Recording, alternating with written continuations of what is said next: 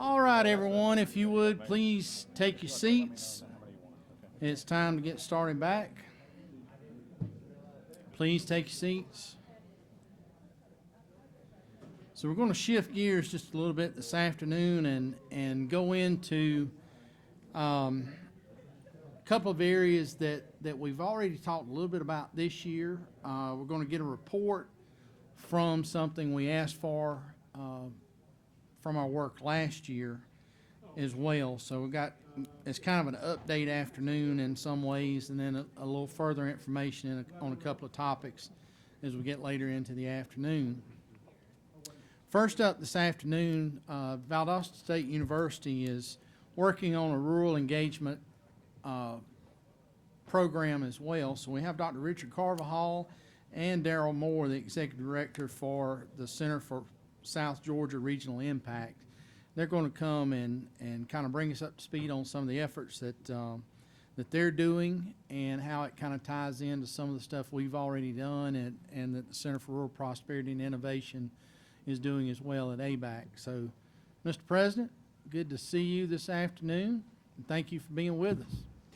Well, it's good to see you, and it's good to be here. I very much appreciate the invitation and the opportunity to come and speak to y'all. For those of you who I don't yet know well, as he said, I'm Richard Carvajal. I've been at Valdosta State for 2 years now. This is my third presidency in the university system, which I guess means I can't keep a job. But they're all in South Georgia, and so South Georgia is my home, and it's hopefully my forever home. But we're thrilled to be here with y'all today and to share a little bit about what we are doing. I'll start with this, though. I know that Saturday's SEC championship game did not go the way many of us in the room wanted it to go, but another school did have a very good day on the football field on Saturday. Your Valdosta State University Blazers squeaked by 61-21 in their quarterfinal Division II game, so we're going to host the national semifinal game in Valdosta this Saturday, and if we win that and we win the next week, we'll win our 4th national championship in program history and 8th overall in all sports. So we're really excited about that. It's certainly a great time to be at the university and to be in South Georgia. I say that to say this, though. Obviously, while we're proud of what we're doing, we can be honest and say that if you lined up our guys against the Bulldogs, we probably wouldn't fare out so well. The good news is we don't compete with the University of Georgia. In fact, not only do we not compete with UGA on the football field, I think within the university system, we're proud to say that we try not to compete on most things. And certainly in the areas that you all are meeting about and are interested in, economic development, particularly with a focus on rural Georgia, we're certainly trying not to compete. And so we're excited that the university system has made this a priority for the entire system. Obviously, our friends at UGA, the friends are in the back of the room, with what they've done with Archway and other initiatives for some time now in terms of trying to transform counties, many of which are rural. We're really excited about that, and we know they've had some success there. We're, of course, thrilled about what's happening at ABAC with the Center for Rural Prosperity. Our own Valdosta State's own Amy Carter helping to lead that effort. Hi, Amy. So clearly we have some real opportunities and some things that are happening and some things that can be happening. But I would tell you that every institution in the university system of Georgia is working on the effort of economic development. And those of us that are primarily serving more rural communities, that's where our focus is. So we share that with this council, and we're pleased to do that. So my part today is I'm going to tell you a little bit about a new effort and what we're doing at Valdosta State that we think matches up with this. I'll say this, that we're really very happy that this effort is getting so much attention, this idea of trying to promote rural prosperity.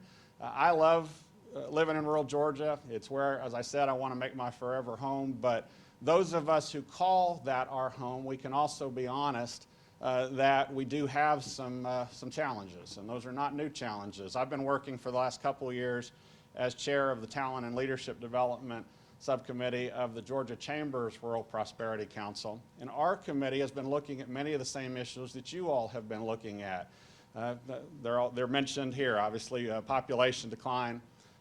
We have things like slow job growth. There's a group that looks at what are distressed counties. I would tell you in South Georgia, that group has labeled every county that we service in South Georgia except for 2 as distressed.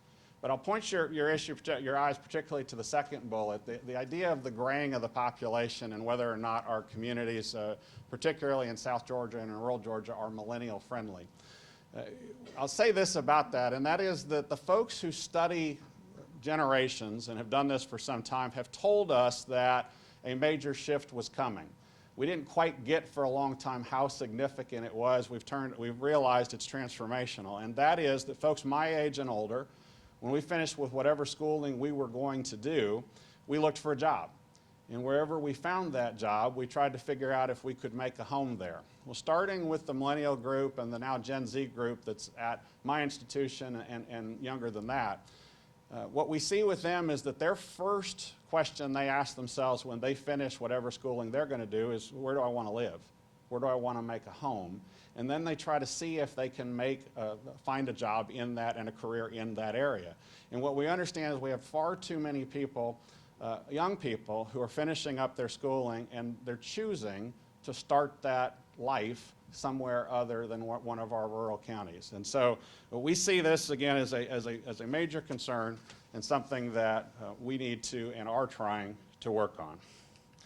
So I want to talk about then this concept of a regional university and the way we're trying to tackle this issue as a regional university. Within the university system, we have sectors. So we have our 4 Research One institutions that have a statewide, if not global, mission and impact. We also have state universities like UNG, and we have state colleges that have a more focused or niche area that they're working with. And then we have, in between that, we have the 4 regional comprehensive universities that have a broad academic offering. They have usually an applied, if not beyond, research mission, and we're assigned a county area. So you have West Georgia obviously serving the west part of the state. You have Kennesaw that is North Georgia's comprehensive university. You have Georgia Southern that really is East Georgia's university. And then Valdosta State, which is the university for South Georgia. So if you're driving south on 75 and you get to Cordele, we're pretty much assigned primarily to work in those counties that are below that area. We obviously have students coming from a lot of places beyond that throughout Georgia and beyond. But that's our primary service area. It's not new. We've been focused on those areas for quite some time. That's what we're missioned to serve. And so we are focusing on what are the reoccurring challenges that we're having specifically in those 41 counties. And what we see certainly is we have issues that impact our business and industries. We certainly have issues with healthcare, K-12. We're looking for quality of life issues and how do we improve that, and then how do we get our city and county governments to work together and to be more efficient. So where do we come into that? Where do we play a role? Well, we have at Valdosta State, and we're missioned to do this, to have a very broad academic offering that touches all of those areas where we're seeing those issues. And we also have an applied research mission that means that our faculty, our master's students, our doctoral students, even our undergraduates are actively engaged in research, and it has the potential, we have the potential to use that research to try to answer some of those reoccurring challenges that we're experiencing.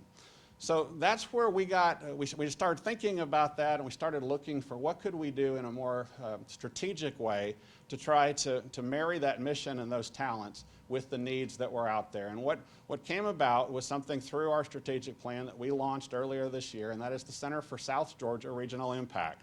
This obviously has, whereas the Center for Prosperity is focused on more of a global statewide mission, we're really looking at what are those needs in South Georgia. And what we understand is across our 41 counties, if you go and talk to leadership in any of those counties and you ask them, what do you need help with? The things that they say they need help with, while they might be specific to that community, there's elements of it that are very common to what we hear county by county throughout the region. And so what we're trying to do, and the mission of this center, is to marry the talents, the discipline interests, and the research interests of our faculty, our graduate students, and others with those reoccurring challenges. It doesn't mean we go into a county and say we have all the answers, you need to do what we're telling you should do. But when we have a county or a community that is looking for help, and guess what? We have a bunch who do want help trying to find answers, then we're going to be available, and we're already doing that, making ourselves available to bring the resources of the university to bear so that we can help them come up with solutions. So earlier this year, we launched the center, and we hired our first ever executive director. A lot of you know Daryl Moore, particularly if you spent time in South Georgia, you know Daryl. He has been involved for years in the economic development arena, is responsible for bringing tens of thousands of jobs and literally hundreds of millions of dollars of economic impact to South Georgia. He knows all the players. So he came in this summer, started working in that new role for this space. It's going to be my great pleasure now to let him take over the floor and tell you about what he has done just in the early months of our work through this center, and then I'll come back up and join him in answering any questions that you may have.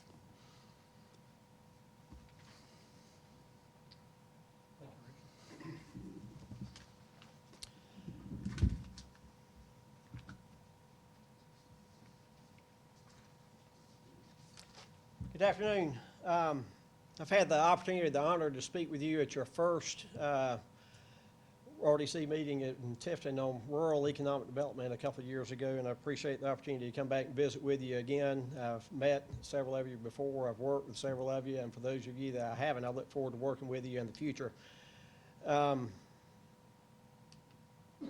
Richard mentioned the area, and just a little visual. We've got a large service area. It basically runs from Camden County to Seminole County up to Wilcox and Telfair. We talked a little bit about my background, and I've got a 25-year history in economic development. I started off in Waycross in 1992. One of my early mentors was Sarah Lynn Stafford. Sarah Lynn sitting back in the back of the office. I think she was in Pierce County when I started off and then ended up in Douglas. But I've had a long history in economic development. We started the first funded functional joint development authority in the state of Georgia back in probably 93, 94. Got the first One Georgia grant for national beef in 2000, and we've had 7 since then. We were the first Archway community in Colquitt County in 2004, and we're still involved with that great organization, and then been involved in several regional initiatives like Southwest Georgia Chamber of Council and Locate South Georgia, which is a regional economic development marketing group. The opportunity that I had here was really intriguing to me because I have an opportunity to have an impact not only on Colquitt and the surrounding counties where I've spent the last 21 years, but throughout South Georgia. And I get to maintain my same peer network and all the contacts that I've had an opportunity to work with on projects for the last 25 years. Got a good background in economic development, but I had no idea what Valdosta State could do.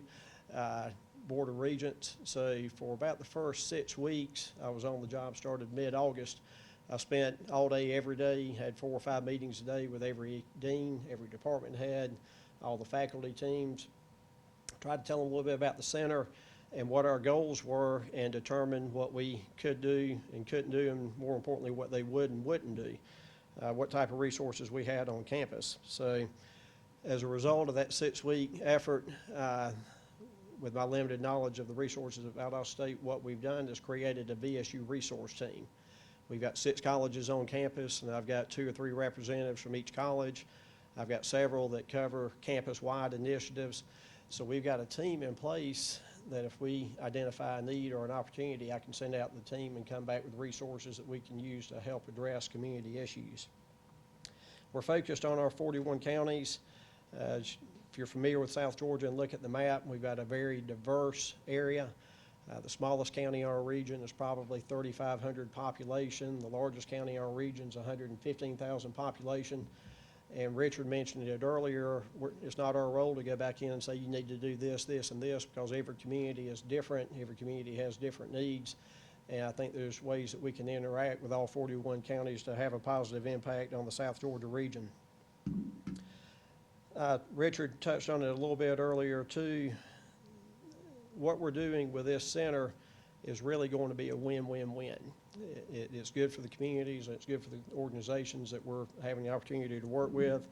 It's good for Valdosta State because we're getting out throughout the region and providing the service for our service area.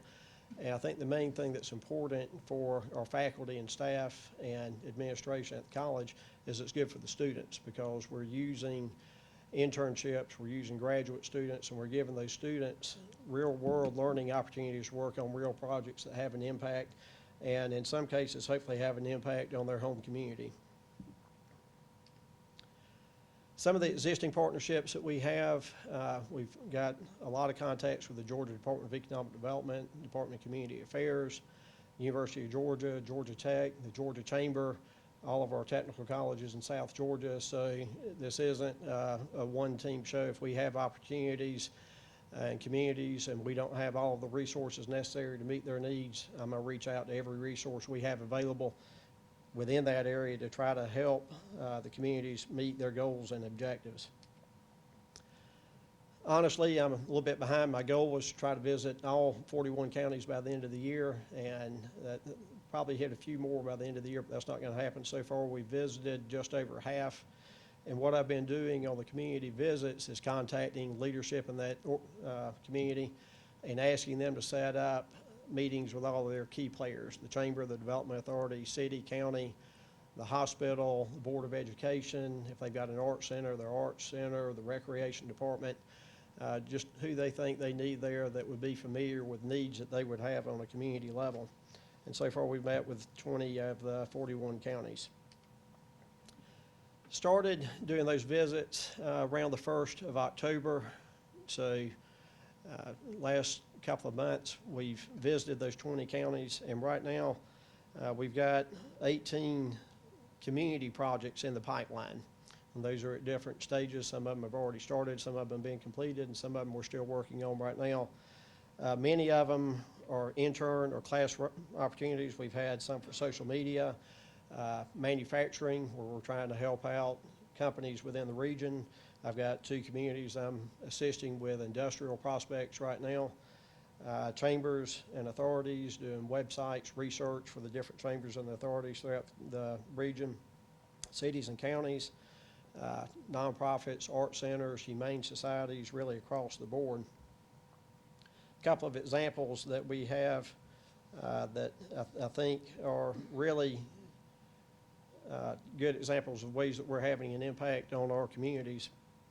We've got an extremely large logistics company in South Georgia. It's about 850 employees, and they've been struggling with retention and hiring people, recruitment and retention. So what we're doing with them, I sent it out to the resource team, and we had 5 faculty members that responded that wanted to work on this project. So we've met with the company, and it's actually going to be over several months, and it will actually have 3 or 4 facets of the project. But the first one is to address the turnover and the recruitment and the retention of their employees. So we're going to start off with an employee satisfaction survey. Then we're going to try to identify issues that are impacting their retention, their recruitment, why people are leaving, and then come up with some suggestions that the company can implement and change the way that they're operating to get better employees up front, do better hires up front, and keep their employees in place. We're also going to provide them with student employment opportunities, and that could be through internships that could lead to full-time jobs when they get out, and it could be part-time jobs for students that just need to work 15, 20 hours a week to help them get through college and pay their expenses. One unique need that this company had that most companies don't is they have the need for bilingual students that speak Spanish and French, and that's one area that we've already reached out and we think we can help them address those needs. And after everything gets completed and hopefully we implement some positive changes, we're going to go and do a PR program for the company to make sure the community is aware of the positive changes that they've made, and hopefully make it a little bit more attractive from a community standpoint, make it easier for them to recruit employees. The next project that we have is really pretty cool too. We've got a small South Georgia agribusiness company, food processing company, and they're growing, fortunately. They've been in business for a number of years, and we're going to provide them with a marketing intern starting in January. They have a great plan in place. They're trying to come up with different ways that they can market their products, and they want to develop a targeted marketing plan for individuals through Facebook or direct mail where you can get it into the household, for bulk sales to chefs and restaurants so they'll buy their products. Food publications, just trying to get the word out and market their business. Website updates, developing a social media calendar and making sure somebody knows that they need to post something 2 times a week, 3 times a week, just to keep their name out with that group. And they're also going to come up with food show displays, try to schedule and include the students in those food show opportunities that they have. And the last item that they have is they've got some new products that they want to develop, and they've got in the pipeline right now. So hopefully the marketing student will help them come up with a logo and a design that ties in with their existing logo and company, and they can continue using the same marketing strategy for all of their products. So those are two that just brief examples of some things that we're already doing in South Georgia. The other thing that's come back up as we've been talking with communities and leadership and the leadership that we have on campus is that we've got needs in South Georgia that are going to require additional resources for us to develop opportunities for our 41 counties and for rural Georgia. And we've got faculty and academic leadership that's actively working on launching new degree and certificate programs to meet the needs of business and our communities throughout our 41 county region. A few that we're looking at right now are, we've got several in the healthcare industry, engineering, technology, and film. This is a project that really has an impact and doesn't come along that often. These 2 slides are from the Georgia Chamber 2030 report, and I'm sure most of you have seen a presentation on this or seen some version of these slides. The one on your left is the projected population in 2030. And if you look, the white counties are projecting a population loss over the next 10 years. The gray counties are projecting minimal growth, which is, I think, 3-5% in that range. And then the gold counties were projecting steady growth. The slide to the right, or the visual to the right, is the same thing, but it's for jobs from 2016 to 2026. And again, the same criteria. The white counties are projecting job losses. The gray counties are minimal growth, and then the gold counties are growth. And if you think back and look at that 41 county service area that we showed earlier and overlay it on this map, many of the counties that we're trying to serve are projecting population loss and potential job loss. We've implemented or are implementing a plan to make sure we count everybody that we can in all 41 counties so that our communities don't lose population. I think everybody understands how important and how critical it is to have an accurate census count. You got elected representation, political funding for healthcare, education, social programs, your cities, counties, and economic development. Current data right now reflects that each person that's counted or not counted is worth $1,339 per year. So if we can take a county that lost 200 people in the last count and we can get them to break even or slight growth, if we can take a county from 2% to 4% or a county from 4% to 8%, it's going to have a huge impact on South Georgia. Everything that we do from a government standpoint ties back into your census data. And the bad thing about it is they only do it every 10 years. So if we get an inaccurate count in 2020, you've got to wait till 2030 before you rectify it. What we're going to do is basically something that we did with Archways in Colquitt County.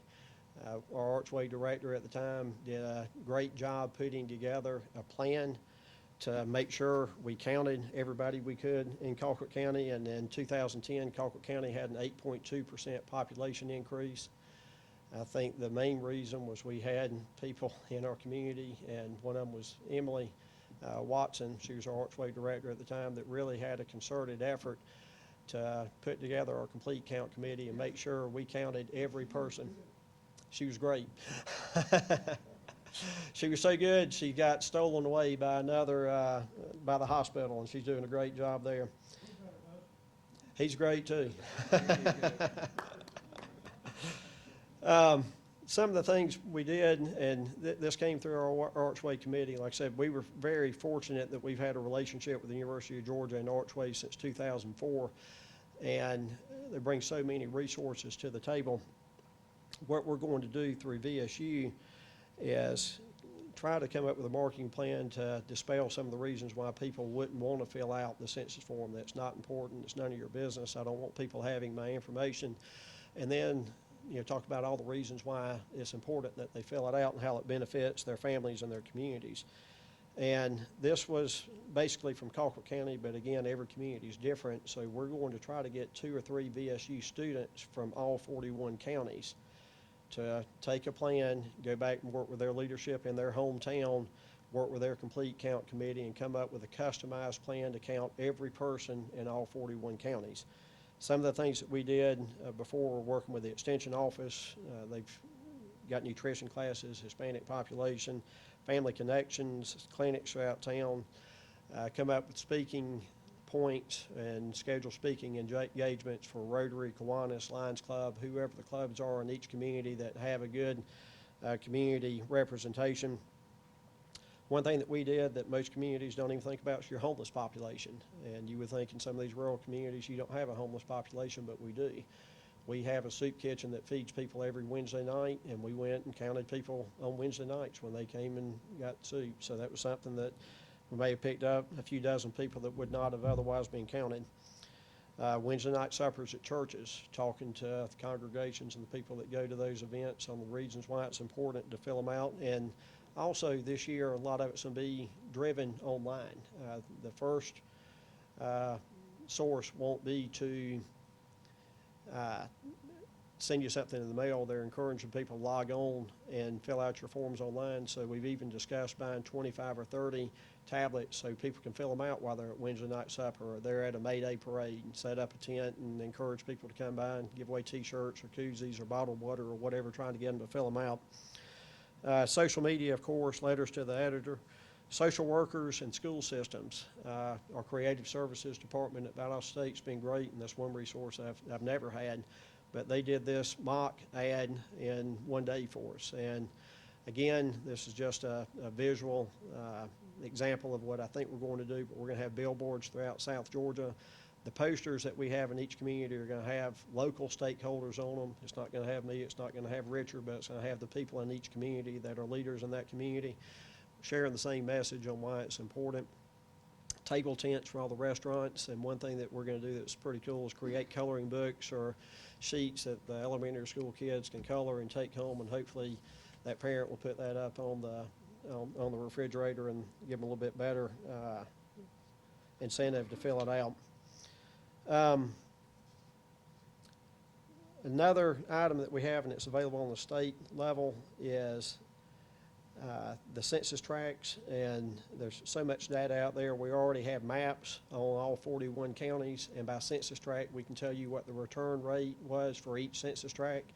So if your community has a neighborhood or an area that did not have a high rate of return, we can work with the complete count committee, our students, and our team to come up with targeted areas to try to reach those hard to count communities.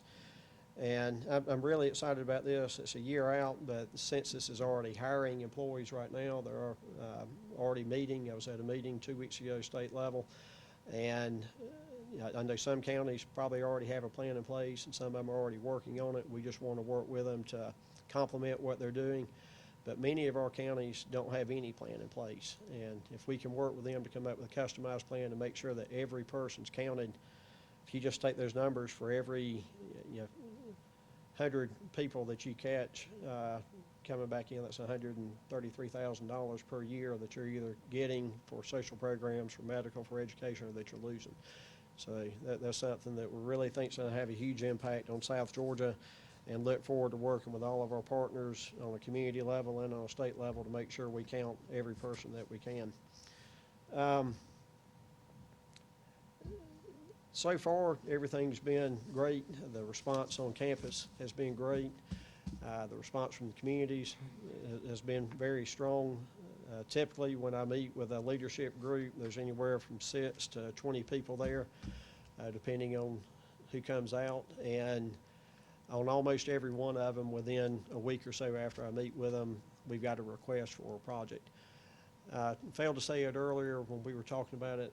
The really cool thing about this project, and we've got some that I think can be replicated throughout the states. If we find a project and we complete a project, just say in Coffee County, that works really well and has an impact, we've got the ability to modify and replicate that same project throughout our 41 county service area and really multiply the impact that the center is having on South Georgia. And that's another aspect of this initiative that I'm extremely excited about, was the scalability of it and working with our other statewide partners to really have an impact on South Georgia. At this time, I'll turn it back over to Dr. Carvajal to close, and we'll be glad to answer any questions that you might have. Well, thank you again for the opportunity and invitation to come and speak. We're happy to answer any questions. Otherwise, we certainly look forward and hopefully get an opportunity to come back to you and give you updates regularly on the work we're doing, not just at BSU, but through partnership with other USDAs. Again, happy to take any questions you may have. Jeannie? You said you completed a project in Coffee County. What project is that? If it's completed, could you share that with us? We haven't. We've got 3 or 4 in Coffee County right now. Oh, I'm I working thought on you said you'd completed No, one. we've got a couple social media interns that we've got back out, but most of the projects that we have are in the pipeline or underway right now. One thing that I'm having to adjust to, and I'm making that adjustment quickly, is changing from working with the Development Authority, where I wanted everything done yesterday, to working on the college schedule. And as you all know, I think we're doing finals this week, so end of the week, we're going to lose our workforce and lose that. So a lot of the projects that we're doing, unless it's something that's small that we can respond to quickly and take care of in a few weeks, or we'll be on a semester basis. And one other question, you said you were working with a company that was having trouble with keeping employees and recruiting. Are y'all working with workforce development along that line with the technical schools, or do y'all just sort of? We've met with the technical college that serves that community and that industry, and we're trying to come up with a plan to make sure that they have every resource that they need to really change the culture in the plant, hopefully make it a more attractive place to work for the existing employees, and then also market those changes so they can recruit new employees and get better hires. Thank you. Yes, ma'am. Just want to make a quick comment. Thank you for your presentation and Leadership Georgia class of 2007. Great things came out of that class with Darrell Moore, Patty Bentley, and Congressman Austin Scott. So thank you. Good to see you.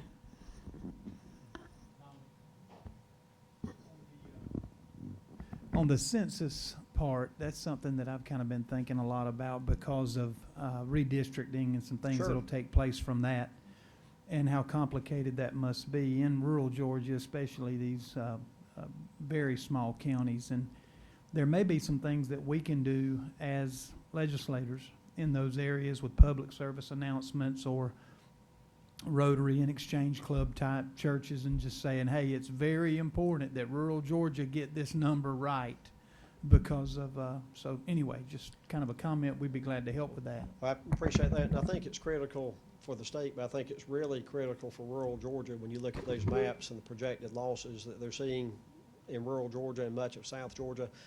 And I was visiting, I think I was in Worth County last week, and they had a 2% loss.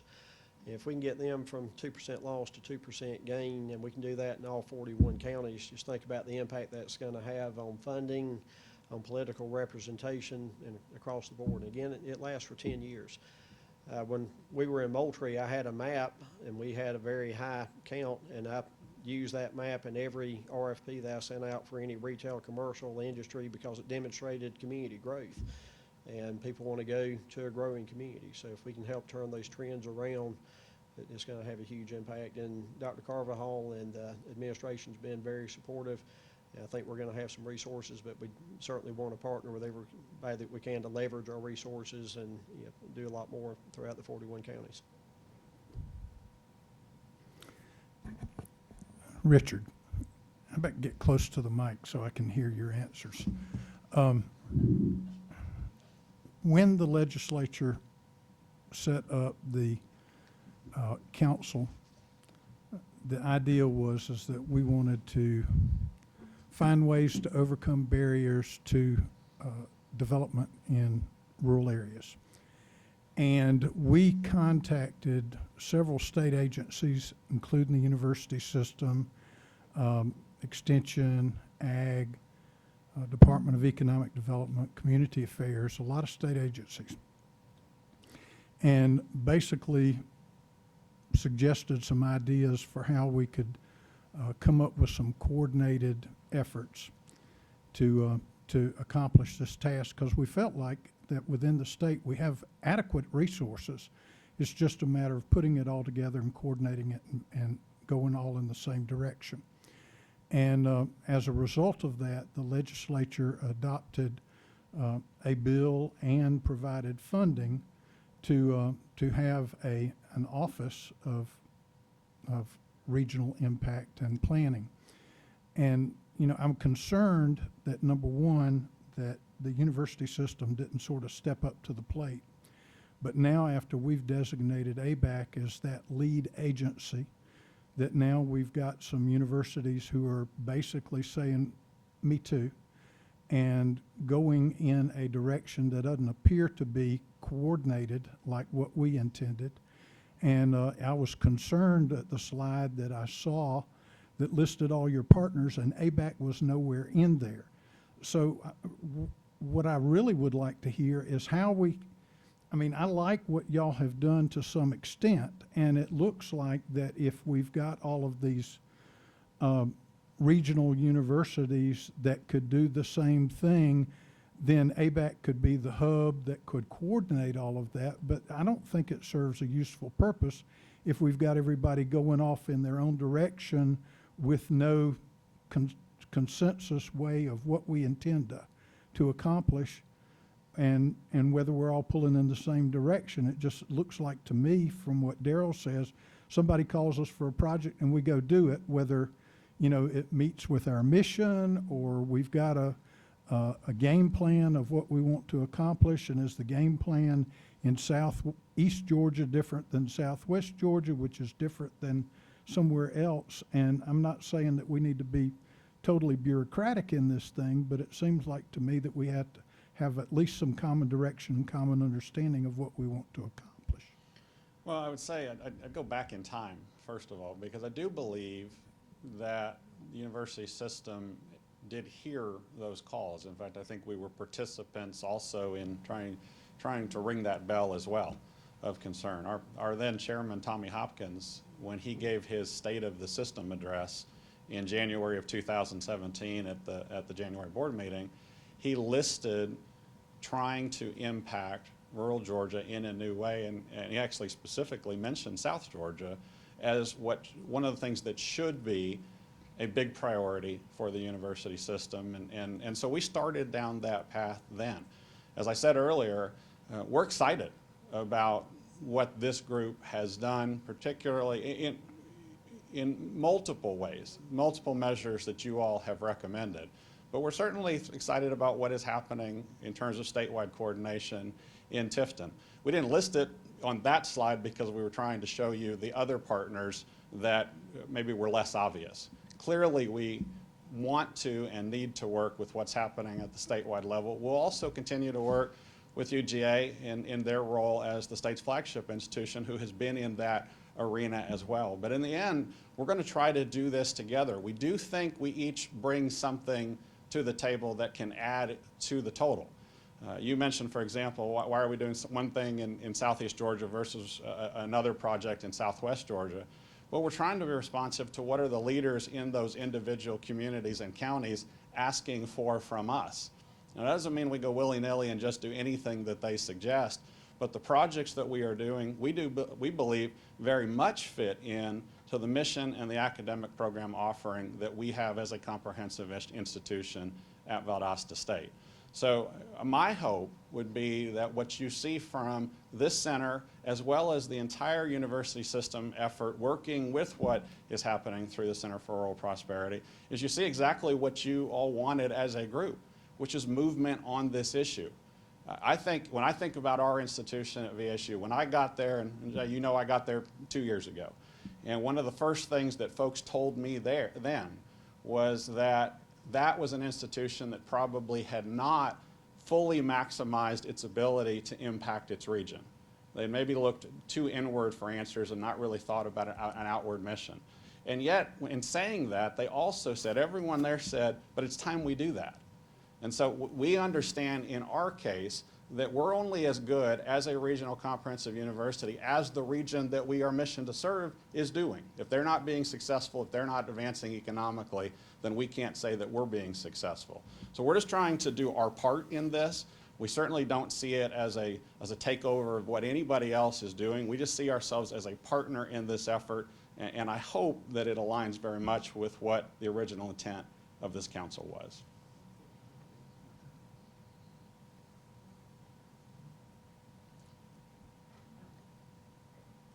Question, how is this funded? We have not come for any special funding. We're doing it through normal university operations. So Okay. we carved out some money to hire an executive director, and otherwise the people that we are using are our faculty. I thought somebody said something about funding, so I just wanted. Yeah, we didn't ask for anything special for this. We're using our faculty. We went to them and we said, would you be willing to do this as part of your All I job? wanted to know is just how is it Yeah, funded? that's how we're doing Thank you, it. sir. Yeah. I want to echo what Chairman Powell just said. I think we've got to be real careful that we don't have 2 or 3, 4, 5, 6 different groups going out trying to accomplish the same thing. So I would just add that we would really, really, really like for there to be a strongly coordinated effort through the Center for Rural Prosperity and Innovation. That's where we put our dollars as a state, as the General Assembly.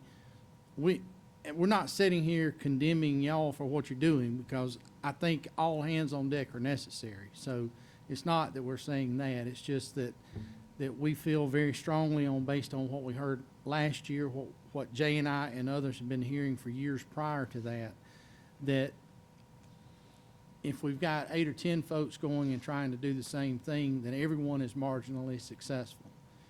If those 8 or 10 folks are coming together in a coordinated effort, then there is success going to come from that, if there's any success to be had. So I would just echo and add my sentiments to what Jay has said as well, to please remain focused that we've put some dollars there. We intend for this to work, and not saying that we don't intend for what y'all are doing, because I think what you're doing is necessary.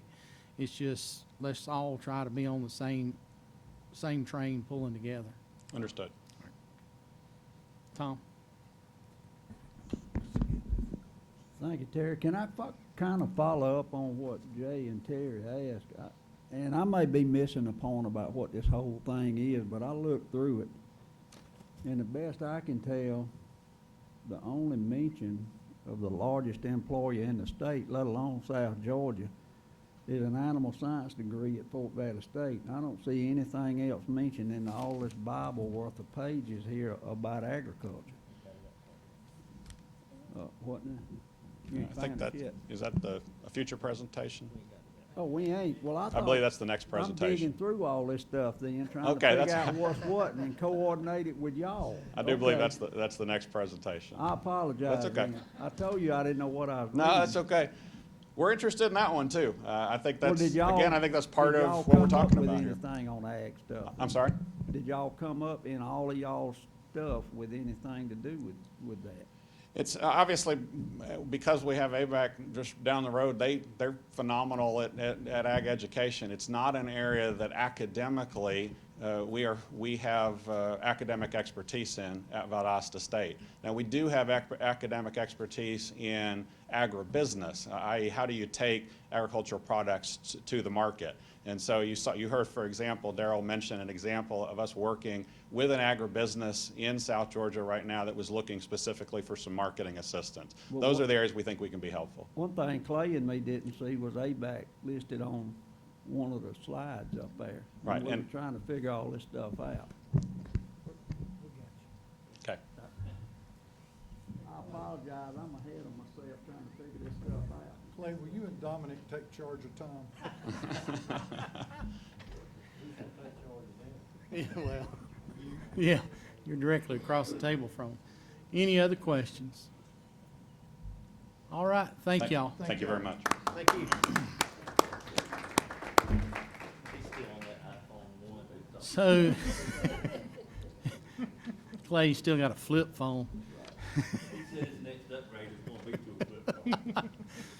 So our next presentation is something that came out of the recommendations from last year, and it's the completion of one of the projects that we had asked for to be done, and I think it came as a suggestion out of maybe our meeting in Albany late last summer, early last fall, dealing with graduate and professional education in South Georgia. Kind of a line below from Columbus to Macon to Augusta South, or Columbus to Macon to Savannah South, and looking at what some of the graduate and professional degrees are that were offered by the University of System in that particular area. Our presentation today is going to be made by a fellow that you will tell real quickly is not from around here. He is from a hilly area, but it's not in North Georgia. It's somewhere on another continent. But Dr. Tristan Denley is the Chief Academic Officer for the University System of Georgia, and was heavily involved and engaged in doing the assessment over this past spring and summer. So, Dr. Denley, thank you for being with us, and look forward to hearing what you got to say. Thank you, sir, and thanks so much for the time today. So as was mentioned, this really is in response to earlier meetings that you've had, where we were asked to do a market study in the demand for graduate and professional education in the South Georgia region. And as was explained, we were asked to look at a 72 county area region, and that's the gray area there on the map. And we're asked to exclude the Savannah region from that study. The study was carried out by a group called MGT Consulting. So they're not part of the USG. So it's an independent study. Although they certainly consulted a lot of statewide data resources in doing this work. So they used data from Carl Vinson Institute. I know they're going to be talking to you a little later on today. Also from GOSA and from the Georgia Department of Labor, and certainly we gave a significant amount of data towards this study as well. So what I'm going to talk about is really, in many ways, talk a little bit more about kind of demographic and population unfolding across the state. I'm sure there will not be news there. I know that you'll know those data well, but at least to give some kind of context to that, and then also talk about some economic and educational data about the backdrop of this study on professional and graduate education. So the kind of degrees that we're going to be talking about really are, as we say, so master's degrees, education specialist degrees, doctoral degrees, and of course professional degrees like medical education and lawyers and doctors and graduate nurses. I know that a number of you were approached by MGT to give input about this study, and for that we very much give you thanks. And then across the state, we actually held 11 regional focus groups, or they did, and there were over 100 regional leaders who came to those regional meetings. Clearly, it's really important when doing this kind of work to get the viewpoints of the people who are part of that community. The data can only speak so much, and so we really wanted to make sure that we gave folk who are part of those communities and really understand them well to give their viewpoints about how it is that graduate and professional education is unfolding across their communities. Any questions about any of that stuff? All right, well, good. So let me talk a little bit about kind of the background information about the kinds of data we're looking at. So first of all, population. So you already saw this is a 72 county region. It comprises about 1.9 of the 10 million, roughly 10 million people who live in Georgia, about 20% of the underlying population. And one of the things which is important to realize is just the very significantly different population density in South Georgia, that it's roughly 63 people per square mile compared with 288, so a fourth, a fifth of the difference in the population density. Also very different per capita income. The state, roughly $42,000. There in the study region, the average household income was about $31,000. Similarly, and this echoes, I'm sure, data that you've seen plenty of times before and was a part of what we just saw too, that the projections as far as population go, so overall the population growth over the next few years is forecast to grow by about 5% in that 72 county region. As a state as a whole, forecast to go by 12%. But again, the maps you just saw show that those averages really don't tell the whole story, that there are certainly many counties where actually the population is not forecast to grow and in fact forecast to decline. That's most sobering, especially as part of this work, to realize that the 15 to 24-year-old population over that same period in this 72 county region is actually forecast to decline overall. And clearly that's that's the pipeline as far as new students coming through, going into undergraduate and then subsequently to graduate education. Again, the current 24 to 44-year-old population, which would be the current sort of target age group that could be part of graduate or professional education, again, forecast to grow slowly over the coming years. But again, as you might imagine, that varies significantly county to county. Last thing I want to talk about as far as the sort of the underlying picture is about the sort of the underlying educational map.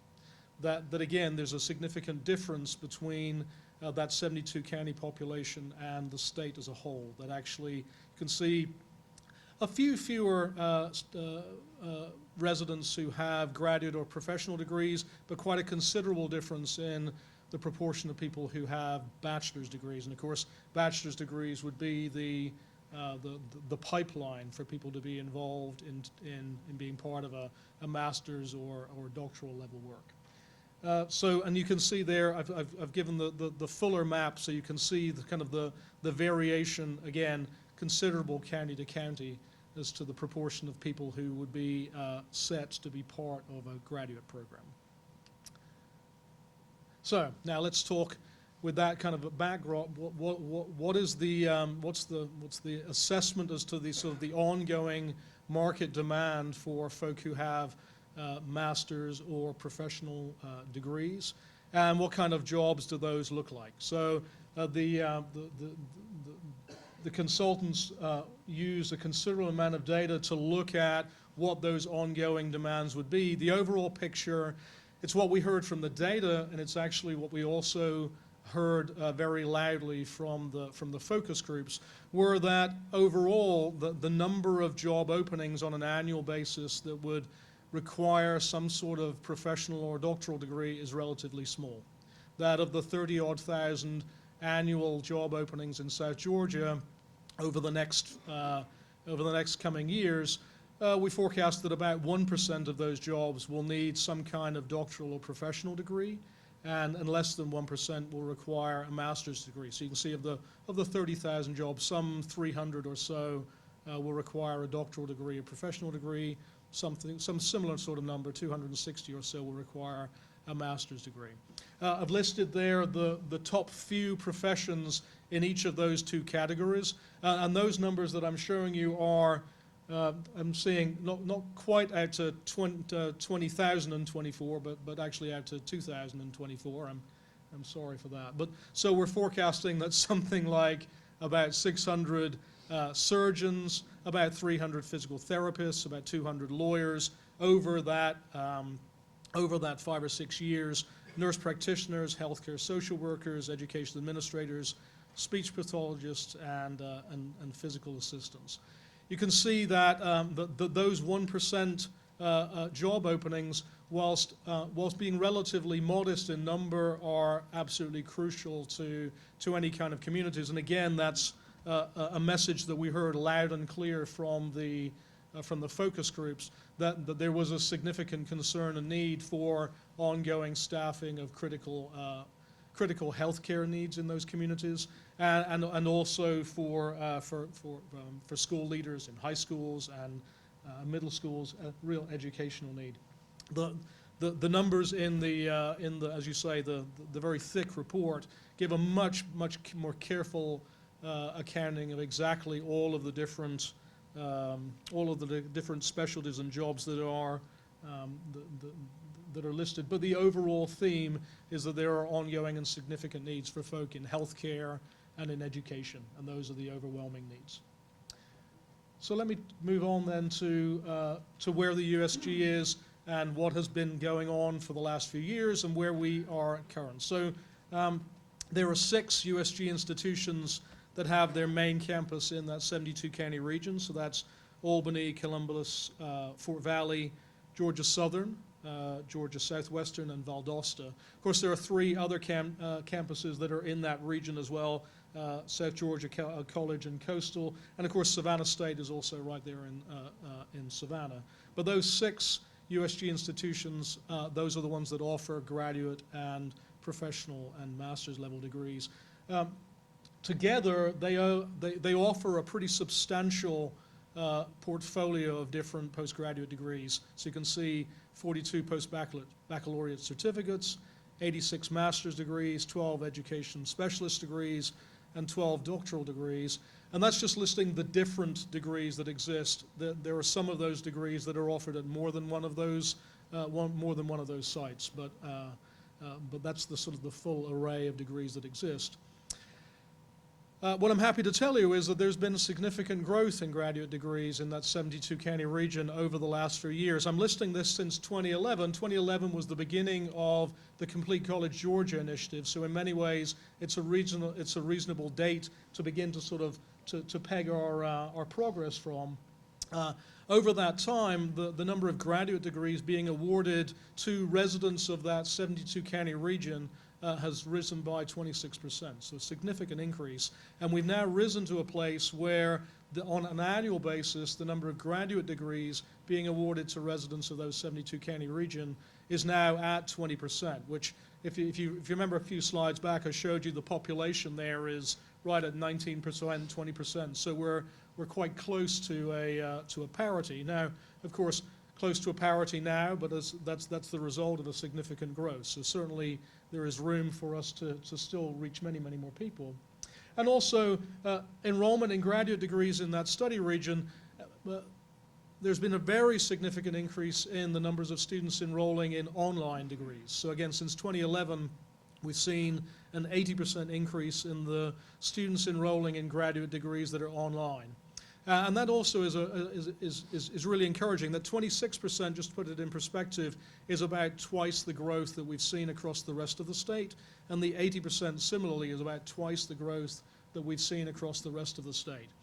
Now, of course, I don't need to convince you that online degrees are not degrees which necessarily seat all possible disciplines, and it may well be that there are many people who do not want to study online, but an online degree is increasingly it's really being recognized as being the most desirable degree for people who are working professionals. If you're already in some kind of a profession, then having the convenience of being able to do an online degree, which you can do right there at your residence or somewhere else close by, and you can somehow set the pace and schedule of the courses that you're taking and when it is that you do your work, this significantly helps people who are working professionals to carry those degrees out. So very encouraging to see such a large increase in the enrollment and also such a large increase in the awards.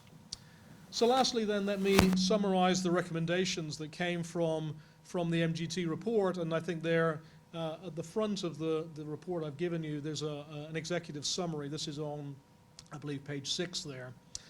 So the first is that they don't recommend that we increase our physical presence there in South Georgia, that we don't develop new physical sites to serve the South Georgia region.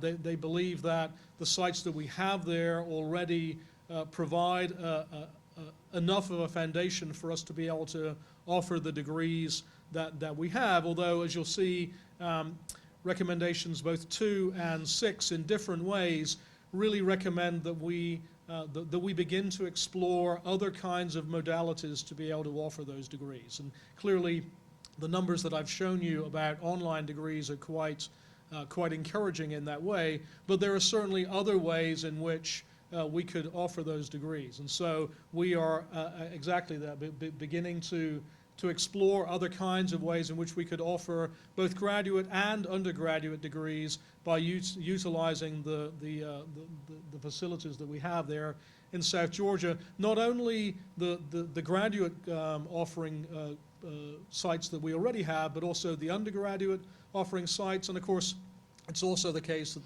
the public library system is part of the USG family, and so also gives us really a network across the South Georgia region that we could use to begin to offer perhaps video enhanced or simultaneous broadcast kinds of graduate opportunities. Number 3 there really builds on what I just said, that they recommend that as well as offering really widening the offering of the portfolio of graduate degrees, that we also find different ways to be able to broaden the opportunity for undergraduate, baccalaureate degrees. Again, it is baccalaureate degrees that really are the pipeline, the gateway to increasing the folk who have graduate and professional level degrees.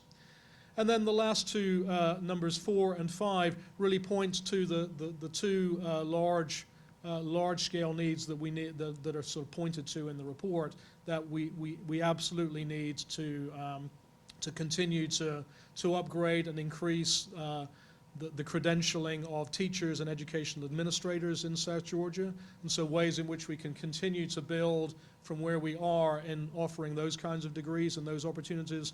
And then lastly, they say that the establishment of advanced healthcare degrees in the area, particularly a medical school, is not recommended.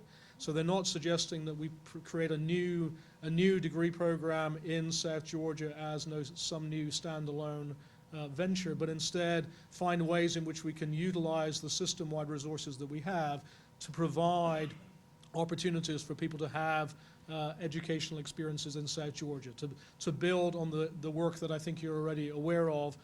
We have, over the last few years, or in the process of adding roughly 600 new residency slots for graduate medical education, ways in which we can continue that work to now provide more opportunities for people to be involved in residency in South Georgia, ways in which we can build on those same kinds of different kinds of modalities of learning.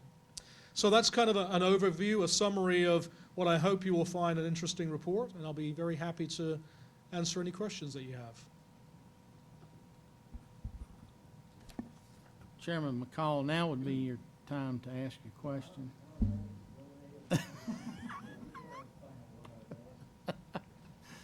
All right, I think it's a very fair. It was one of the things that I think we found very surprising too. That we did make mention of the fact that, as we go around and look for ways in which people are involved in graduate and professional education, to what degree is that part of modern agriculture? And I think we found that there's certainly a significant demand for people who have baccalaureate degrees and associate's degrees. We don't see such a large-scale demand for people who have master's degrees and professional degrees.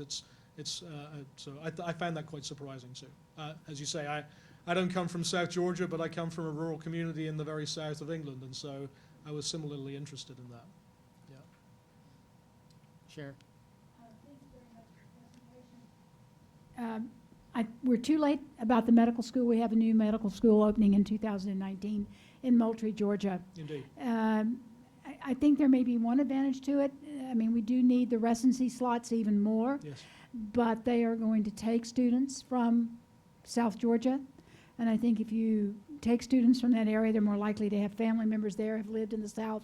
And if they can get a residency too, are much more likely to stay and establish their practices there. Yeah, and I think that's one of the reasons why this recommends not opening a whole nother medical school. It's not part of USG, but clearly it's part of the region's life, and that's important. Right, Absolutely. and but, I mean, the new school's coming, they're building it now. Indeed. It's an osteopathic medical school, like the one we have, but which is, in Georgia, is the same as an MD program. Yeah. The other thing is, I think, didn't we have a problem, for a while we were paying for advanced degrees for our teachers, and we found out that having them obtain the advanced degrees, so many of them taking it online, really did not improve student outcomes.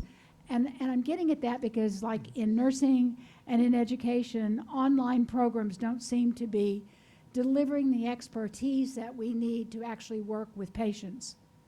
So it's very clear that online education is not the universal panacea, and it cannot be. I mean, I don't know, I'm sure that I don't have to convince you that if I'm trying to train a graduate-trained nurse, a nurse in a master's-trained nurse, well, then there's material that I might reasonably present online. There's information. There's various different kinds of studies, and I might reasonably ask you to produce various different kinds of papers or reports, and all of that kind of education lends itself well to online education.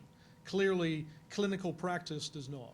And so there are certainly particular disciplines, and you've just outlined two of them, where it is extraordinarily important that as part of that model, that those people have face-to-face educational experiences that are really experiential, and no one contests that. And so really that's in many ways the part and parcel of what's being said here, and increasingly part and parcel of what it is that the USG is championing, to say, you know what, can we find hybrid methods of learning, which on the one hand open access to people who otherwise would not have access to particular modes of education, but on the other hand really uses the advantages of that kind of modality. That there are in fact, I think you can imagine, there are things that one might be able to do online that you simply can't do face-to-face. Right. But on the other hand, there are certainly things that it's impossible to do online, and we need to recognize those things and make sure that we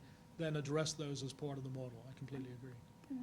And are you talking about different modes? One of the things that I had talked to the old chancellor about was we need another midwifery nurse practitioner program. And so many nurses are working that work in labor and delivery. I had suggested that we do it like we do MBAs, where people that are working then can go so many weekends. And that would be a perfect place where you could take your, the book things that you learn from the books online, but then you would need to go somewhere, but you could do it on the weekends over a period of time to get the really necessary clinical experience for a midwifery program. So far, I haven't convinced anybody to start a nurse midwifery program. So I actually gave an extensive presentation about sort of the state of nursing at our most recent board meeting. I'll be happy to share with you. And really, nursing in general is going to be the focus of this, really the rest of this entire academic year. Where there's we're organizing a very significant nursing summit in the spring, where we'll bring, of course, nursing academics and people who are part of the nursing programs, but together with working nurses and, of course, a very good and healthy representation from people who are part of the healthcare space, together to much better understand what is the ongoing need for adequately staffing the nursing needs across the state. And clearly, you've said, you pointed to one particular specialty, which is part and parcel of an ongoing set of specialties which we really need to make sure are adequately staffed. Well, and where's that going to be in the spring? I think that the location is still up in the air, but it's being jointly organized by myself and my staff in the office, together with the Augusta University and Albany State. Well, and are you going to include the people that hire the nurses? Because Yes. what I'm hearing, Absolutely. and what the deans of the nursing school don't admit to, although the one that Mercer did, and I'm very appreciative of the fact that she was honest about it, is that we are turning out nurses who can't work on a basic med-surg floor. And larger hospitals like Northeast Georgia Medical Center and Kennestone has now a 6-month program where they can't count a brand new nurse as not in a specialty area, but on a regular med-surg floors, can't count them, for working as a full-time nurse. They have to put them with somebody and do continuing education for 6 months. So what's happening is, we may be pushing them out, but we're putting them out unprepared.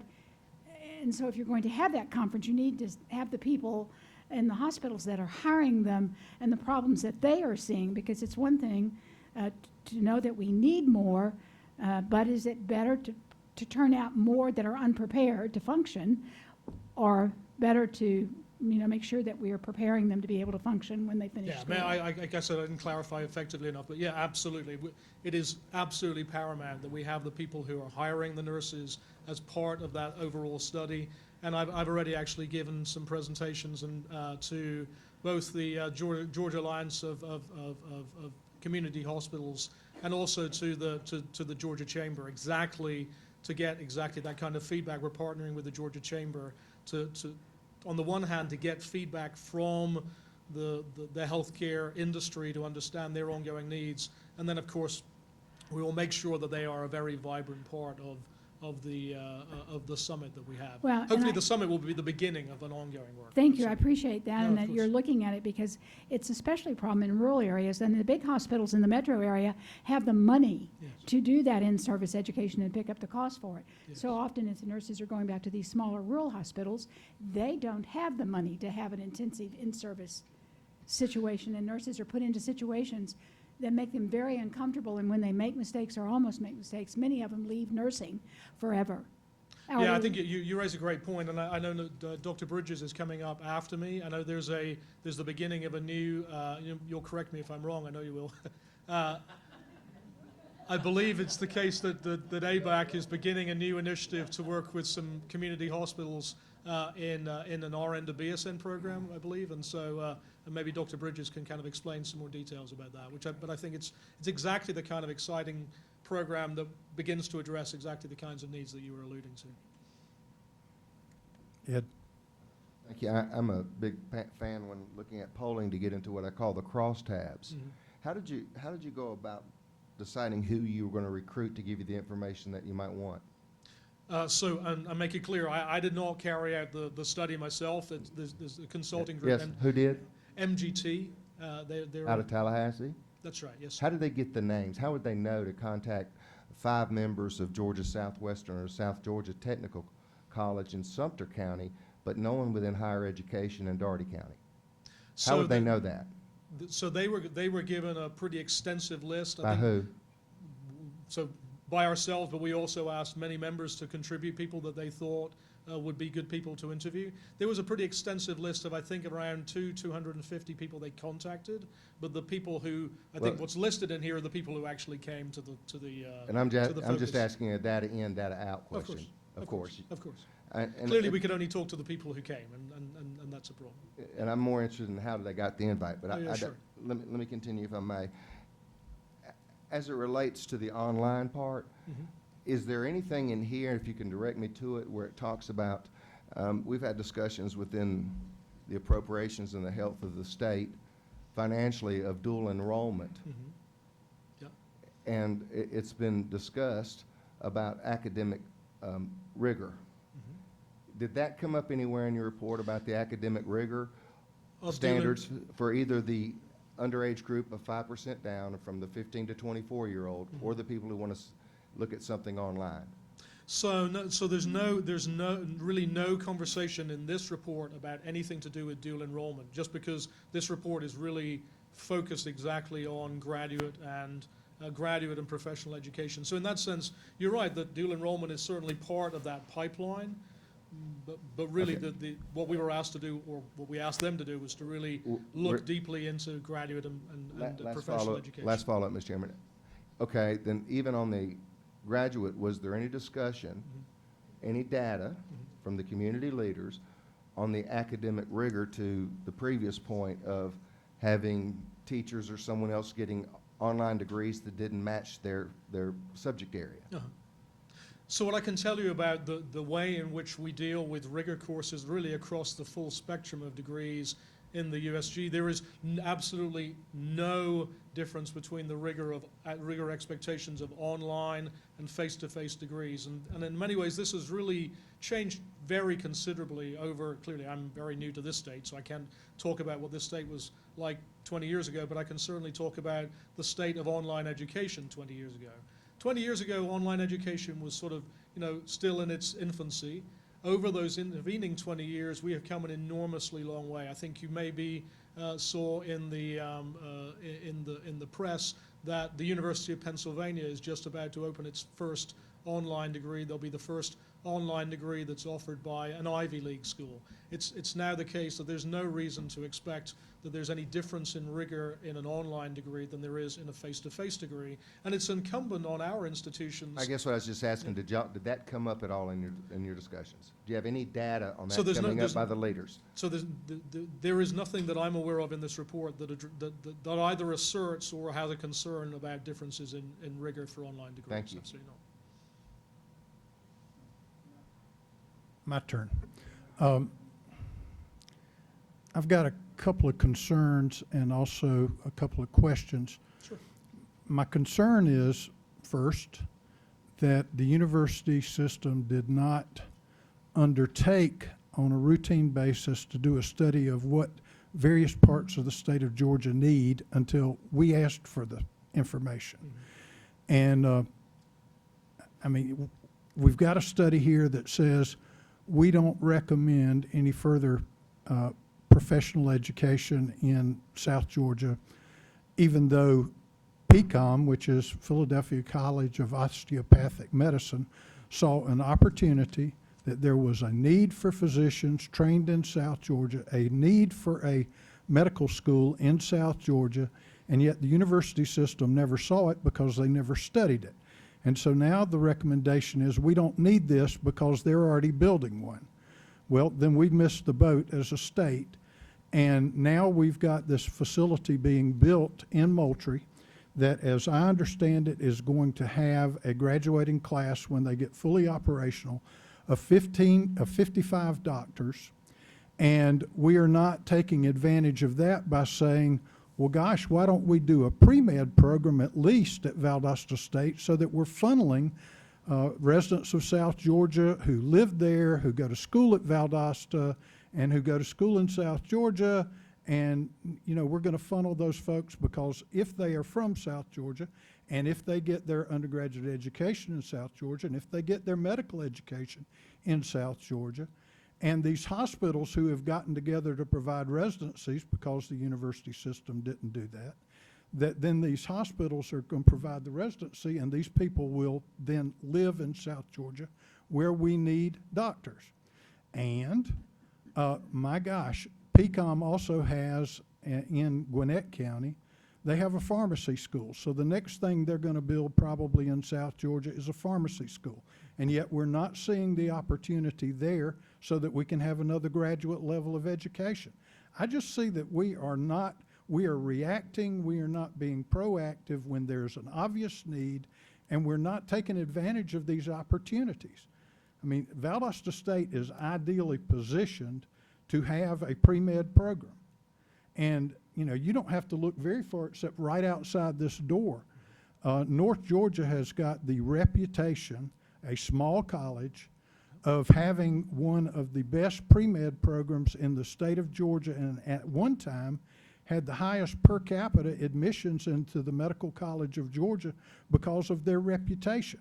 That draws other students. So if Valdosta had that kind of reputation, then they would have no trouble drawing people to the sciences. They've already got that wonderful nursing school.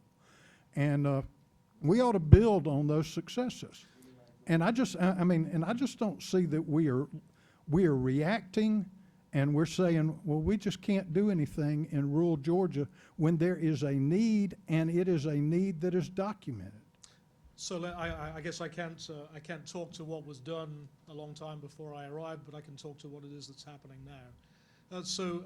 Actually, this afternoon, the Carl Vincent Group are presenting to my folk back in the office a new data-informed tool which they have designed in partnership with us to exactly provide on an ongoing basis the kind of information that you alluded to. One of the things which I've really been trying to champion since I arrived in the system office is really to flip over the way in which we think of creating new degrees. I think the way the things you've alluded to are really in many ways across the nation, the way in which new degrees appear at universities across the country, that we wait for institutions to propose degrees. Sometimes they propose degrees because they meet some specific need in their region. Sometimes they propose degrees because faculty at those institutions have interest in those kinds of degrees. What it is that we're trying to build right now is a set of tools where we will be able to proactively either inform or ask institutions to say, look, there is now a significant data case as to why it is that this particular discipline, this particular degree program, this particular modality of learning has significant advantage, perhaps statewide, perhaps at a regional level, perhaps both. And then that way we will be able to then work with that institution to begin to, as you say, sort of catch the wave, begin the program in such a way that it meets that need. Exactly the same kind of methodology I think I alluded to last time when we were down at Coastal. We've been working with large-scale industry sectors exactly to understand what are the ongoing needs that you have so that we can really understand how do those mesh with the degree programs that we currently have, what new degree programs do we need to build that actually meet the needs that you have on an ongoing basis. And with the birth of the Nexus degree is really a demonstration of the fact that we've been really the first in the country to recognize that even the kinds of degrees which we currently offer don't actually always meet the needs of the employer around us. So as you alluded, it is the case that that at the time when the study was done for the need for that medical school, I can't speak for what it was that shaped those decisions for the USG. I wasn't here, but what I can say is it is now the case we absolutely are positioning ourselves to make sure that we are in real time informed about the regional and statewide needs for different kinds of disciplines. I hope that's welcome news. October 5th, 2018? That's right. It was completed on October 5th. Yes, ma'am. Thank you.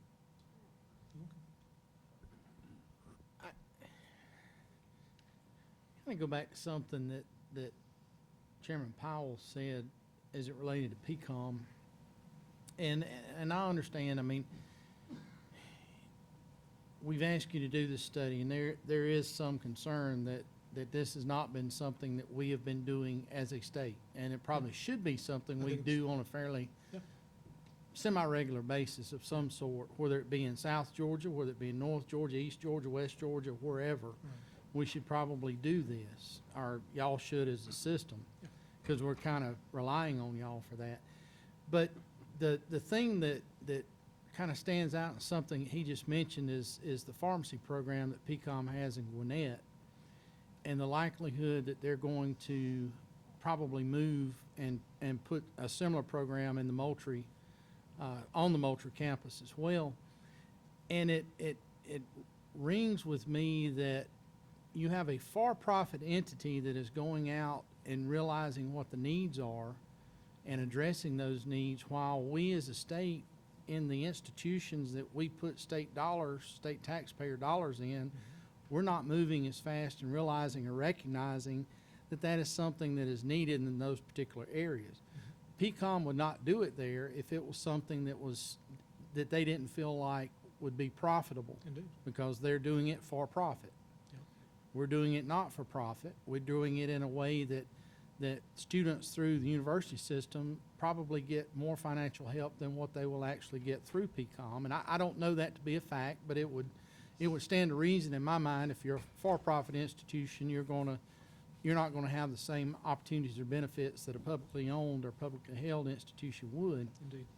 And so I do tend to agree with the chairman, which is scary, that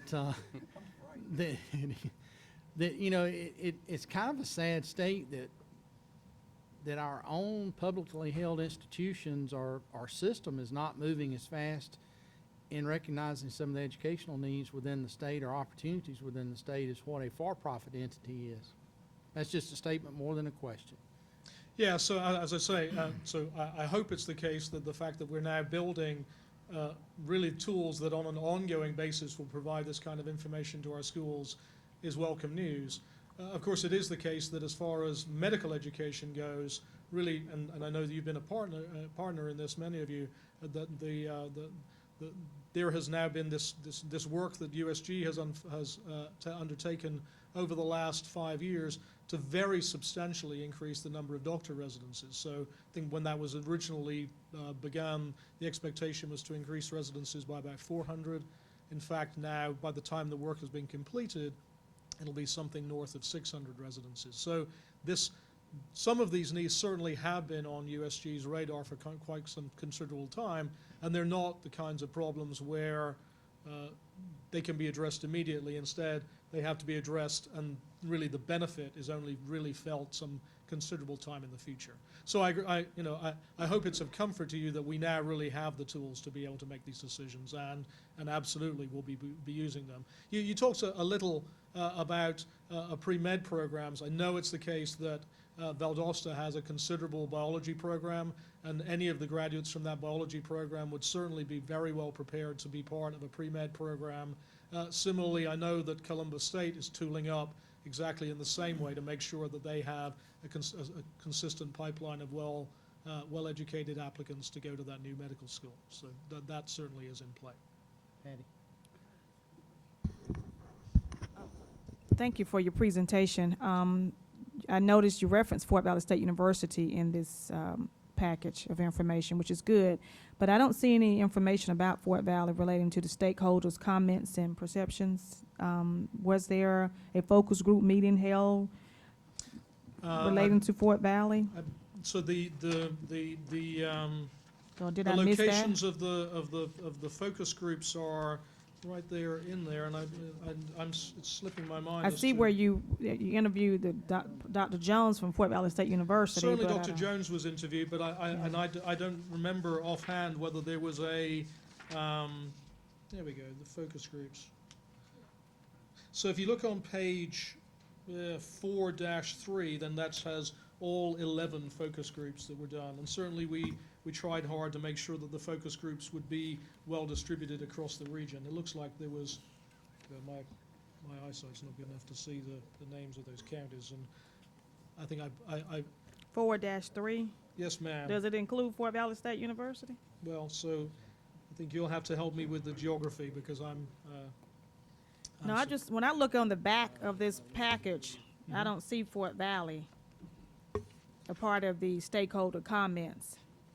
And then when I look on page E-3 for the focus group participant list, I don't see anything for Fort Valley. So I'm just curious to know, was there one held? Well, maybe for I can Fort get Valley back to you State? to make sure that we can address that. I believe that there was certainly a focus group held near Fort Valley, but whether it was held on Fort Valley's campus, I do not know. Yeah, Okay. if Dr. Jones were interviewed from Fort Valley, I would hope there was a meeting Fort- in Fort, Dr. Va- or Dr. on the Dr. campus of Jones Fort was Valley interviewed- State University. Dr. Jones was interviewed, as were all of the presidents who were part of this study. Okay, thank you. You're welcome. Got time for one more quick question. Clay? Thank you, Mr. Chairman, I really appreciate it. One of the concerns that have been brought forth regarding the recommendations from this study, I would hope that that our university system would, although this is as thick as one of my Bibles, that it would not take it as a Bible and would use it perhaps as a tool, but I can't turn a phrase like either our chairman can, but I do have some concerns with some of the recommendations that we have in here. Yeah, so as I think the way in which we treat this report is the way in which one always should treat reports that come from consultants. They are a guide rather than a tool, and often ask as many questions as they answer. And so I think your comment is well taken. All right. Thank you, Doc. And regardless of the tone that we may have subjected you to. We do appreciate the effort that went into this, and you know, while we all may have some misgivings about completeness or what it actually shows, you have to do one of these sometimes to know what you need to ask next time too, and I understand that, and I think we all do. No, we absolutely do. I mean, these are incredibly serious topics. The issues that are being addressed by this group are of considerable import, and so they require a serious conversation, and, Right. and that's exactly what's going on. So thank you. Thank you.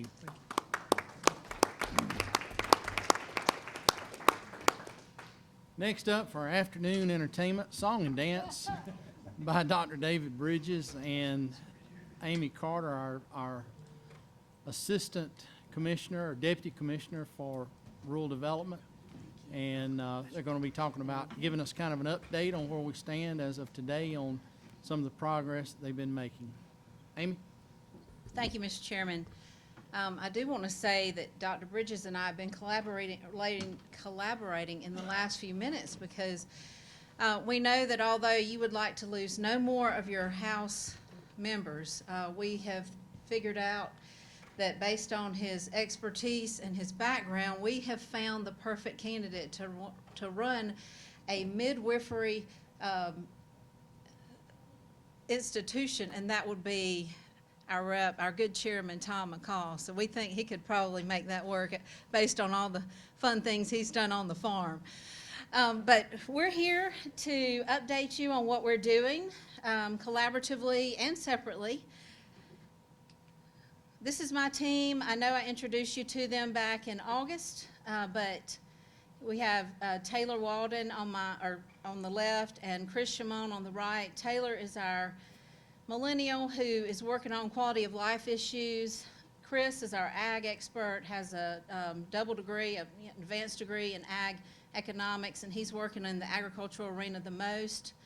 We travel around together and we work on any of the rural issues that we can find. I did want to mention though, you know, we're made up as a department of multiple divisions, and one of our divisions is global commerce. That's the one that a lot of people think about first because that's the one that coordinates and organizes the new industries coming into the state of Georgia and the expansions. And if you'll note, these are our numbers. They came out recently. For fiscal year 2018, 27,373 new jobs were created and $5.56 billion in investments. So record-breaking 419 expansion or relocation projects throughout the state of Georgia. And you'll note, though, the third bullet point, 78% of those expansions or relocations from another state or elsewhere were located outside of the metro Atlanta counties. Which were 14,447 jobs and $4.6 billion in investments. Now, what we're doing, we're trying to take a holistic view and a holistic approach to our mission as a team. However, we are specifically trying to promote what we do as a department. So we go into communities and meet with the stakeholders in the communities and tell them, share with them about the different divisions that we have.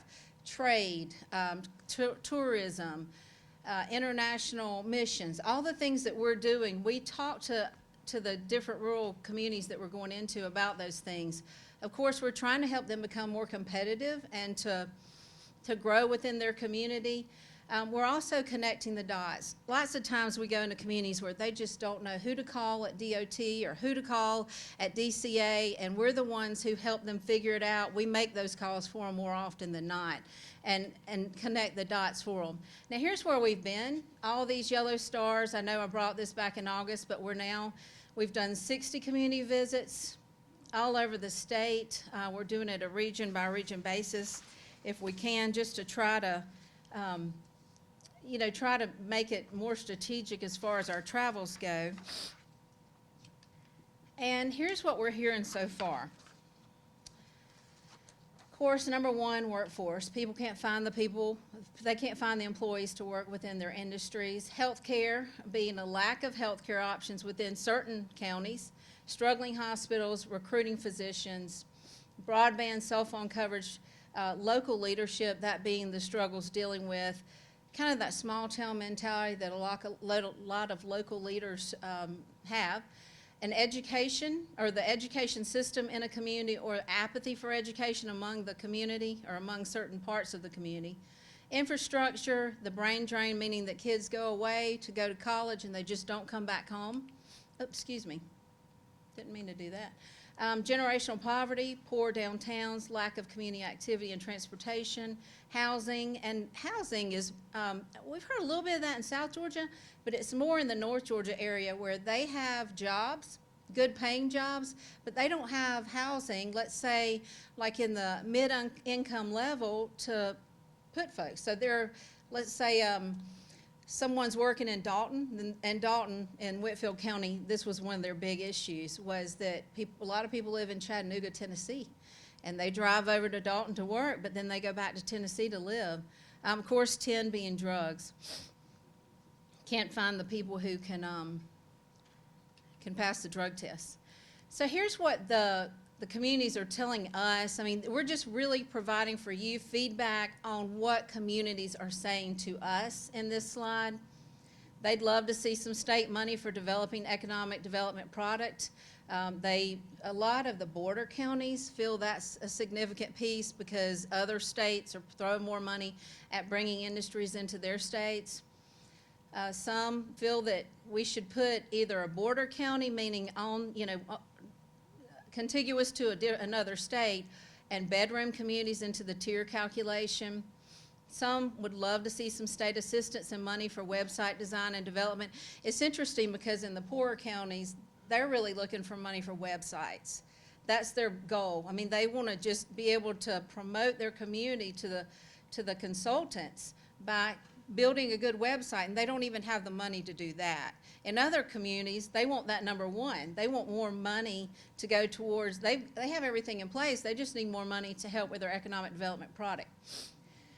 More money for rural infrastructure and grants to bring historic buildings up to code and to be usable again. So one thing that we're doing though, now that we have this team at the department to focus on rural specifically, a great thing that we've done is we share successes of other communities, or we share successes from the communities we've been with the new communities that we visit. And so we're adding those things up. I mean, when it comes to hospitals and healthcare, Miller County by far, we love to share that story with them. Covington and Newton County, they're doing some really unique things. I'll just give you some great examples of that. The mayor and the economic developer in Covington, they were concerned about some of the education issues with the K-12 system. So the mayor ended up recruiting 48 city employees to go into the school system and read with the kids for an hour and a half a week for 7 weeks. And they saw that the kids that they worked with jumped 2 grade levels based on just that work with those city employees who were volunteers. They also have implemented apprenticeship programs with their high schoolers. They actually do a signing ceremony at the state capitol every year to sign those apprentices on. They do something called the LEAP program. They partner with Georgia Tech. It's not a GED program, but it's for folks who are generally like in the GED, interested in GED, but it's driven by an area of employment where Georgia Tech works with these members of the community to help them get this certificate and become more employable.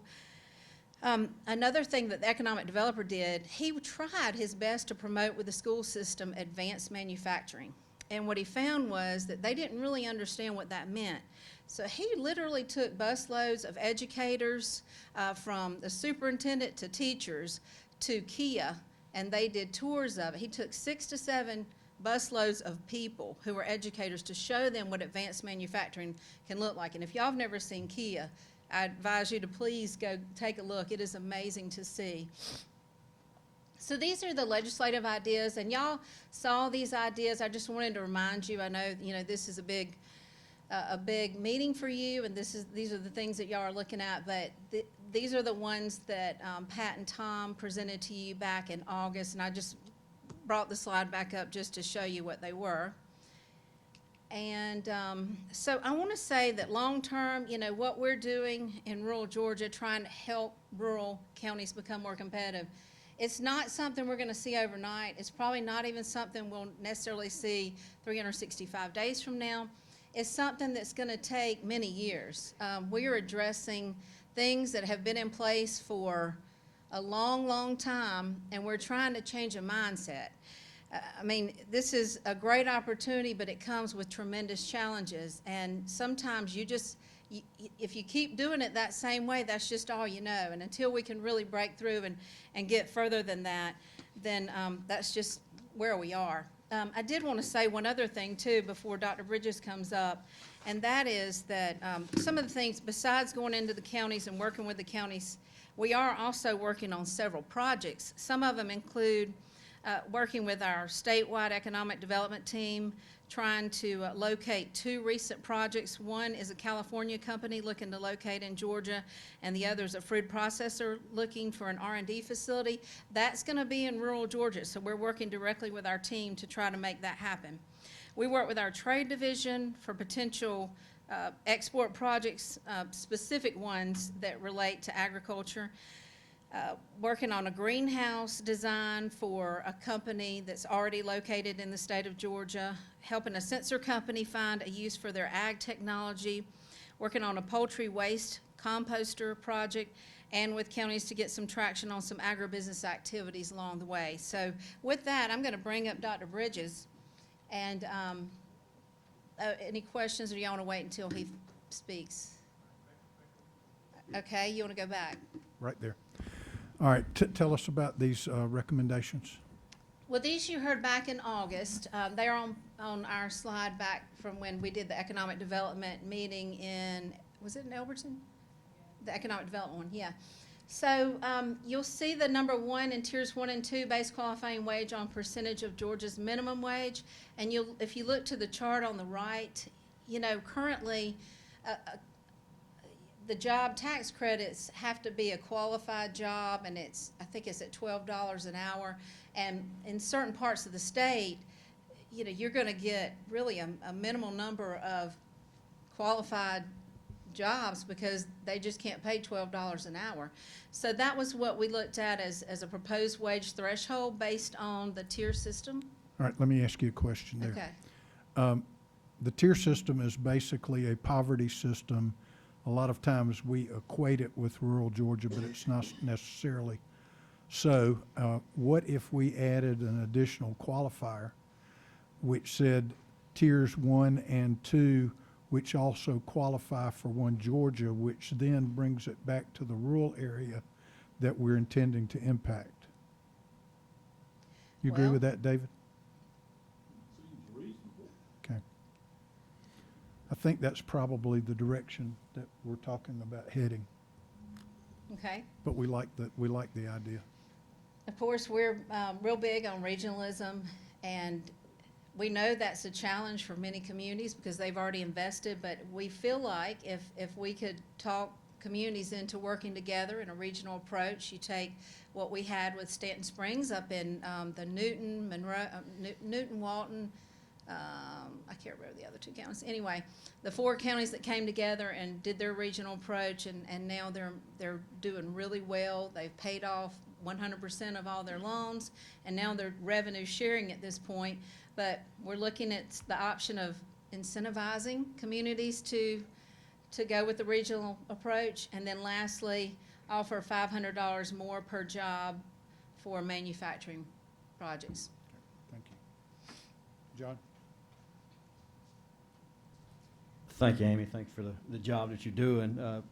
On this slide here on the job tax credits, everything has to do with new businesses, new companies coming in. Have we looked at if a company that's existing wants to expand and add 10 jobs? Where I'm from, 10 jobs is a big deal. Absolutely. So if anything been done to look at that, to tax credits to an This existing actu- company, will this- that do that as well? Yes, it does. This is for existing or new industries. Thank You're welcome. I think on the job tax credit, John, applies for anything that's a smaller job in the lower tiers. it's the quality job tax credits that has the 50 limitation, isn't that correct? And we're talking about changing that for in rural counties or tier 1, 2, that we would change that to a minimum of 10 jobs, recognizing that 10 jobs in a tier 1 and tier 2 county are as important as 50 jobs in the other parts of the state.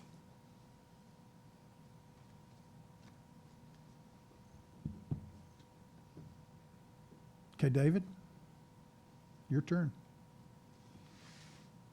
All right, here he comes. And I apologize, you're wearing a tie today, so it's Dr. Bridges, right? Should have done it. Off the mic and for the record, I want to state that ABAC's willing to work with Tom and Sharon. Where's Sharon? I think with your knowledge and Sharon's knowledge and our nursing faculty, we could translate your cow delivering in the midnight to midwifery, and we could solve Sharon's problem. Okay, Tom? I mean, it's gotta be transferable information. It's gotta be transferable information. All right, I'm gonna try to gain some of the time we've lost back and move through some stuff really quick. I'm not gonna go through slides that you've already seen. If you're new, they're on the website, the House Rural Development Council website. I'm not gonna talk about mission and whatever. I'm gonna skip down to what's new since we last talked to you in Brunswick. We are all about rediscovering rural Georgia and doing what we can to make things happen. We're very outcome focused. You've seen this slide before. We sort of see ourselves in the middle as being someone who can do research, identify projects, try to do some resource assessment, and do some project management. We got lots of project support team. There are lots of agencies and groups within the state with whom to work. We've just got to figure out how to work together. And then on the right side, obviously, you've got to have the community. We know that. The list is infinite. We've heard about some more today. And I'm pleased to see that people are talking about it. But we've got a lot of untapped opportunity to benefit communities. You know, we start seeking prosperity. You have seen this slide before. It's more than about money. There's healthcare issues, there's quality of life, there's education. There's a whole host of issues that we have to address. And if you combine the capability and resources of state agencies, the university system, the technical college system, and the K through 12 education system, frankly, there is no reason for us to be in the situation that we're in rural Georgia. We just simply have to pull together and get it done. Amy and I and Gary Black and our teams have met on several occasions, and we have sorted through and looked at all the challenges that are out there. And you know, you eat a biscuit one bite at a time, you eat an elephant one bite at a time, and we're not going to solve this problem overnight. But we have identified what we believe are three critical issues. One is lack of coordination. Everybody just running all over themselves. And frankly, it's counterproductive. Many of our communities become even more exasperated because someone else comes in and says, I'm here to help you do this. And they give a quick little spiel, and then they say, well, we're going back to home base, and when we can help you, call us. And they leave, and the people go, what was that? Well, the next day it's somebody else. So lack of coordination is a major issue. No question about it, leadership, lack of leadership, inspired leadership at the local level is a critical problem. Fannin Institute, the university system, Georgia Tech, the Georgia Power, how many people have been highly invested in leadership development over the past 30 to 50 years? A lot. I have to believe it has helped, but it is still a critical issue in many of the communities that we want to work in. And then strategy is the other issue. We've got some great tools, great incentives to help recruit industry to the state of Georgia. We are seriously lacking in tools to help small businesses in small communities expand. We are seriously lacking in strategy, tactics, incentives, etc., to have people who have a desire to move out of urban and urbanizing areas into more rural parts of the state and have a real impact. We just don't have the tools and the incentives that we need to do that. So, you know, we've looked around, and it's not surprising to hear this from me, but, you know, the path to prosperity for much of rural Georgia is in agriculture. That's just simply where it is. It's where we have to start. Everything, whether it's car dealerships, banks, grocery stores, retail operations, whatever, it's tied to success of agriculture. And certainly Southwest Georgia this past year has taken a beating. It has taken a beating. This is personal to a lot of people. It's personal to me and Clay Perkle.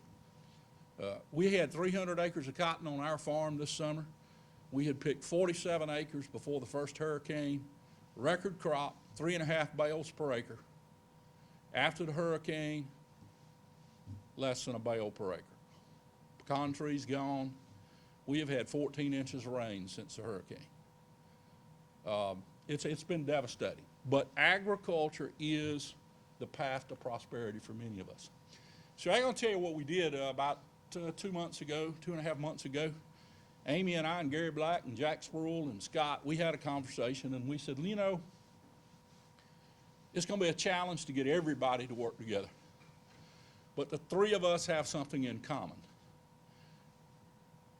We have an interest in working on agricultural issues, and we have a charge in House Bill 951, a specific charge from the General Assembly to work together. And so let's figure out what the three of us can do together, because we got to crawl before we can walk, before we can run. So I want to share 4 slides with you about things we have already done and are doing. Now, we picked the lowest hanging fruit first. And right after the first of the year in January, we will dedicate the first institutional Georgia-grown dining hall on a university system campus in Tifton at ABAC. We did not continue our contract with an international operator. We are running our own dining hall at this point, and we are buying as much goods and services as humanly possible to serve in that dining hall from Georgia companies. Our goal is in 3 years to be at 50%. That's ambitious. It's hard. We don't grow much rice in the state. Unless somebody steps up to grow it for us, we got to buy it from somewhere else. But we've made a commitment to doing that. We are also, you can call it corny, tacky, whatever, it won't bother me, won't offend me. We're branding our graduates as Georgia-grown graduates. We're going to give every student that walks across the stage December the 13th a Georgia-grown pin. You're a Georgia-grown graduate. Wear it proudly. Whether you were born here or not, we don't care. You attended a public institution in this state. You earned a college degree with the support of the Hope Scholarship and other amenities, and we think you ought to proudly proclaim that you were produced in the state. We have a website. Scott tells me he's going to get her launched before Christmas yet. We've got this website that's going to tie students to doing internships and placement in rural Georgia. And as I said in Brunswick, it's a proof of concept. We're going to make it work at ABAC, but when it works, we're going to open it to everybody. Richard Carver Hall's got students at Valdosta State University that want to go to work in a rural community. They're going to be able to go through this website and make a connection. University of Georgia, Georgia Tech, we don't care. Our goal is to put young, energetic people into rural Georgia. Let me give you another one by name, Harrison Poultry, located in Bear County. We've been working with them for 7 months. I know there are many other people in this room who've had conversations with them. This is a substantial potential expansion of a long-standing existing business in the state with a partial relocation, moving parts of the operation from Bear County to Tolliver County and surrounding counties. Now, this is a perfect example of where we don't have tools. We don't have the right tools. The initial quick look-see on it was that there wouldn't be but 14 net jobs. Well, that's not true. We completed a comprehensive analysis of what the change in employment would be in Bear County, Tolliver, and surrounding counties, and tried to make a statement about what the economic impact of this partial relocation would be. Now, Terry, I'll probably get in trouble for saying this, but if they build a feed mill and a hatchery in Tolliver County and move the feed mill and hatchery out of Barrow County, nobody in Barrow County is going to know they're gone. These are actual numbers. It will be 0.3% employment change in Barrow County. But if they fill all the jobs that they intend to fill in Tolliver County, it'll be a minimum 27% increase in employment in Tolliver County. The economic impact will be huge. And even though that report is in draft state and it hadn't been released publicly, we know that that report has been used in Atlanta and in Washington to secure financial resources to help make this move possible. We're working together with the Department of Economic Development. Chris Shaman is doing the last bullet part. He is working with the local development authority and the community to try to identify sources of revenue and funds, loans, grants, investors, to do the infrastructure piece that will not only service Harrison Poultry in Crawfordville, but might make it possible for other industries to open there. So the Center and the Department of Economic Development are working together on this project. Premium peanut. This is an example of real regional impact. And we are wrapping up the preliminary study, and we'll be putting it in Carl Zimmer's hands to review very shortly. But the virtue of co-ops is very well demonstrated in this report that we're going to issue. It shows that you can add value. You can retain value. You can create market opportunities, create market stability. You can produce local wealth, and you can have true regional impact with certain agriculturally based co-ops. That's why we got Gold-Kissed 100 years ago.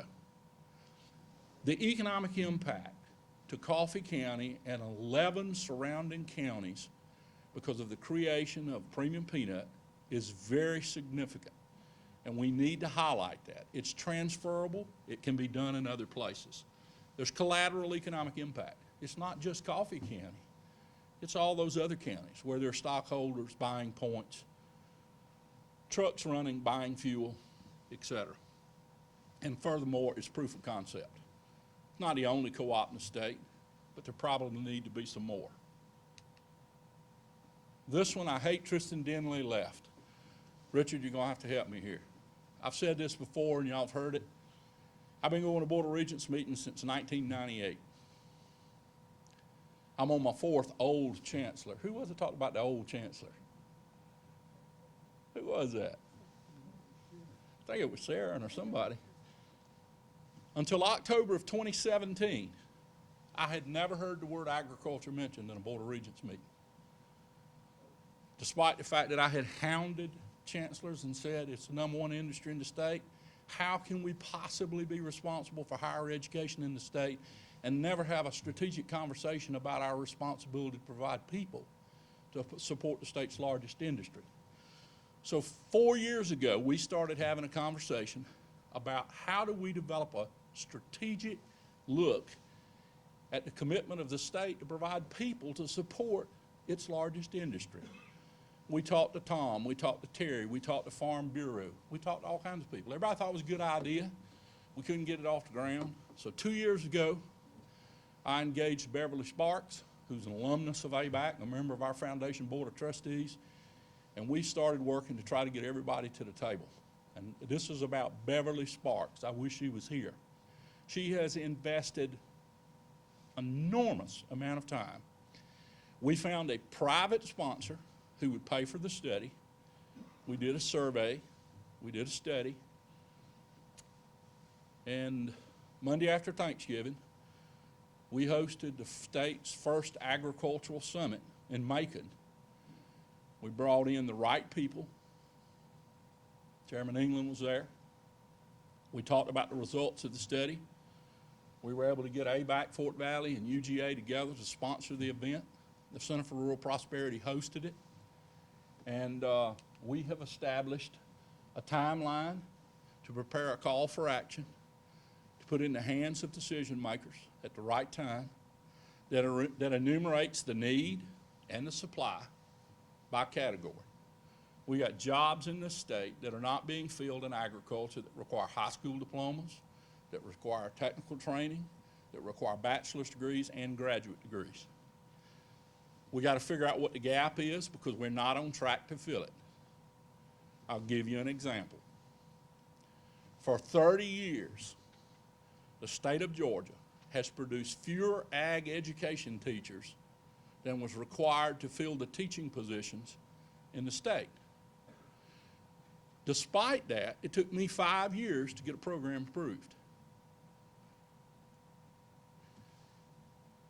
In May of 2019, ABAC will graduate its first class of certified ag ed teachers, and the number of graduates will equal the total number produced by the system on average over the last 30 years. Thursday night, we're taking 27 students who will graduate next May, certified to teach agricultural education in the state, to have dinner with Commissioner Black. So it works if you do your homework. So to the point that was made earlier about what does the system do and the state do to look forward, sometimes we don't. And sometimes we just have to do it ourselves. But the center is committed to publishing this paper and moving it forward. And then finally, I want to talk to you about what we believe at this point, it could change, but what we believe will be the Center for Rural Prosperity's, Amy's unit in rural development in the Department of Economic Development, and the Department of Ag's signature project that we would like to lift up to you for 2019.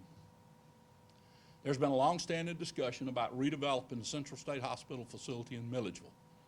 It's been hard to keep things moving. Things keep bogging down. But we have a meeting now set, I think of as a few minutes ago finally, to get the major stakeholders at the table next week. This is a project that can not only have local and regional impact, it can have statewide impact, and it could have regional impact in the United States. It is an important lead project that needs to go forward. It will, if we can bring it to completion, and there are pieces of it already in play that we need to tighten up, but if we can pull it together, it'll bring a well-established, financially sound company to Georgia in a public-private partnership that will move us from agricultural production to food production.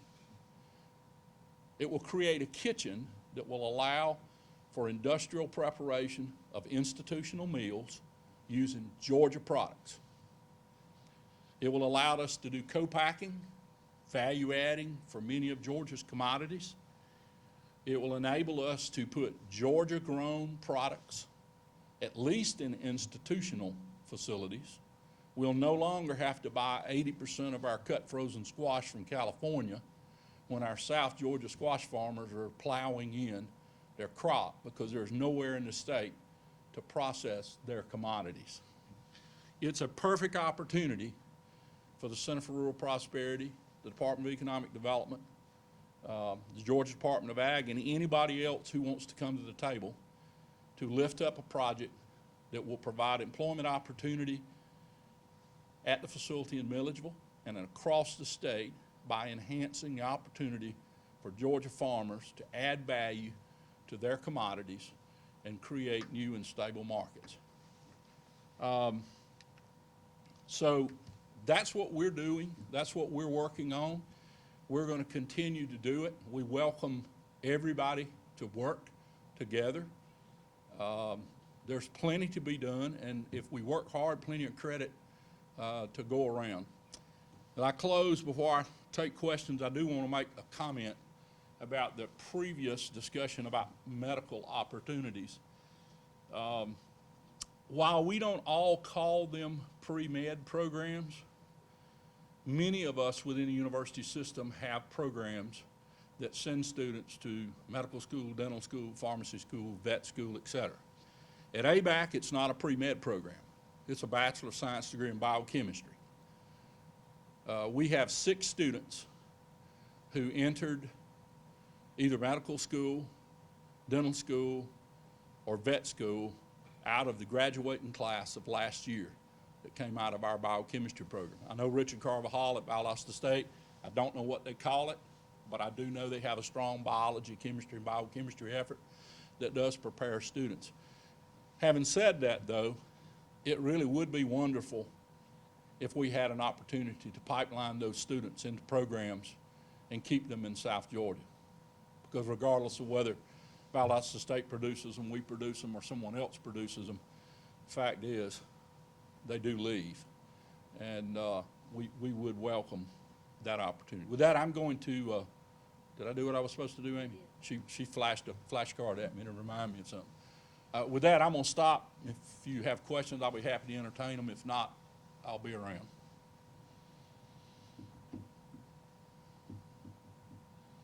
Bill?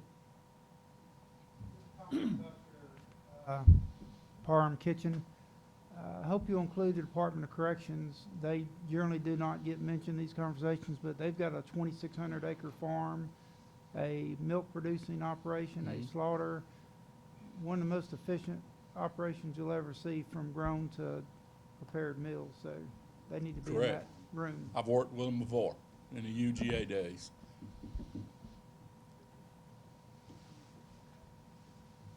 Dominic?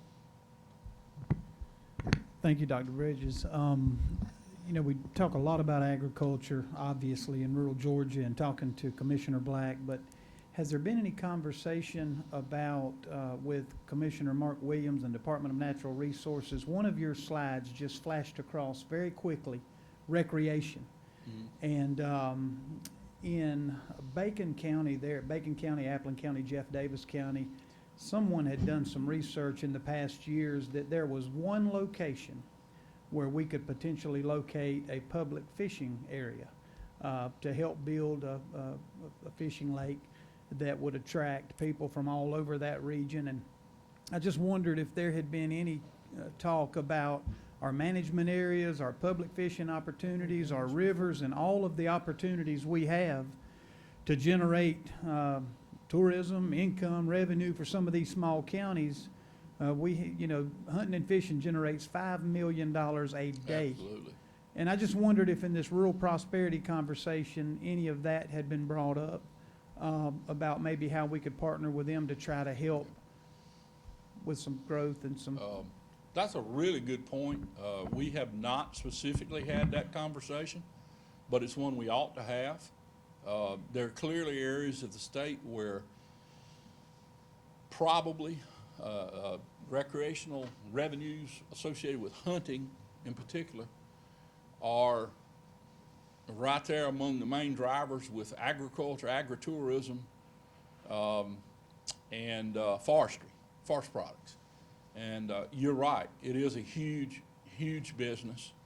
I have a personal friend who runs he's a retired meat cutter. They run a processing plant and taxidermy business, and they had to shut down last week to try to catch up. They have already taken in 1,200 deer and have over 600 shoulder mounts to mount out of one taxidermy shop for the coming year. You do the math at $460 a shoulder mount. That's a lot of money, a lot of processing, a lot of motel room nights, a lot of gas, probably a lot of beer, chips. After they hunt. Sure, after they hunt, absolutely. And don't forget, I mean, we have people that are paying $20 an acre. $20 an acre for hunting rights. That's pretty substantial. I mean, that's better than growing timber right now at current timber prices. So it is substantial. So we should do that.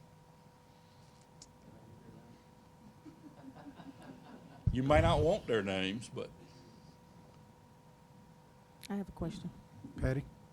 Thank you, Mr. Chairman. Thank you all for your presentation. The project in Milledgeville, Yes. can you share with me, how did you all decide with Baldwin County? Oh, the facility is there. It's Okay. it's the kitchen, commissary, and warehouse space associated with the former Central State Hospital. So the facility is already there. It's been mothballed for years. It needs to be rehabbed. It's just an opportunity. Okay. But, Hopefully, it'll be successful enough, we maybe can do another one somewhere else. well, instead. that's where I'm going with this, because there's an empty facility in Taylor County. So please, if this project goes well, and I wish Montezuma as well. yeah, all in House District 139. So, but Yeah. thank you for that. Yeah. Any other questions? Seeing none, thank y'all very Thank much. you.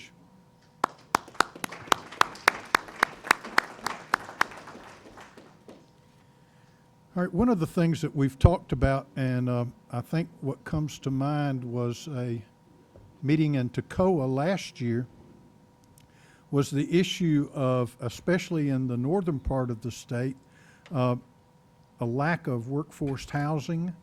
And so Spencer Fry, who is a colleague of ours, who has been intimately involved in workforce housing, is going to come and present some information and perhaps some opportunities. Welcome, Spencer.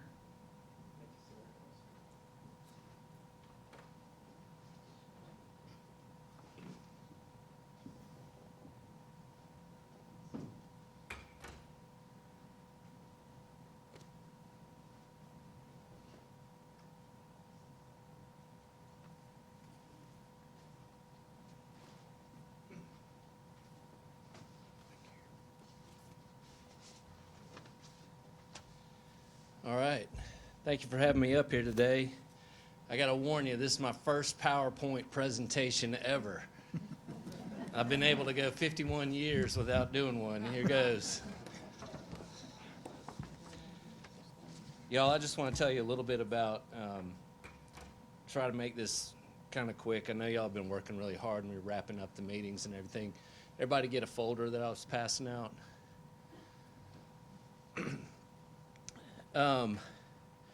Basically, this all started for me, 20 years ago. I got asked to be the builder for a Habitat for Humanity in Athens, Georgia. And I had come out of the private sector. I had 2 people help me buy my first home that weren't related to me. It was a lady, the seller, and the real estate agent set up the deal. And it turns out it's the home that I live in today, but that happened 28 years ago. And so when I was asked in 1999 to be the construction manager, very small affiliate, 2 employees, I knew that it was something that I had to do, but I was going to do it for just a year. I told the folks that hired me I would build your one house this year. And it's turned into a 20-year mission. And it has been one of the most fulfilling things to me as an individual to see the effect that home ownership has on people's lives, and the effect that coming from a home that you own that can set you on a different trajectory than if you're just raised in a rental house.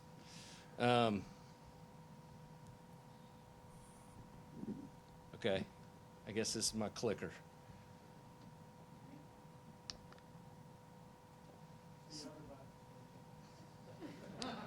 Okay.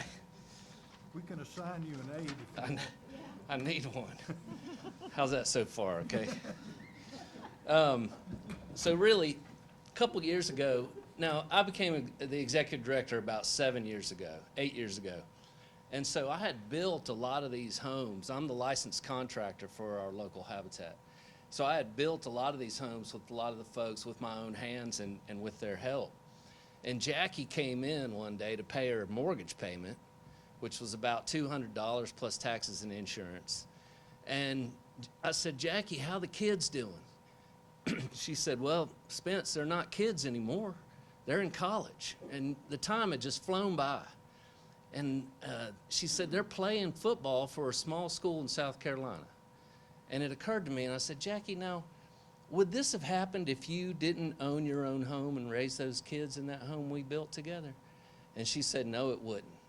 And so it really got me to thinking, like, how can we create an opportunity to find the data? Here was one story from Jackie, but what does it mean across the state? So we hired Georgia Tech and Kennesaw State to do a statewide survey.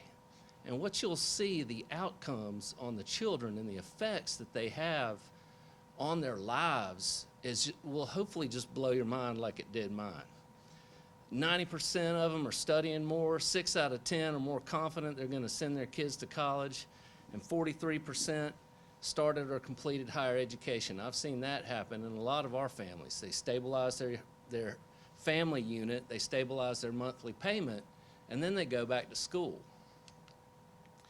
Now, here's a case where, up in Brownsville, where you see the literal effects of owning a home as opposed to renting. So you have this housing authority back in the 70s, and there was a vacant area across the street, literally across the street. And they decided to come in and build some homes there and offer opportunity for folks that lived in the housing authority to move across the street and buy this $30,000 home if you had like $2,000 or $3,000 for down payment. And then they followed the trajectory of these kids' lives and where they went and the financial stability that their families have gotten over time. And here you have sets of children staring across the street from each other, playing in the same playgrounds, going to the same school, and ending up totally different. You're talking about doctors and lawyers, college graduates, more than you can count, coming out of the side of the home ownership street. But in those apartments, in that housing authority, they stayed the same, have an average median income of $17,000 apiece. As an aside, I was telling one of my friends this story in Athens, and he grew up in a small little development, middle-class development next to a housing authority, and he said to me, "Spencer, I can count the people that have ended up in a funeral home out of that housing authority more than I can count anybody that graduated high school." And he said, all my neighbors also went to college, and now he's off doing something else right now, actually, for the state of Georgia as we're talking.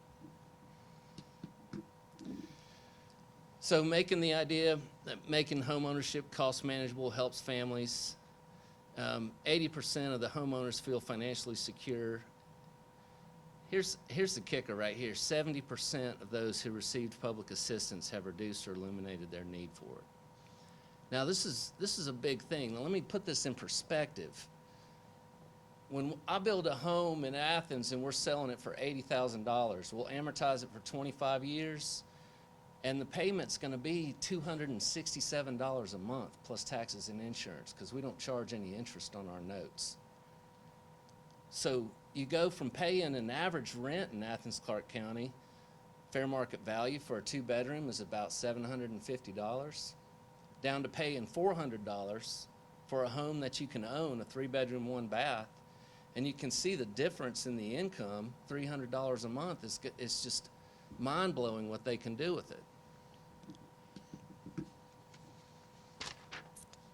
role of our government in helping make ownership more cost manageable. I got this idea years ago. The states that have invested in their housing through their habitat organizations have been wildly successful at changing the lives of their citizens. You know, the government does provide some stability. It's going to bring a name to it bigger than the one we already have. Habitat, we started in Georgia in 1976. We've touched the lives of 22 million families across the world since then. Started right here in Georgia and Americas. About 8 million of those were affected last year alone. So it's been growing exponentially. I'm going to tell you about the virtuous cycle of home ownership. I got a handout in there in case you can't read this. One of the things, you get these college kids to make these things for you, and they're tiny. You can't read them. Basically, the way we operate is our particular affiliate, we get our income from 5 different sources. We have our mortgages that we service. We actually have an affordable rental component, do a lot of veteran housing. I've actually taken people out from under a bridge at North Avenue, taken them to the VA, got their benefits, and stuck them in an apartment, charging $300 a month for a 2-bedroom, 1-bath. We also have restores, which are a used goods store.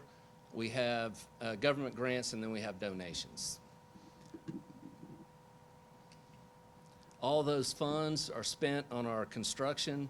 If you look into GuideStar and some of the nonprofit valuation sites, you'll see that Habitat is one of the #1 nonprofits in the nation on a consistent basis. The stewardship that we have of our funds is unmatched of any other organization. I can guarantee you that.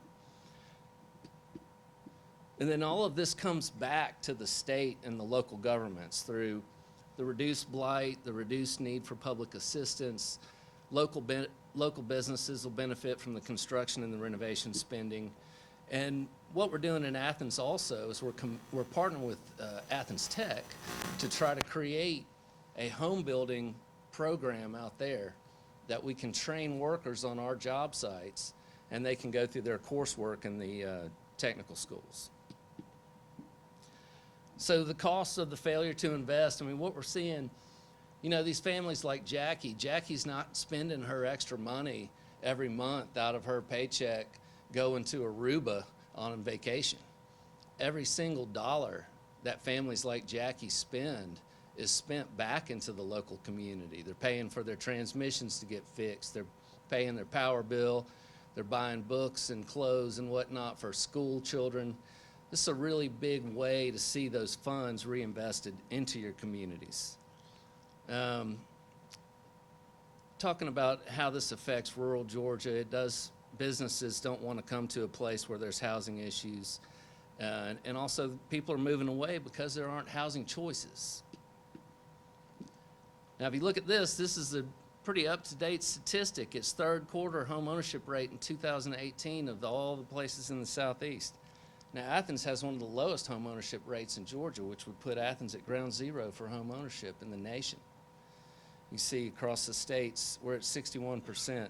It fluctuates a little bit here and there, but that's been pretty much the general statistic for the past several years. Last thing I'll leave you with is the idea of being cost burdened. Federally, being cost burdened is defined as paying over 30% of your income for your housing. If you look at the bright red, that's above 50%, you can see our most stressed counties are around our urban centers. And then in the rural area, you're looking at everyone's paying between 40 and 50% of their income on their housing costs. Now, talk about a tremendous drag on the economy. Is the idea that they don't have these funds left over to spend in the communities that they live in, and it's very difficult to get that economic engine running when your citizens don't have the money freed up in their budget to spend. So that was quick. Tried to be as quick as I could. Hopefully I got y'all an idea of how Habitat works, and I'd be open to answering any questions if you got any. All right, having done a great job with the clicker after a slow start. Thank you so much, sir. Appreciate that. Are there questions? I have a question. Patty? Thank you, Representatives Fry, for your presentation.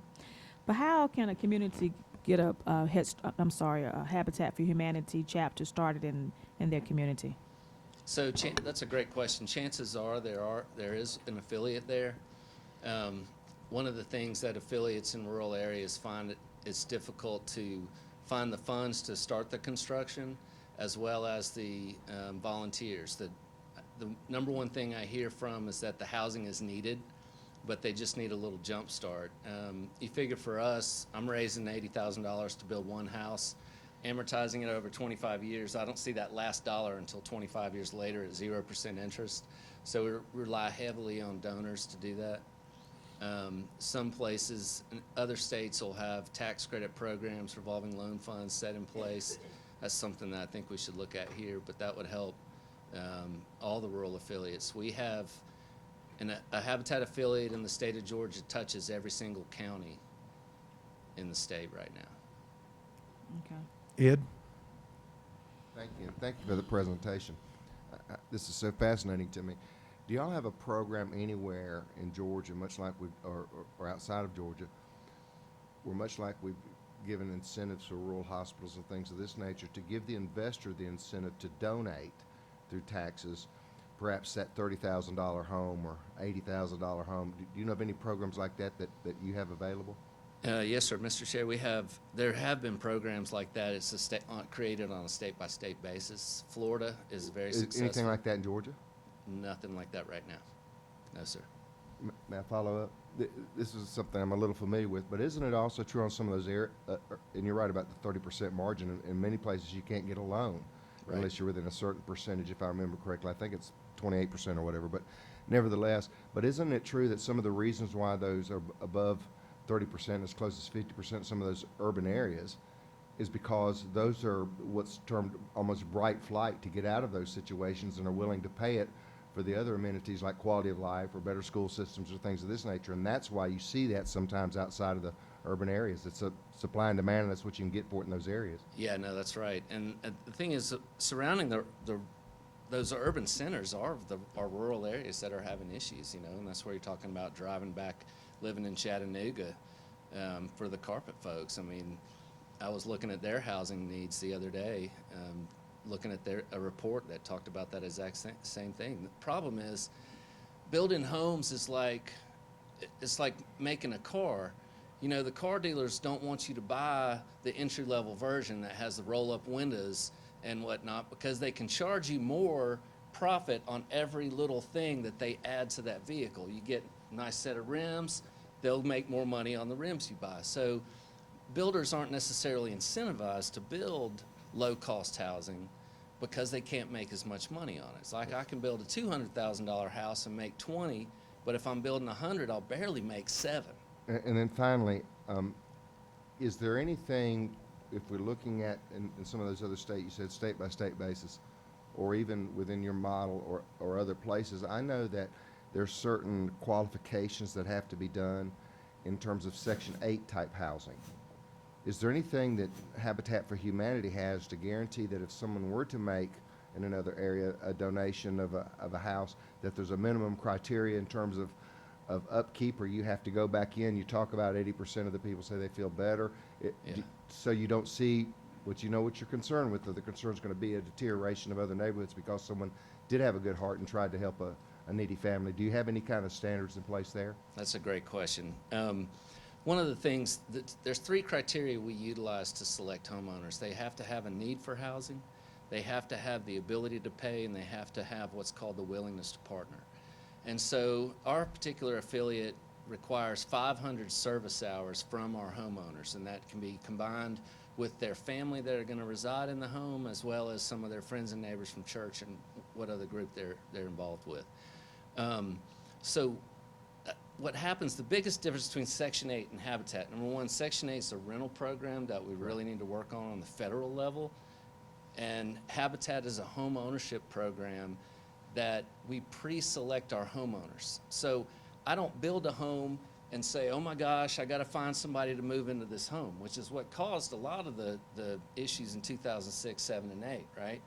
So we find a buyer, build the home specifically for that buyer. So our homeowners, I always say, this isn't social work, right? I'm not a social worker, I'm a businessman. I just sell homes to people who don't make enough money to afford the homes in their area. You see what I mean? And so this is a whole section of the population. They're making around 60 to 80% of the area median income. So they're already working hard, they're already making good decisions. The problem is they just can't afford that housing stock. And it really is an opportunity to, with a state partnership, to open up the floodgate to that particular income group that can't get bank financing, but they will own those homes, and they cut their grass better than I do. They probably paint their door better than me, and Spencer, I've they seen take your care yard. of You're it. right. Thank you, Mr. Chairman. Spencer, so let's cut to the chase. What can we do as a state to recognize the power of home ownership, the benefits of home ownership, but we also have a need for workforce housing? So what can we do to help, whether it's Habitat or some other entity, to provide the housing that we need and obviously aren't building now? Well, like Chairman Ronder said, the other states have mechanisms in which they partner with the private sector and funding these units through Habitat affiliates specifically. There's housing trust funds, which would be like a revolving loan fund, because that's the biggest issue as far as the capital investment in hindering the production. So we can get creative. We've got a great department with Department of Community Affairs. Those guys are running a pretty good ship. The issue is the fact that we don't have what's called unrestricted funding from the state. So they do have a mortgage buyback program, which would allow a developer to create a mortgage, sell it to DCA for a certain percentage rate. But the issue is those are bond issued funds. Correct me if I'm wrong, I think that's pretty right. And so they have to have a certain credit standard, they have to have a certain debt to income ratio. What we're looking at is if there was some unrestricted funding, that those criteria could be lowered through our pre-existing program, which would ensure the lack of a foreclosing and turnover. There's going to be some, but Habitat throughout the downturn had a 1% to 2% foreclosure rate. I mean, across the nation, which was ridiculous, you know. And I think that speaks to the pre-selection. So lowering the standards, and I'll give you an example. I look at a lot of credit reports, and they won't have good scores, but they will pay their bills, okay? They might have a outstanding debt to a hospital, which causes some issues, and so we're not necessarily counting on that, but they're making payments to the hospital at $10 a month or whatever. So we see a lot of those issues where if you just go by the score, a bank could just shut it down. And the feds and messing with our bond rating is not something we want to do. So if there's unrestricted funding that we can fit with the program, that would expand the program a bunch. So can you make us a list of recommendations of things that we can do as a state to expand what you're already doing in Habitat? Yes, sir, I'd be able to come up with something. Okay. Any other questions? I have one last question. Patty? Community action agencies, does Habitat have much partnership with community action agencies across the state? Because that's pretty much their mission, is to help eliminate poverty. So are you finding that to be a working partnership with Habitat? Well, and I can speak for my own as far as all the other different affiliates. We try to partner with every single person that has a need. So we definitely do a lot of work with other community agencies. I've got a lot of partnership right now, like I mentioned, through the VA. They're finding a lot of veterans are homeless, and so they're needing places to live. We actually have a veteran that just got approved for a house, and he's working on his hours right now, and then we'll start moving him into home construction hopefully sometime early next year. But yeah, any agency that needs some help, you know, we'll partner with and try to solve the issues for sure. But specifically the community action agencies in your service area, are And you like- finding? Like, what's an example of a community action agency? Okay, that answered my question right there. Like- If you don't know, then you don't have a partnership with them. So, yeah, so I don't want to hold up the time, but we'll talk more about it Okay. offline on it, okay? Thank you, Spencer. Thank you very much for your time, y'all. Appreciate it. Our next presenter is Alicia Edwards.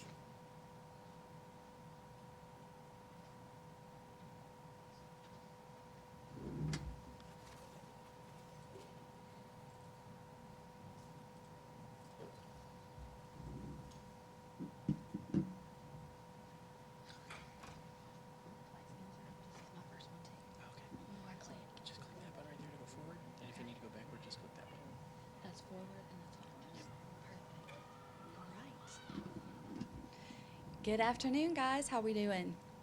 Holding in there? My name is Alicia Edwards, and I'm a realtor with Remax Town and Country. This is my very first time here in front of all of you guys, so I'm a little bit nervous. And like Spencer, this too is my first ever PowerPoint presentation. So, how did I get here? So I graduated from Leadership Gilmer back in May of this year. Was the best thing that I think that I could have done because I learned so much. And workforce housing is a passion of mine anyway, but going through Leadership Gilmer and meeting the people that I got to meet just ignited it. And then when I was given the challenge of what can you show me, or what is your research, it just set me blazing down this trail. So I am honored to be here today, and I appreciate your time. Workforce housing is housing that's affordable, close to their jobs. So what we find is oftentimes people, they get their jobs within their communities, and then they're forced to have to find housing outside of the community. Workforce housing is work within your community at a moderate price. Workforce housing can be single and multifamily home ownership, as well as occupation of rental units. Today we're going to talk about home ownership, of course. When we talk about like rural development, most times people talk about we need industry, we need jobs, but we also need the housing for those, because what happens is these people come in because they want to support the growth of rural areas, but yet they have no place to put their people, their workforce. And we have some examples of companies that they nix their plans of, I'm not going to go to rural Georgia, or I'm not going to go to these rural places across America because I have no place to put people. And so we've got one here in Columbus, Nebraska, a 25-year-old father of two.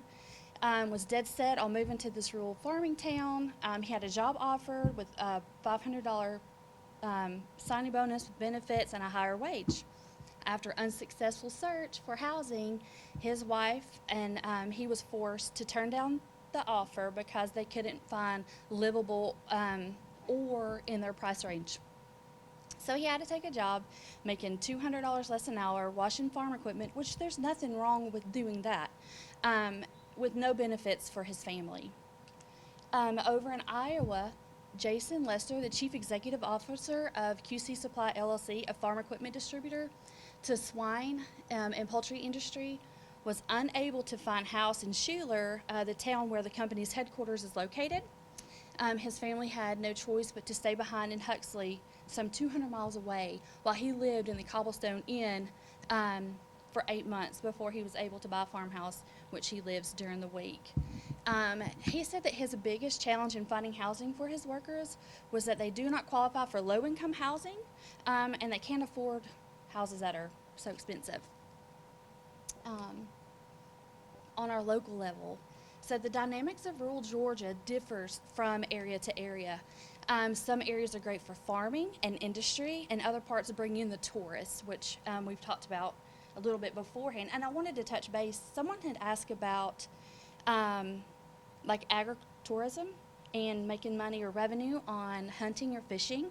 And back in October, our great leaders in our chamber was able to attract the Bassmasters tournament to Carter's Lake up in Gilmer County. So that's really great. So you can make money on that stuff. They do come. What we find, I'm going to use Gilmer County as an example because that's where I am. That's where I hang my license. Tourist destination. We have natural resources there. We're the apple capital of Georgia. We're the biking capital of Georgia. We have 3 rivers that just run through Gilmer County, and we also have Carter's Lake, amongst other vineyards and stuff. So we have a very high density of service workers in our community. Our top employers. So this right here is going to give us an example of the people who work in Gilmer County and the people who, of those workers who come in, live outside of Gilmer County. Pilgrim's Pride Poultry Industry, they are our largest employer. 290 out of their 800 plant employees live outside of Gilmer County. Our Board of Education, so our educators and our staff, I know that 500 sounds like a lot, but those are your bus drivers, your lunchroom workers, your custodians. Of that 92, 72 are certified, which means those 72 are teachers. So we know that education jobs are available across the state of Georgia. They travel into Gilmer County. Some of them grew up in Gilmer County, went off to school and came back, and they love it there. That's where they want to work. But then when they have to go outside of the county to find housing, then eventually what happens is they move outside of the county. So now we've not only lost our workforce, but we've lost the housing with it. The public safety officers, our EMT or firefighters, about 20% live outside of the county. I talked to the heads of these different departments in Gilmer County, so that's where I got my numbers from. And then it's hard to tally the numbers of the service workers because we have so many, and I would have to call every single business to find out about those. On the real estate side, in Gilmer County, we find that about 85% of home buyers are out of town or out of state. High density being retirees, it's their second mountain home, and investors purchasing vacation type rental homes. So just as a lot of people will buy homes down at the beach to rent out the condos, very much the same thing happens up in the mountain areas of North Georgia. People buy their cabins, they rent them out, and they vacation occasionally. So we find that 85% of those buyers are not Gilmer County residents full-time. It's becoming increasingly difficult to find a home for my buyers at the moderate workforce pricing. One of those, a great example, is a young family. They wanted to stay in Gilmer County, but we couldn't find them a house, so they had to go to a neighboring county. And the wife, the mom of her two young boys, ended up quitting her job and getting another one over in that same county. The next example is having a house listed at $150,000. This happened back in early summer. $150,000 house. So it caused like all of these offers to come in, which doesn't sound like a bad thing, and it's really not. It's great for your seller, but at the same time, they're submitting letters of why that they should be the one chosen, and this particular seller was very ill and was having to move out of state. So then she got extra stress on her because she's like, why? Well, this is a new family, and this one's taking care of their mom, and it just causes that stress on them. But it goes to show that we lack significantly in the homeowner workforce housing. And I wanted to say this. So I did some numbers this morning, and I pulled that in Gilmer County alone, we have 297 houses that are on the market today. So that means they're not under contract, they're not pending, they're active right now. Of those 279, only 18 of those are 150 and below. And of those 18, 4 of those are modular home or manufactured homes, which oftentimes we can't get funding for. They have like stipulations, and banks usually don't ever fund on them, but some lending institutions will. And 3 of them were unlivable, so they needed a lot of work to get them just livable. So that just kind of gives you an idea of what we've got going on. What are the solutions? So during my research over the year with Leadership Gilmer, I found that other states have done grants, they've done subsidies, some have mandated builder, if you're going to build 5 at this price point, let's say 350, 500, then you're going to have to build 1 at this price point. I don't know if that's really the answer for us, but grants, tax credits, subsidies are all really good ideas that we could do for those. Workforce housing serves the middle income market, enabling employees vital to the local economy, such as educators, emergency workers, to love where they work. This benefits individuals, but also increases socioeconomic diversity in neighborhoods. And affordable housing really is the core of American history. If we go back to what, manufacturers would come in, they would build row houses or whatever to keep their employees or their workforce there. Not that I'm suggesting that we do that either, but it goes to show that, we have a responsibility. We want to attract these corporations, these companies or whatever to come in and build up rural Georgia and bring us, bring the revenue, but we have to have a place to put them. I believe in 2019, this year coming up, we're going to have the millennials will be the largest age group, living. They're outnumbered the baby boomers now, and a lot of them don't like where we're going to put them because they are educated with, wherever they get approved for a house is not necessarily what is out there on the market. Does that make sense? And I think that's about it. Thank you guys so much.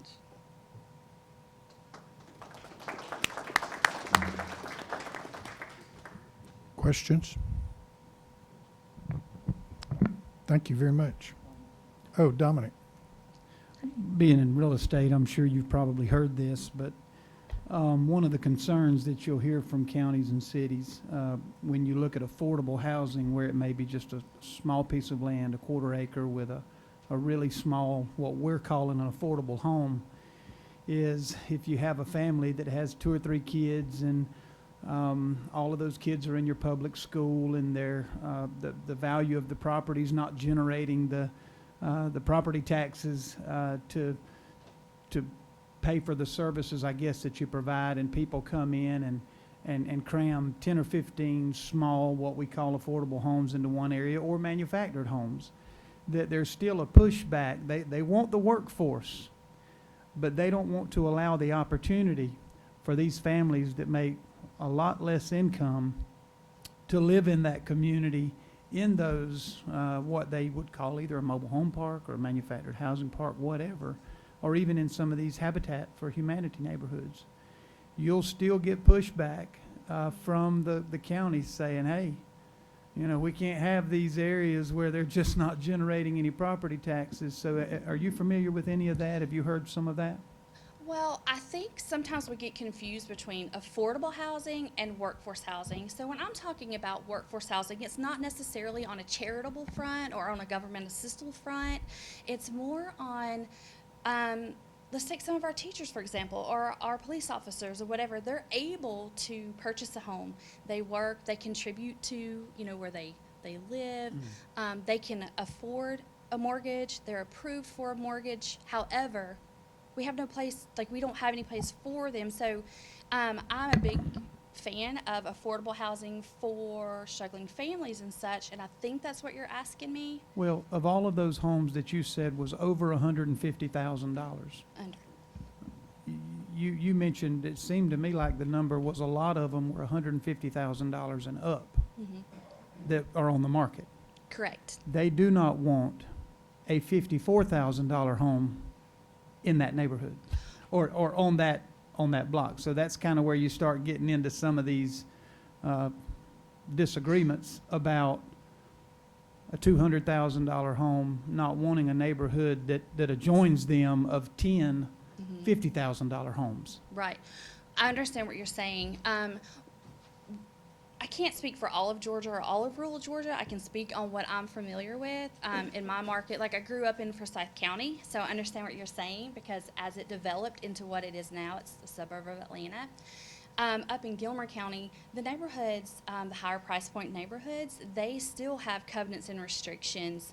And we are a mountainous region, so you won't, like, we don't see like big tract builders coming in with lower price point homes. What I'm saying is we need homes where they are, or where, you know, where we can put them. And I don't mean them like in a bad area.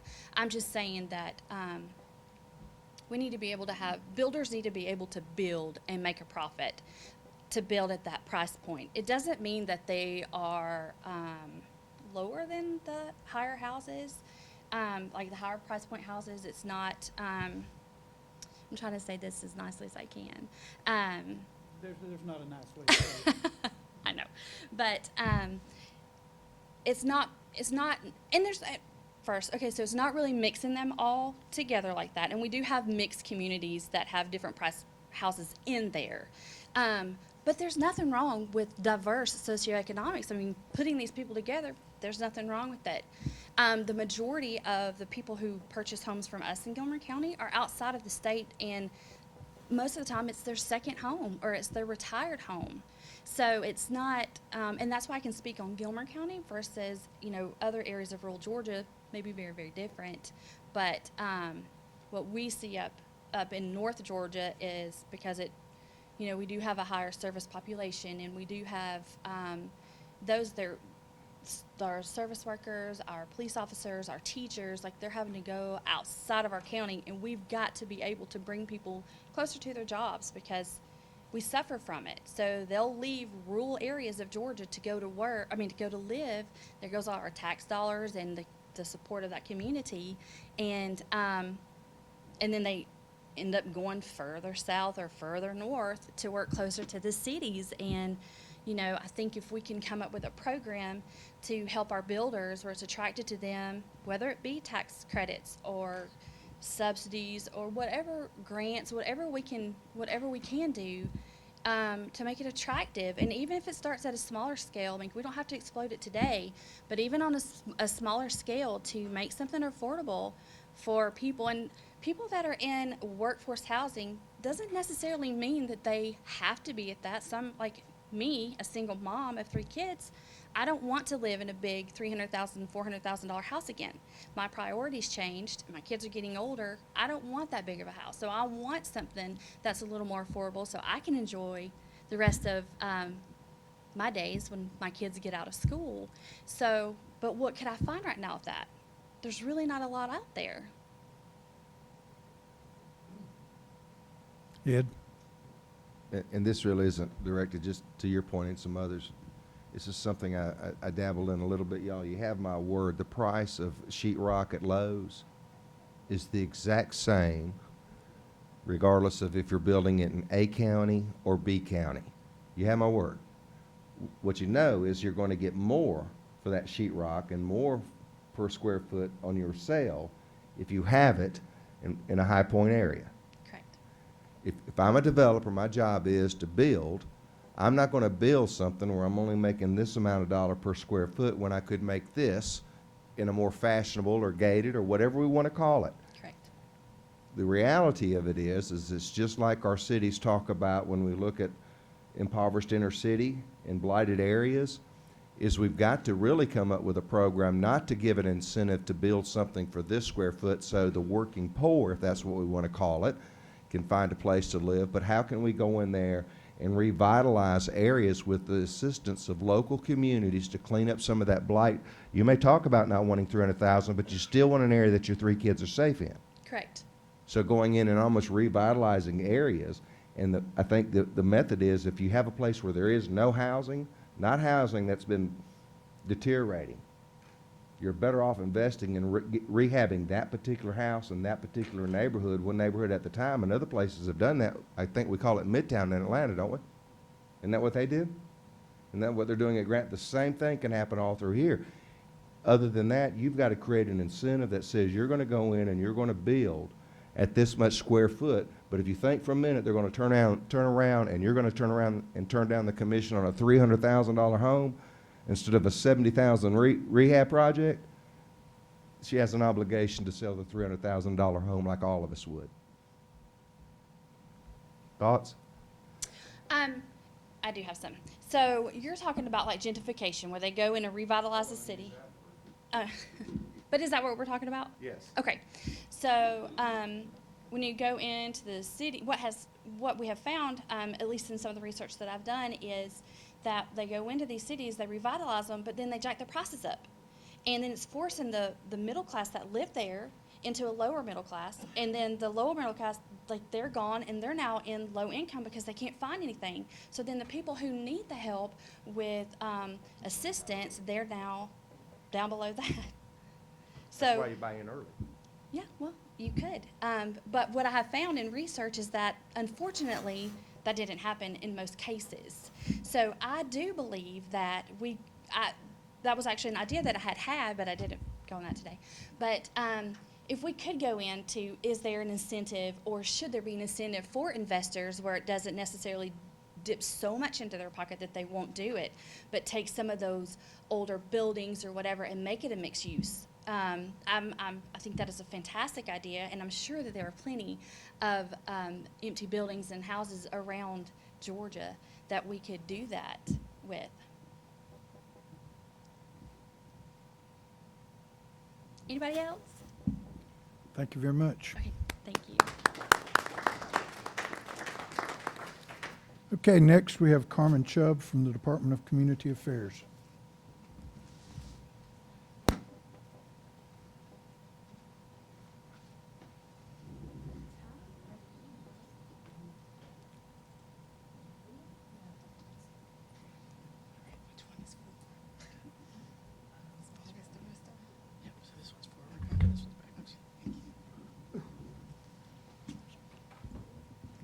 Well, good afternoon, everybody. I am Carmen Chubb. I'm with the Department of Community Affairs. I'm the Deputy Commissioner for Housing. And I'll talk to you a little bit this afternoon about what we do at DCA in the area of affordable housing.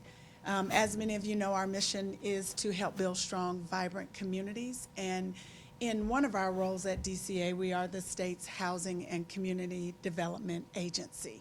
So we have programs around rental housing development, homeownership financing, and housing assistance. I'm going to talk first about rental housing development, and I have with me a private sector partner, Brian Kimes with AEP, and he may chime in on some of the issues as it relates to rental housing development.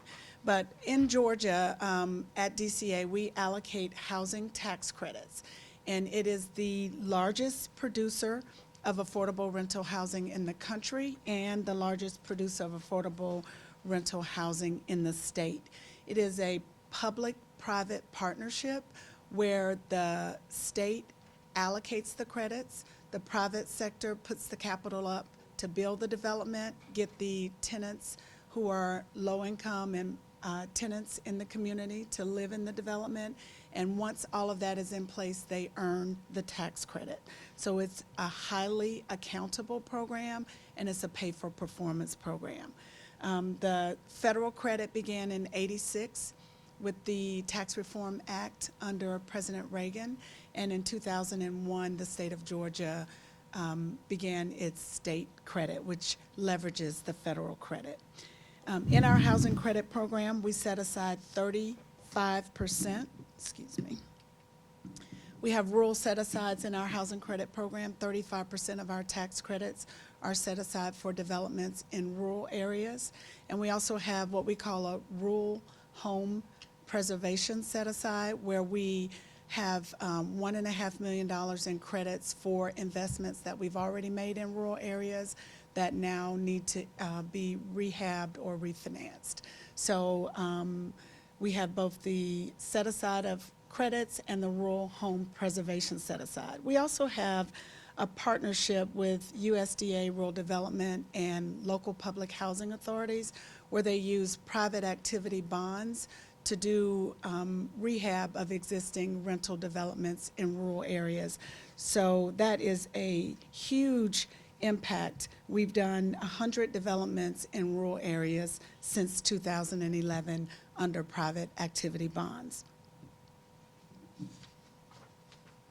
I want to give you an example. We use Myrtle Terraces a lot because it is such a great example of a partnership of affordable rental housing outside of a metro area. So Myrtle Terraces is in Gainesville, Hall County. It's a senior development.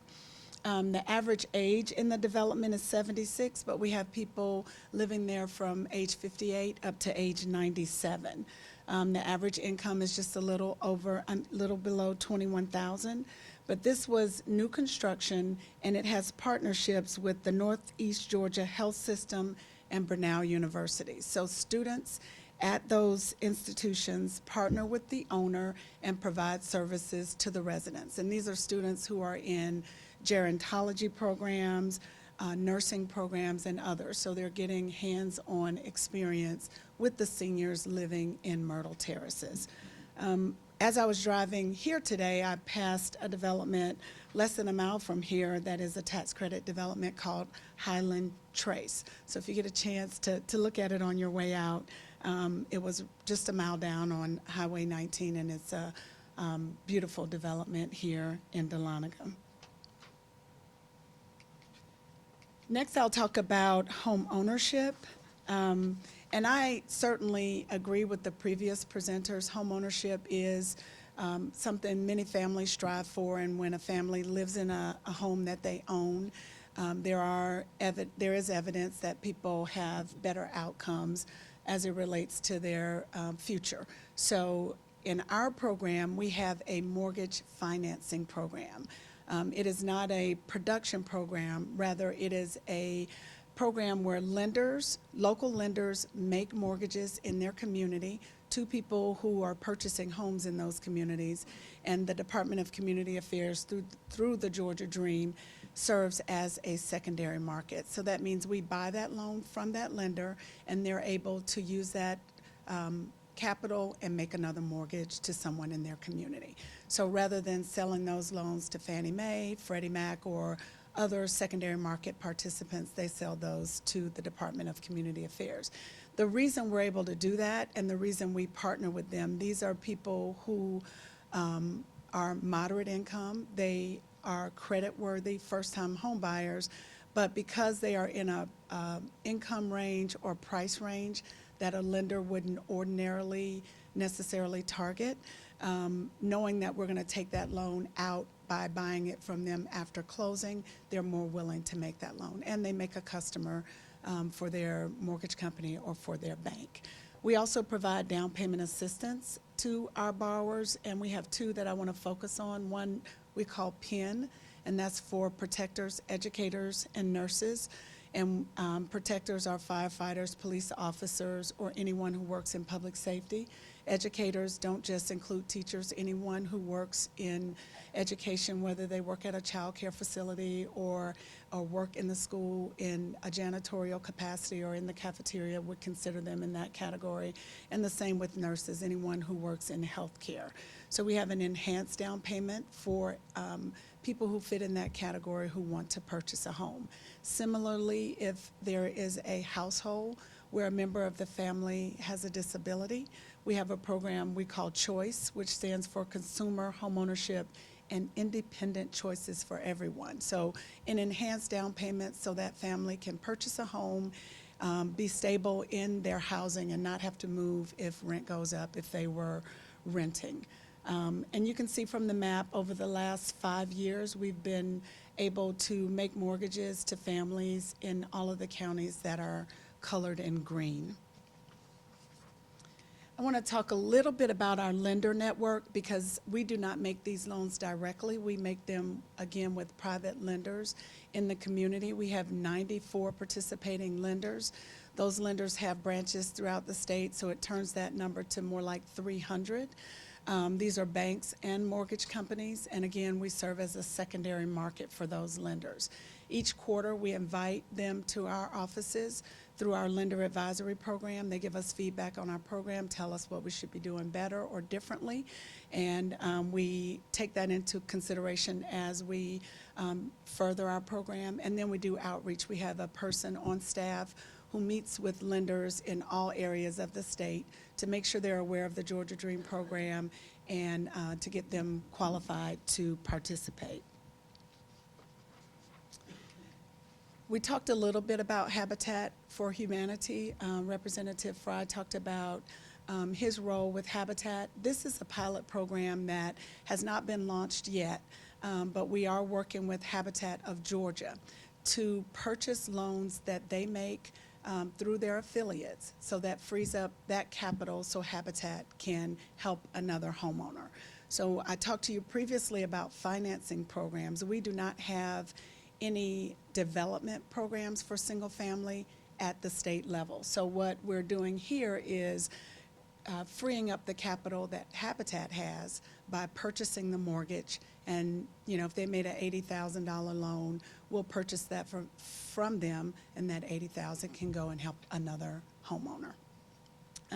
We plan to roll that out within the next few weeks. We're just finalizing our terms with Habitat Georgia, and Habitat Georgia will work with the local affiliates. Another program I want to tell you about, because we are able to do some single-family production in the CHIP program, so you may have heard of it.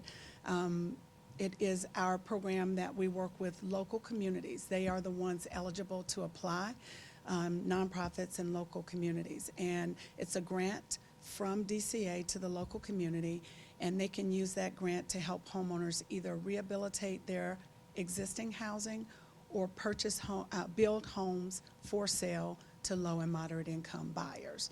Those are federal funds that come from a program called HOME, and it is our CHIP program. So it's one of our most popular community programs as it relates to housing. And that's about $4 to $5 million a year. The next thing I'll talk a little bit about our work with USDA Rural Development. USDA does direct loans and guaranteed loans in certain areas of Georgia. So when I showed you the map earlier, those counties that weren't colored by loans that we've done in the last 5 years, they've more than likely been served by USDA. USDA's direct loan, they're able to adjust the mortgage down to whatever it takes to make it affordable for that low-income family, and they subsidize it with that monthly assistance. A guaranteed loan is made through a local lender, but again, it is in areas that are considered rural by USDA, which the population is less than 35,000. We also work with the VA. All of the financing programs through the VA are eligible to be purchased under the Georgia Dream program. Those loans are guaranteed by the Veterans Administration. They don't require a down payment, but the lender making that loan may not want to hold that loan on their books. They may not want to package it in a mortgage-backed security, so they have the opportunity to sell that loan to us if that home buyer meets our income and credit qualifications. And then finally, I'll mention a program that we have, and maybe it addresses some of the earlier questions you all had about siting housing and how a community can determine where they should build certain types of housing.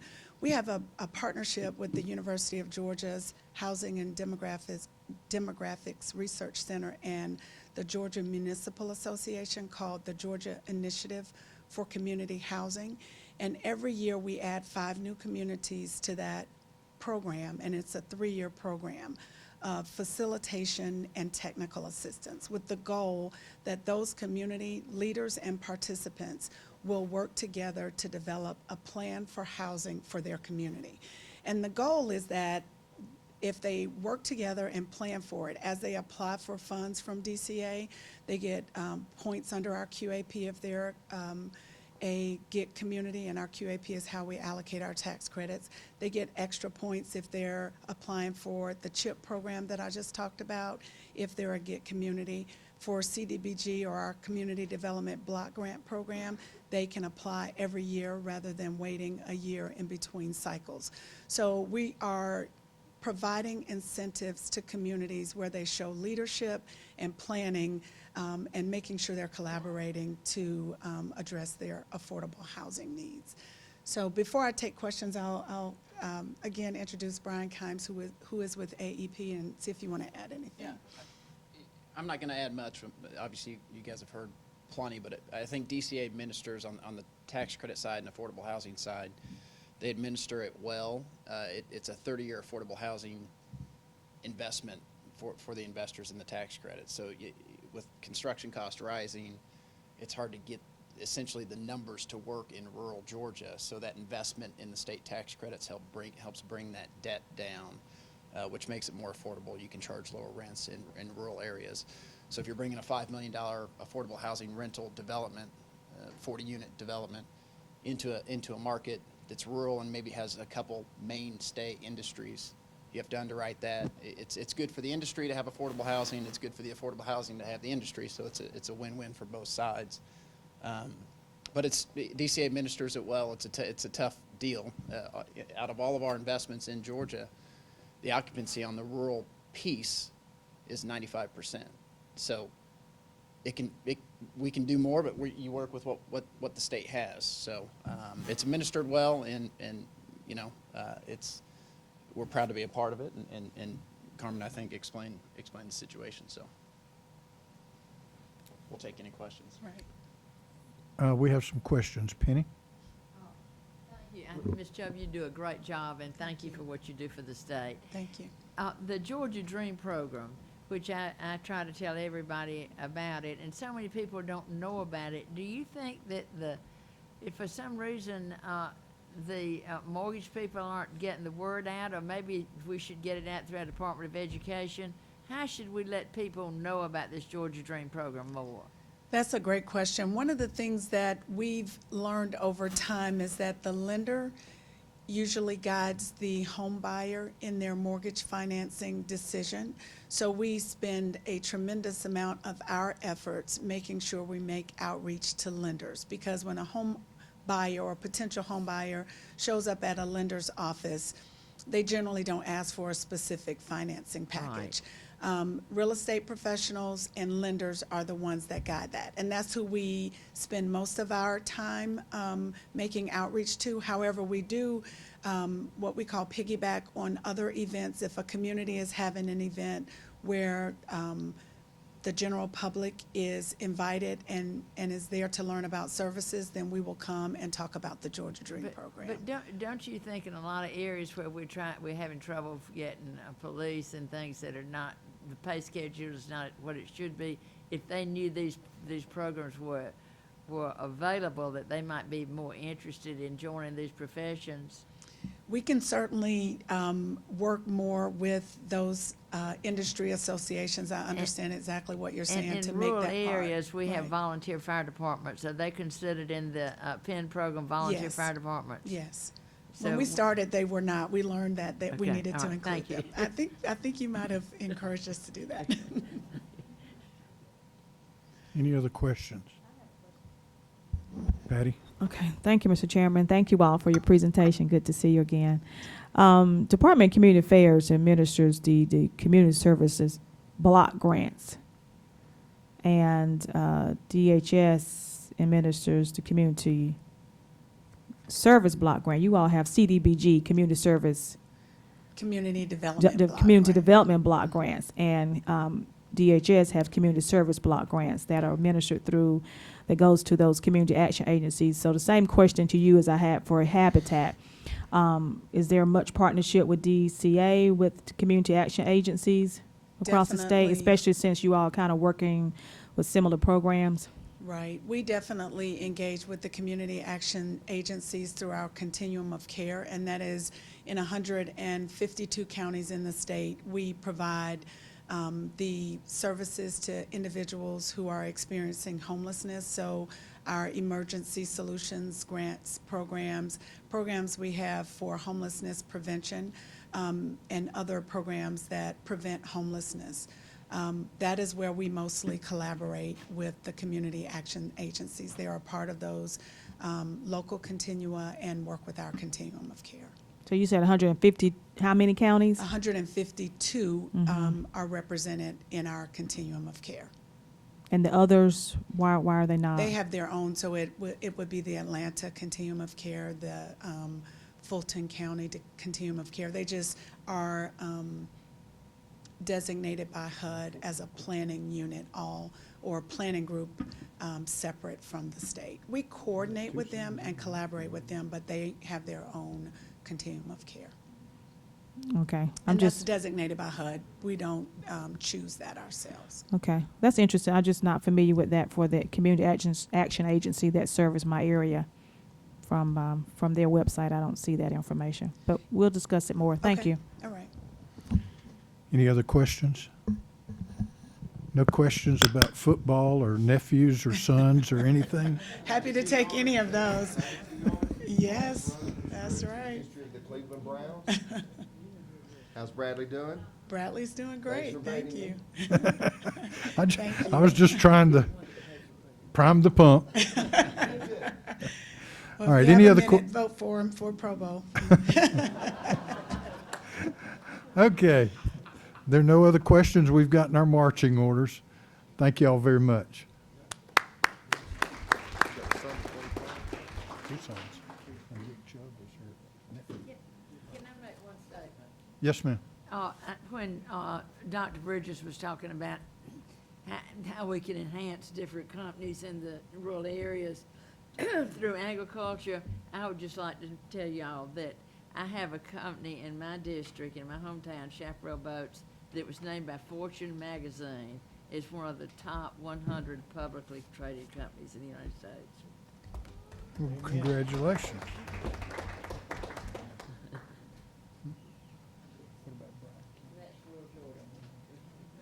How was it?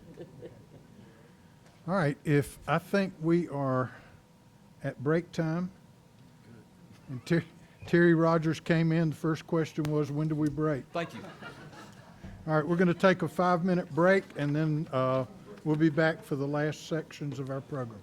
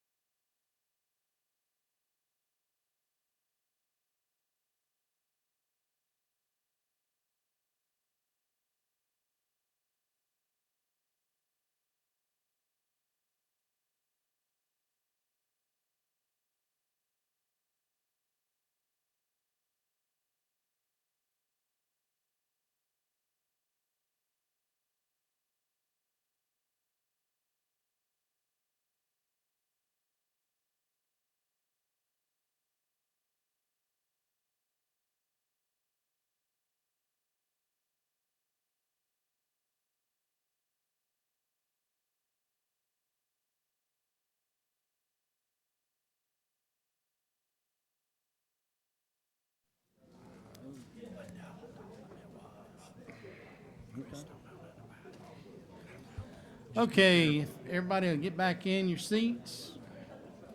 Please get back in your seats. We're only an hour behind at this point, which is remarkable that we were 30 minutes ahead this morning. But anyway, things happen. Things happen.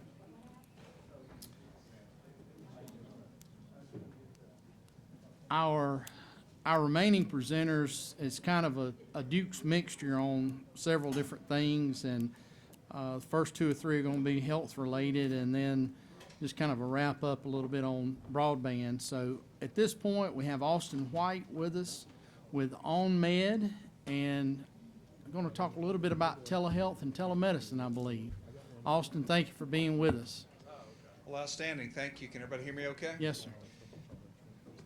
Thank you for your time. I know it's getting late in the day, and I promise this 327 slide PowerPoint won't put you to it. Absolutely teasing. It's a beautiful day in Dahlonega, Georgia. I flew up this morning from Tampa. It was about 68, and I thought that was a little chilly. So getting up here is about February weather for us right now. A little bit about our company. MD Health RX Solutions is the name of our company. What I'm going to show you today is a patented product called OnMed. We have been in the telehealth space for about 10 years. About 6 years ago, we started looking at the advancements in telehealth and where telehealth was going from a patient-centric perspective. With the opportunity for clinicians and patients to connect via cell phones and computers, we really were looking at what were the limitations of these, and even though we utilize this through our service today, what was next? And we started looking at other populations of underserved populations, whether it was VA or Medicaid, Medicare, rural areas. And we started looking at some of the things that were very dramatic, closing down ERs at an alarming rate in this country, especially in the rural areas. The Medicaid population, which 40% go to an ER 4 or more times a year. And why is that? It's simply because they can't wait 2 to 4 weeks to get their primary care. They're sick today.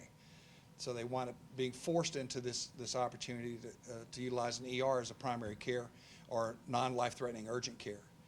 Some other data that Robert Woods Johnson or Kaiser Family Foundation will vent out, that about 75% of all emergency room visits are non-life-threatening urgent care. So we've got overburdening systems in some areas. We have some very underserved populations.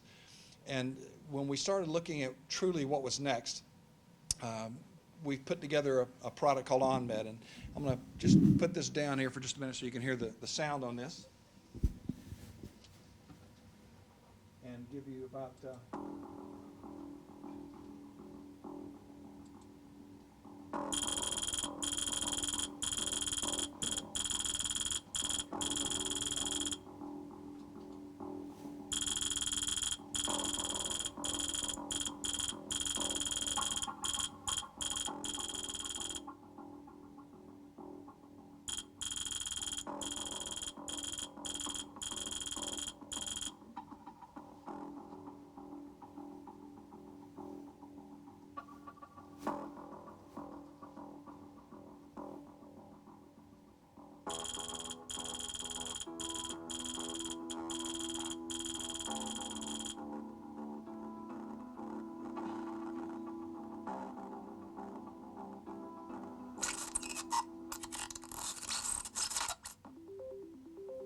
The transformation of healthcare starts with technology.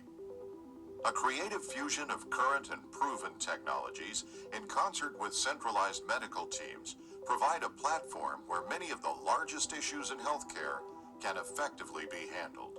Years of research, programming, and practical testing has led to the public announcement and launch of the OnMed Station. OnMed's proprietary technologies connect patients via real-time secure connections to teams of medical assistants, nurses, doctors, and pharmacists, completing the visit with prescription dispensing from over 1,000 prescriptions stored within the OnMed Pharmacy Vault. This life-size encounter allows patients 24-hour healthcare access as never before. Privacy is essential. OnMed's double-paned glass features switchable privacy film that becomes opaque during the consultation and remains clear and inviting when the unit is available. Conversations between the patient and doctor are rendered indistinguishable from outside the consultation area using several audio-absorbing and dampening technologies. ADA compliant, the OnMed consultation area is nearly 36 square feet and has a ceiling of almost 8 feet in height. The area has independent air circulation that replaces and filters the air every 60 seconds and includes hand sanitizers for everyone's use. OnMed's dedication to a clean experience begins during the manufacturing process. Antimicrobial additives are blended during the powder coating process to create a layer of protection throughout. EPA-registered antimicrobial copper alloys are used to create the door push plates and pull handles, focusing on the most interactive surfaces. Also integrated and remote operated, each consult area boasts 3 high-output UVC bulbs to eliminate pathogens on surfaces as well as decontaminate the air. And lastly, OnMed technicians frequently clean, service, calibrate, and restock the units. The need for OnMed is obvious. Overcrowding, physician shortages, cost of care, and many other reasons have led to OnMed's first placements within overburdened hospital emergency departments. The physician doesn't spend as much time with the patient as he or she used to. That shortage of emergency room doctors is impacting the entire nation. Approximately 70% of emergency department visitors that are triaged currently could be handled using the OnMed station. At present, these patients are turned away, referred out, or admitted for care at ER-level pricing. Many insurances, including Medicare, will reimburse for an OnMed visit. OnMed also accepts many other forms of payment, typically much less than even a walk-in clinic. Government acceptance on a state level is allowing OnMed to service Medicaid recipients. With a fixed price per month, the state can see realized savings and conform to budgets, and more importantly, provide statewide access even in the most rural of areas. Other immediate placements, including college campuses for students and staff, private employers, especially for the self-insured, and public locations, both domestic and international. Current negotiations have determined other obvious deployment options for OnMed stations.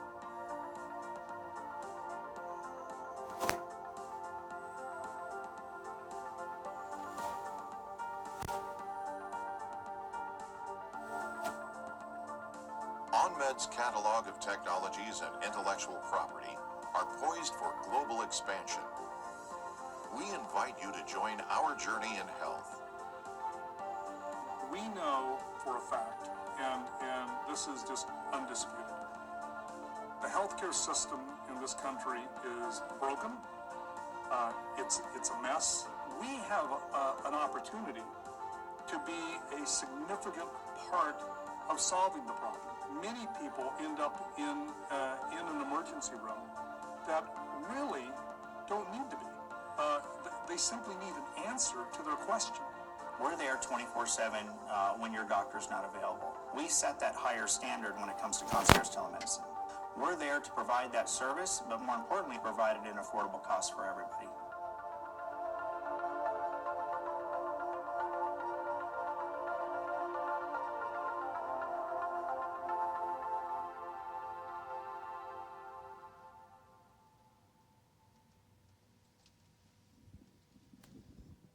Pull our microphone back up here. We are the only telehealth provider, the only technology company that has the ability to have a live telemedicine consultation in a HIPAA-compliant environment with the ability to dispense medications at that point of access. We're patented in the U.S., Israel, Mexico. We've been published. Sorry? I'm so sorry. Used to speaking to crowds without the handheld. The opportunity to have patents in 48 countries are pending since 2012. As I mentioned, we're published in 6 other countries, and we're approved in the U.S., Israel, and Mexico. We're very excited. We're rolling out our first initial units at the University of Mississippi Medical Center in Jackson, at the end of January, 1st of February. We've been working on that for about 4 years. Back when Dr. Christy Henderson was still at the University of Mississippi Medical Center before she went to Seton and Ascension Group, we have presented in front of about a dozen major healthcare systems across the country, some that have telehealth protocols, some that do not, some that we're willing to assist them with in generating the telehealth space. Also, when we start looking at the opportunities to service college systems, different verticals, large enterprise.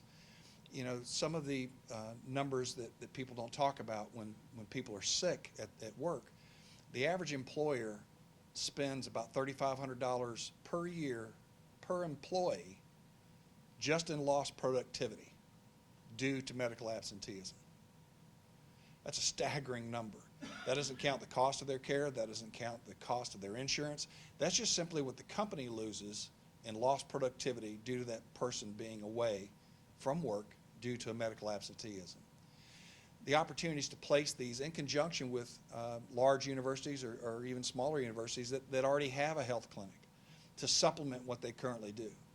I'll give you a quick example. My daughter just graduated from the University of Tampa in May of this past year. It used to cost us $358 per semester for that health clinic, mandatory, and the tuition. It was open from 9 to 4, Monday through Thursday, 9 to noon on Friday. Now, if my daughter was able to conveniently get sick in those 36 hours, that's wonderful. But typically it took a day or 2 days in advance notice just to get in to see the nurse practitioner. With an on-med station placed at the Wellness Center, not only could we run 24/7 health care for non-life-threatening urgent care for the students, faculty, and staff, but we could also run wellness programs, smoking cessation programs, weight loss programs, diabetes management programs, behavioral health. There's an enormous amount of opportunity here to connect, and that's why the VA is currently very interested in it, as is FEMA for disaster relief and a mobile unit that we've created that's coming out here about this time next year. So I'd like to share with you that we've taken the approach of looking at all the tentacles in healthcare, and they're multiple issues.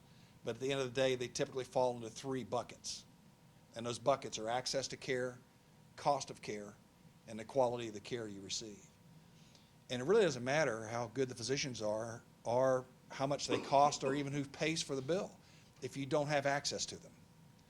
So look at OnMed as kind of the pinnacle of creating this access ecosystem in telehealth to supplement the efforts that are out there, whether it be hospital systems, clinics, the cell phone, the computer, pretty soon to be smart TVs that we'll be able to, and we can do that now, frankly, to have consultations in home. But the ability to have that live telehealth consultation and pick up the medication right there at point of access is critical. I'd like to open up the floor to any questions. John, you said your daughter went to the University of Tampa, and it was $353 a semester for the... Per semester, yes, sir. And y'all have one of these there? We could. We've had the conversations that within the states. Florida has some telepharmacy rules that we're trying to get passed currently right now with bills and legislation. We've come a long way with the state of Florida and telehealth. But having said that, we could place that on that campus, sir, for like $10 per student per month. That's a savings. That's what I'm... It'd be a tremendous savings. It'd be $50 per semester. Yeah, $50 per semester. It wouldn't cost the school anything for us to put it on the campus. And it's 24/7. 24/7, 365.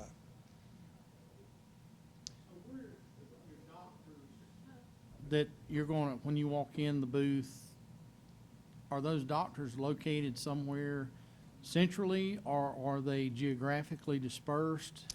That's a great question. And the answer to the question is, depending upon the healthcare system, for instance, at UMMC, they have a very robust telehealth protocol. They want to leverage their telehealth clinicians via OnMed, and the governor's very excited about that. So we're going to utilize their telehealth clinicians and their pharmacists about 20 hours of the day. We're going to supplement the other 4 with our clinician group that's based out of Clearwater, Florida, licensed in the state of Mississippi. And as we look at these opportunities, each area that we go to, Obviously, we have to have licensed physicians licensed in that state, licensed pharmacists licensed in that state. We can work with, in conjunction with, larger healthcare systems that can give them tentacles into other areas where they can't go or choose not to go build brick and mortar. We can repurpose existing buildings that are in rural areas and turn them into health clinics that are available and operable 24/7. There's some unique opportunities, I think, that we have with the technology that we have available. Other questions? Sharon? Where do you have this working now? That's a good question. The only working unit is our beta that's in Clearwater, Florida, that we've beat up for about 4 years. The initial launch is October 29th in Jackson, Mississippi at the University of Mississippi Medical Center. Okay, and if I went in and I had a sore throat and thought I needed an antibiotic, how much about would that cost? Well, that's another good question. Depending upon the program, let's say that we're at the college here, and we had one located at the Wellness Center, and you were a faculty member or a state employee, and we had a program with you there. It would cost you nothing for the consultation because we've already put it in a capitated rate with the student or the faculty and staff. You would only pay for your medication. However, if you had insurance and you chose to use your insurance card, you would swipe your Blue Cross Blue Shield or United Healthcare, whatever it might be. We would know what your deductible was and your copay, and we would ask you for the copay with your Visa card, just like you would at a walk-in clinic, and that would be your charge. If you wanted to pay cash, which, remember, this information is your information. Your medical information is yours. It doesn't belong to anybody but you. If you have insurance and you have a primary care provider, it's up to you to get it to the primary care provider, but we can assist you in that as well. And if you choose to pay cash, you can pay cash, and that could be anywhere between $65 or $75, depending upon location. Okay, what if I'm having abdominal pain? I mean, how do you know whether it's, gallbladder or it's appendix? I know you can talk about the doctor can size and so forth, but how? That's a great question, and understanding that we will, because we have audio, visual, high definition video, at least we have a chance to see the patient and understand what's going on with them, ask them to touch and prod where it might be. We're not trying to take over an ER, for instance.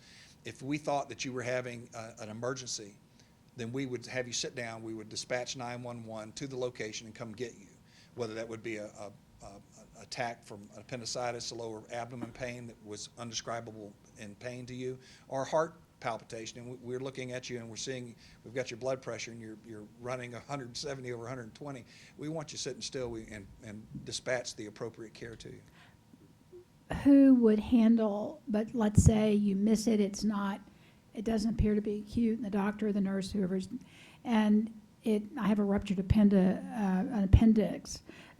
Who handles that malpractice, and how do you get liable for it? Or well, that also is a great question. If we're involved with a communication or a contract with a healthcare provider, no, just somebody off the street, like you showed it being. No, I'm saying you asked me about the medical malpractice piece. Actually, the medical malpractice is from telehealth is pretty robust. But if we're contracted with the University of Mississippi Medical Center's telehealth group and their physicians are providing the clinician aspect, their physicians are responsible for those things through the medical malpractice piece. This is simply a diagnostic tool in that case, if you will. We know for a fact that those things can happen, and certainly they could happen if you went to a walk-in clinic. As a matter of fact, one of my dear friends went into the emergency room at a very high-profile hospital in Tampa, Florida, and was diagnosed with vertigo. Sent him home. He had a massive stroke.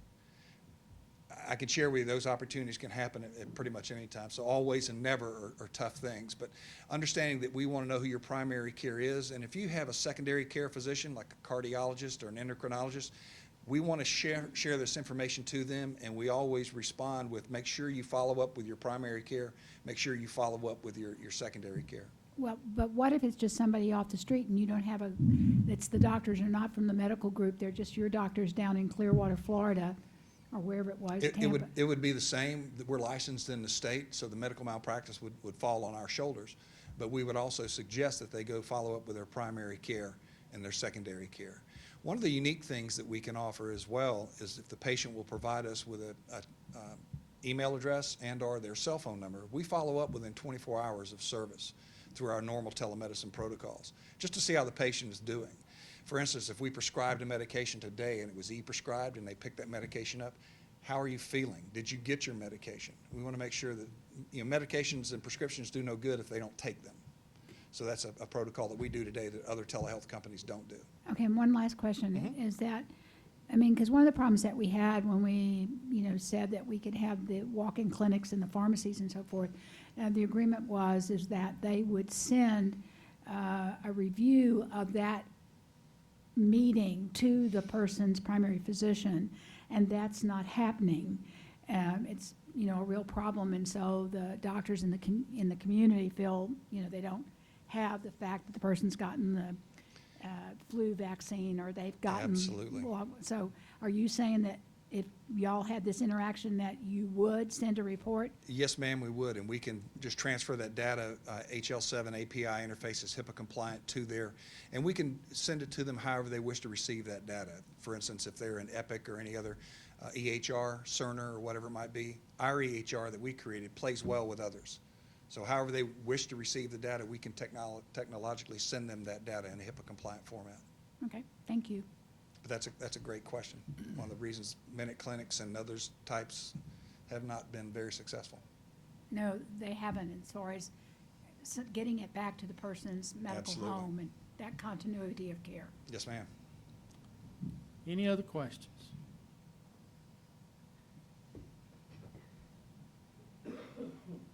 Penny? Well, well, I've got a question. So your company doesn't have any liability on this? Yes, ma'am. If it's first off, if it is our physician network, we have a medical malpractice. We have medical malpractice insurance that covers the whole piece. We also have general liability that covers all the diagnostic. They're all FDA approved equipment that goes in the. Now, can y'all prescribe pain medicine? No, ma'am.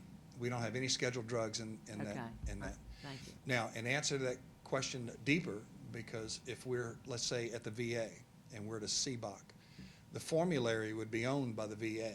They may have needs for other medications that we would not put at a university, or we would not put in an airport, or we would not put it at a resort. The formulary belongs at that point to the VA. So if they needed whatever medication they needed, they could certainly do that. All righty. Any other questions? Last call. Thank you, sir. Thank you so much for your time today. I genuinely appreciate it.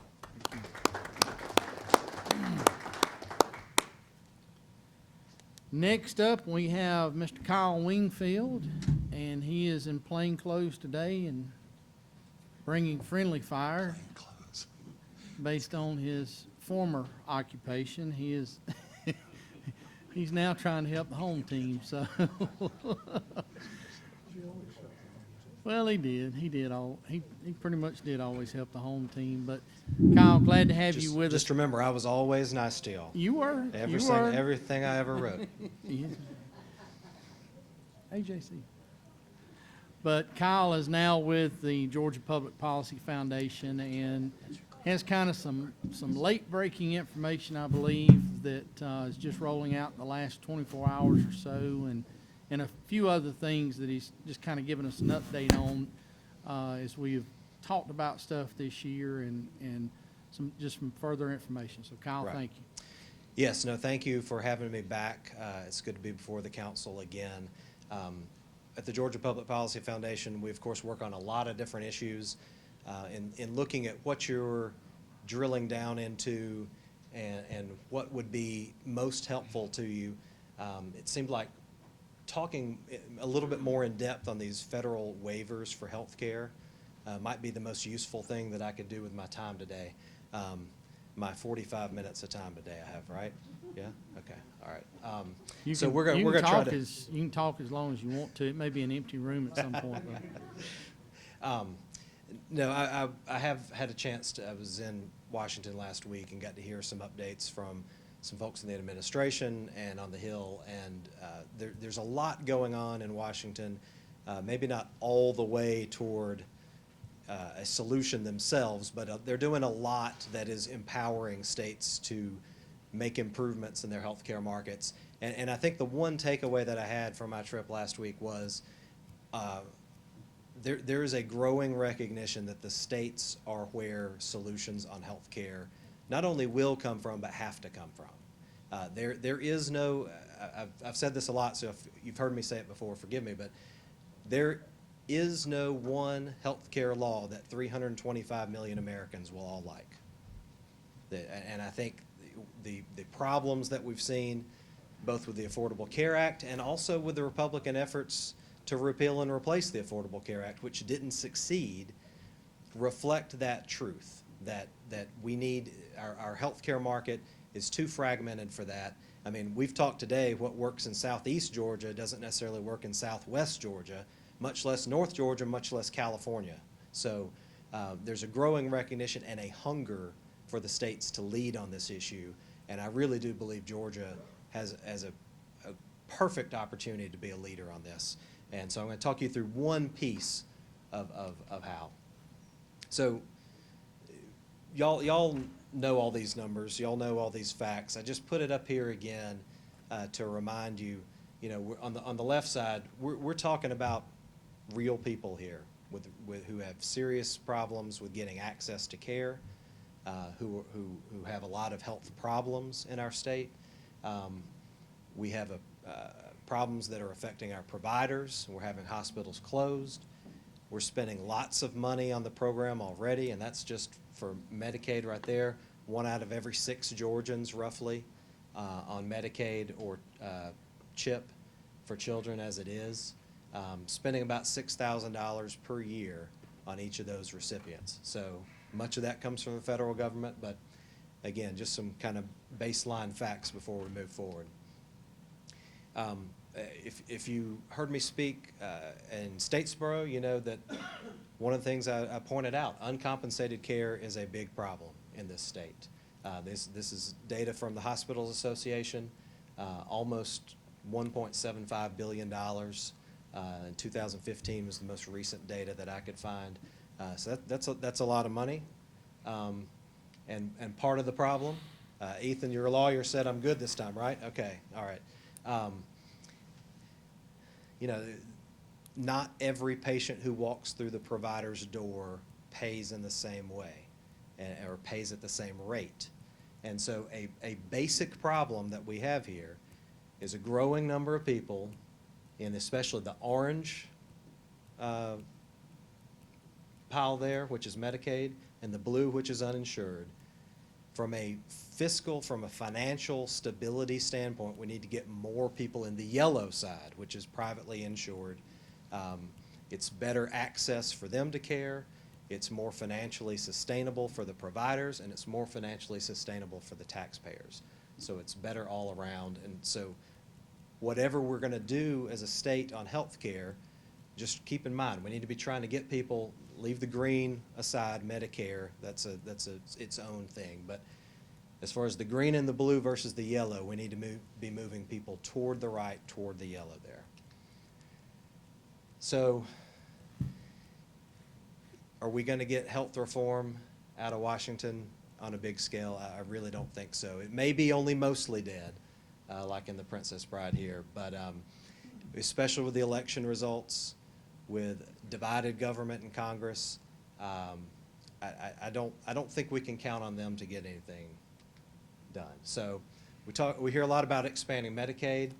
I think I talked about this in Statesboro as well, but a third of the people, according to this Urban Institute study earlier this year, a third of the people who would go on Medicaid under an expansion in Georgia already are privately insured. So again, they're in the side of the chart we want them to be on, and we're talking about moving them to the other side. at a cost of about $3.25 billion a year, almost 250 million of that from the state. And we would still leave well over 1 million Georgians without insurance. At all that cost and all that effort, we're still not coming close to solving the problem. We're still putting people in a system that relegates them to a lower degree of access than we would like to have them to our health care system. And if you divide the cost by the number of newly insured people, not the people going on the program, but this is all about getting people off the rolls of the uninsured, right? You're talking almost $7,000 per person. So it's not the best fiscal solution either. So another option. Back up. Yep. If I'm reading this correctly, if we expanded Medicaid, we would still have 1.3 million Georgians uninsured, and we would only reduce the number of uninsured by 473,000? That's according to that Urban Institute study from earlier this year. Those are their numbers. And that's pretty consistent. The study was of all the non-expansion states, and it was pretty consistent state to state. I mean, this is what you can expect. So where do the 1.3 million come from? They have a little different way of calculating uninsured, and it may be a difference between the total population, the under 65 population. I think the 1.3 that I had earlier there was the under 65 population. I think this is the total population. So that's why there's a little discrepancy in those numbers. But the 1.3 million, they are people who don't currently have insurance through employment and yet make too much to even be covered under expansion. Even under the Medicaid? expansion, yes. Okay. So another option is waivers. Now, I've talked about waivers in front of a lot of different audiences, and the consistent feedback I get is stop using the word waiver. Nobody knows what it means. But here's what it means in layman's term. It means when you take federal money for health care or anything else, it comes with a lot of rules, right? A lot of regulations, a lot of restrictions. A waiver is asking for the right to not follow some of those rules and restrictions and regulations. So it is an effort to get more flexibility to do things in a way that's more consistent with the conditions on the ground in your state. That's the whole point of a waiver. Waiver is just a shorthand way of talking about it. So there are two types in healthcare, generally speaking. You've got the 1115 waivers, which relate to Medicaid, and the 1332 waivers, which relate to the private individual markets. And so we want to distinguish between the two here. The 1115, they've been around since Medicaid was created. They're part of the Social Security Act, been around over 50 years. And in short, it gives a lot of authority to the Secretary for Health and Human Services in Washington to approve experimental pilot or demonstration projects likely to assist in promoting the objectives of the Medicaid program. And the idea is, again, state-specific answers with flexibility for the states to design their Medicaid program in the way that's best for them. The 1332 is different. It was part of the Affordable Care Act. They're called state innovation waivers. And the idea is to allow states to deviate from some of the rules that the Affordable Care Act sets out for the individual private insurance market and allow them to implement innovative ways to provide access to quality health care that meets three conditions. One, it's at least as comprehensive and affordable as would otherwise be provided. Two, it provides coverage to a comparable number of residents. And three, it does not increase the federal deficit. So those are the parameters. Do we have a question? Sharon's got a question. Okay. So on the Medicaid waivers, that's been around for 50 years. So really, like I know Grady Hospital has a program they want to try. So really, that should be the waiver we go. I mean, it has nothing to do with the Affordable Care Act. Well, they address two different parts of the market. One is addressing the Medicaid program. Right. Right? But Okay. one is addressing the individual insurance market, which has been getting more and more difficult in Georgia and other states for people to find coverage that's affordable, especially if they don't qualify for subsidies. That's the market where you've read that more than half the counties in Georgia, there's only one insurer offering products now. So that's the motivation for the 1332, is they're different populations of people, but potentially there could be some overlap, and we'll talk about that. So this is a state of play. This comes from the Kaiser Family Foundation on 1115 waivers. And you'll notice the light blue, that means they have waivers approved already. The dark blue means they have some approved and some pending. You can have more than one waiver. A state like Arizona has several of them. And they are for a certain length of time, and then they expire, and you have to renew them, or maybe you choose not to renew them because it didn't work out the way you thought.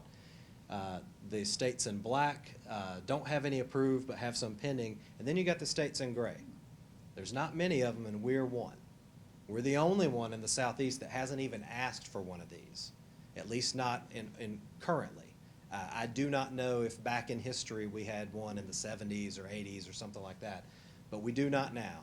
And so it's an opportunity. You know, a lot of other states have taken that flexibility to tailor their Medicaid program to their state and their needs, and we have not up to this point. I mentioned you can have more than one. There's lots of different types of waivers. I drew some of this from some Kaiser Family Foundation information. I drew some of it from what's called the Medicaid Waiver Toolkit that the State Policy Network, which our organization is affiliated with, has put together to help states figure out what areas they should seek that flexibility in from the federal government. So one is work requirements for Medicaid recipients. It's relatively new. As of a couple of years ago, I don't think any state had ever had one. We now have them approved in Arkansas, Indiana, Kentucky. You may remember they had one, and then there was a lawsuit. Well, right before Thanksgiving, the administration reapproved it with some technical changes. That's probably going to be, there'll probably be further litigation there. But also New Hampshire and Wisconsin. And then there's several states also that have asked for a waiver related to work requirements. So that's a very popular one. It's one that the Trump administration has talked about on a range of welfare programs when it comes to waivers, not just Medicaid. One is to require recipients to pay some kind of premium or contribution toward their care. And there are a number of states there that have those approved and a few that have asked for them. You can have a waiver that offers incentives to recipients to engage in healthier behavior so that they don't have as many medical needs and hopefully lower costs. There's a number of states there. Some of the other ones that I've seen suggested to freeze and cap the enrollment in the program, where you say we're only going to have so many, and as people, or we're going to freeze it and only the people who are in, and then you change the eligibility. You can have a waiver to help you redetermine eligibility to make sure that the people who are in the program are supposed to be in the program. If direct primary care were something that were addressed in legislation, you could have a waiver that allowed Medicaid to go toward that, which is for your routine health care as a lower cost alternative. You could have a waiver, and some states do, that allow some of that money to be put in health savings accounts. So you're giving, like with the premium and contribution, you're giving the person who's covered some incentive to be a consumer. They have some skin in the game because when they're spending that money out of that HSA, that would otherwise be their money that they could keep for a future episode. And you could include a fee for missed appointments, so that if obviously it takes up a doctor's time on their schedule to have an appointment with you. If you don't show up, you could have a fee there. Now let's move on to the 1332. Now this is much newer. It's only as of the passage of the Affordable Care Act almost 9 years ago, and I don't think it was available immediately. But as you see, most of the states are with us in the gray there. They have not even attempted one of these. There's a couple reasons for that. One is that they're new. One is that there were some states that applied for these waivers and got rejected, and so there's kind of a sense that, you know, they got burned on this, and a lot of other states have been hesitant to try it.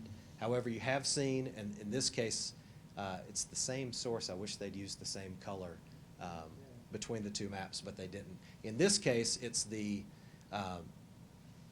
almost black color there where the waivers have been approved. The darker blue where the request was denied because it was incomplete, and then there's kind of a light blue where the request was withdrawn because they didn't think it was going to be approved.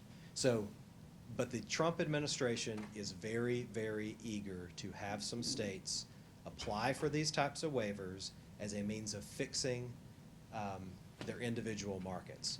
Another reason that this didn't happen immediately is because there was some discussion, my understanding is, there was some debate within the administration as to whether they should loosen up the regulations for 1332 waivers, even if it meant preserving the Affordable Care Act, or if they should not do it, let the law collapse under its own weight.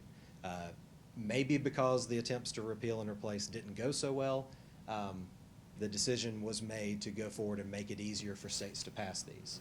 So along those lines, in October, here on the left side, the numbered column, the administration issued new guidance about these waivers.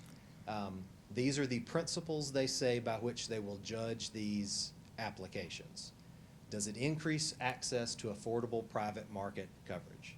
Does it encourage sustainable spending growth? Does it foster state innovation? Because again, we think the states are where the solutions for getting out of this bad trajectory, this vicious cycle we're on in healthcare, we think the states are where they'll come from. Does it support and empower those in need? You know, you don't want to undercut the very people you're trying to help. And does it promote consumer-driven healthcare? You know, thinking like a consumer, like you do in every other area of your life when you're purchasing healthcare. Then last week, on last Thursday, the administration came out with some model waiver guidance. So these are 4 specific types of 1332 waivers where there's kind of a blueprint there that you don't have to take it as it is. You can customize it, and you're encouraged to customize it. But these are the types of waivers that for your individual market that the administration says they will look favorably on. So one, account-based subsidies. So let me make clear from the beginning, the money we're talking about here is the money that would otherwise go to subsidize premiums in the individual exchange, so healthcare.gov. So you can have a waiver where you divert some of that money into account-based subsidies. So you put it into an HSA. I believe the regulation says that they would be able to use that toward their premiums still, but they wouldn't have to use all of it toward their premiums. Right now, there's a tax credit. They apply it toward their premium, and you know, if they get a more expensive plan, a less expensive plan, if the subsidy's going to cover it all, they don't. If they choose the less expensive plan, they don't get to keep the difference.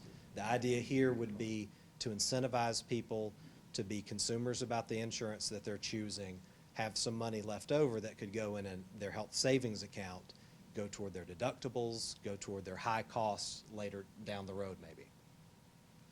One is to change that premium assistance, as the tax credit's called, to be more state-specific. And you know, there are all sorts of rules for the types of plans. Well, that's a different one, but to basically do that in a way that makes more sense for your state rather than the one-size-fits-all that goes across the whole country right now. The next is to adjust the types of plan options that you can use this subsidy toward. So short-term limited duration plans, which the administration has expanded the availability of those. They can now last up to 3 years. They changed some of the guidelines on what those plans have to cover.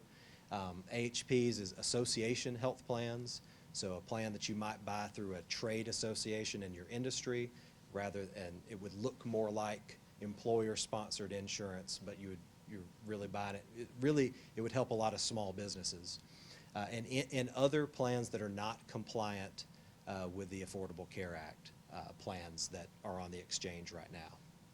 And then the fourth type, risk stabilization strategies. So that could be a reinsurance program to cover the most costly patients that are in that pool, or a high-risk pool. There was a discussion that I've heard about the one in Alaska where it's an invisible high-risk pool. You as a consumer go into the exchange just like you would normally. But if you have one of 33 conditions, it's not based on cost, just based on the type of conditions, then you, without you even knowing it, you're set aside into this high-risk pool, and the state takes over paying for a portion of that with some of this premium assistance money.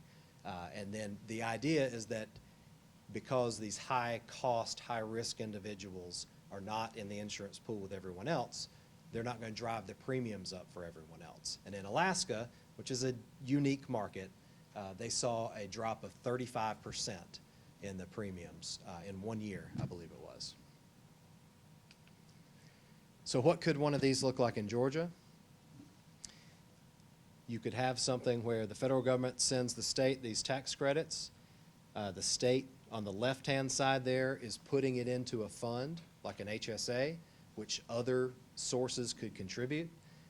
There's been an expansion of what they call health reimbursement arrangements that employers are able to put, I think, up to $1,800 per year per employee now into an account to reimburse employees for their health expenses if they don't pay for their health insurance.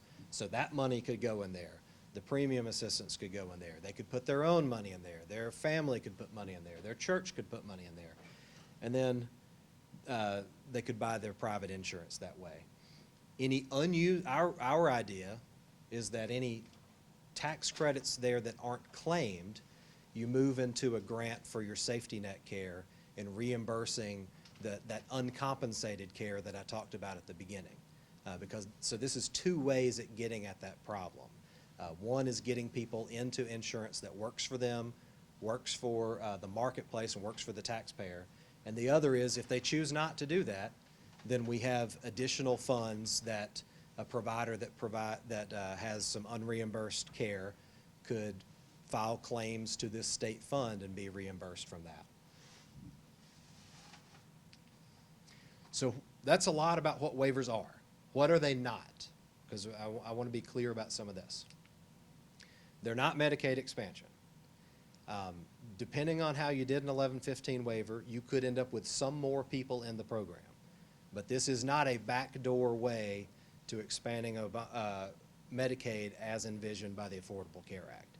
It is a more targeted way of tailoring the program to our state's needs. Again, depending on how you do that, you might end up with some more people in the system. You might end up with some fewer people in the system if you're doing it in a way that you help them buy private insurance. But it is not the same thing through a different door as the ACA Medicaid expansion.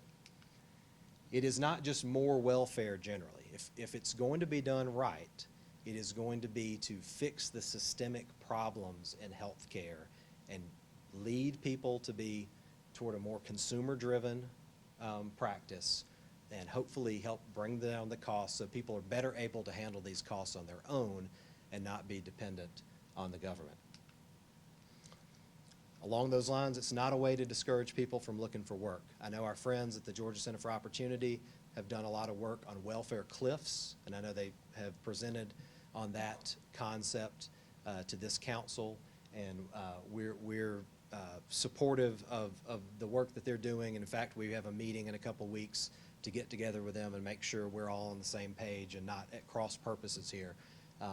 But we don't need to be giving people subsidies or tax credits or whatever where they're discouraged from taking a raise or taking a promotion or taking a higher paying job. It is not something the General Assembly should ignore. I think most likely because of HB 990 from a few years ago, which required the governor to seek legislative approval before expanding Medicaid. I have a feeling, I'm not a lawyer, but I have a feeling the lawyers in the room would agree that probably legislation to authorize the Kemp administration to pursue an 1115 waiver would be required. Likewise, one of the things I heard in Washington is the Trump administration thinks states could apply for a 1332 without legislation in their states, but they're not completely sure. And so I think basically either type of waiver that that the state would pursue would require legislative authorization. However, it's not the type of thing that you want to be very prescriptive about. This is a process where you go back and forth with HHS, and you're going to ask for something, and they're going to say, no, you can't do that, and there's a lot of negotiation that goes on with these. It would be one thing if they negotiated the whole thing in full and had it totally ready to sign, and then had you pass a law authorizing that. But that's probably timing-wise and in a lot of other ways not the way it would work. So it is a little risky to do more of a general authorization. I get that. But practically speaking, to make this work, if it's something that the state's going to move forward with, it would have to be more of a general authorization than erring on the side of being prescriptive. And it's not a silver bullet. Again, we're talking about the Medicaid eligible population and the people on the individual insurance markets. There's a whole huge swath of Georgians, a much larger swath of Georgians who are in employer-sponsored coverage, for instance, and there are a lot of problems that we need to fix for that group of Georgians as well. So this will address some of our most pressing issues as a state on health care, and I think especially in rural Georgia, but it's not going to fix everything. Going this route is not going to be the end-all be-all of health care reform in Georgia. And again, the states are going to have to lead on this issue to make it work. Briefly, on the non-waiver portion of this, yesterday, the Trump administration issued a new report, Reforming America's Healthcare System Through Choice and Competition. It's almost 120 pages. No, I have not read it all. But it is, the parts that I have read are pretty strong on explaining why limitations on competition and choice in healthcare have harmed the market. And because I know CON is something that this council has been discussing, I was just going to read a very brief snippet. This gives you a flavor for the report and the kinds of things you'll find in it. The best empirical evidence suggests that greater competition incentivizes providers to become more efficient. Recent work shows that hospitals faced with a more competitive environment have better management practices. Consistent with this is evidence suggesting that repealing or narrowing CON laws can reduce the per-patient cost of health care. Studies have found no empirical evidence that CON laws have restricted overinvestment. However, CON laws can restrict investments that would benefit consumers and lower costs in the long term and are likely to increase rather than constrain healthcare costs. Now, that is almost all that is on that page of the report, because the rest of the page is footnotes. And I say that to bring up, it is a heavily documented report.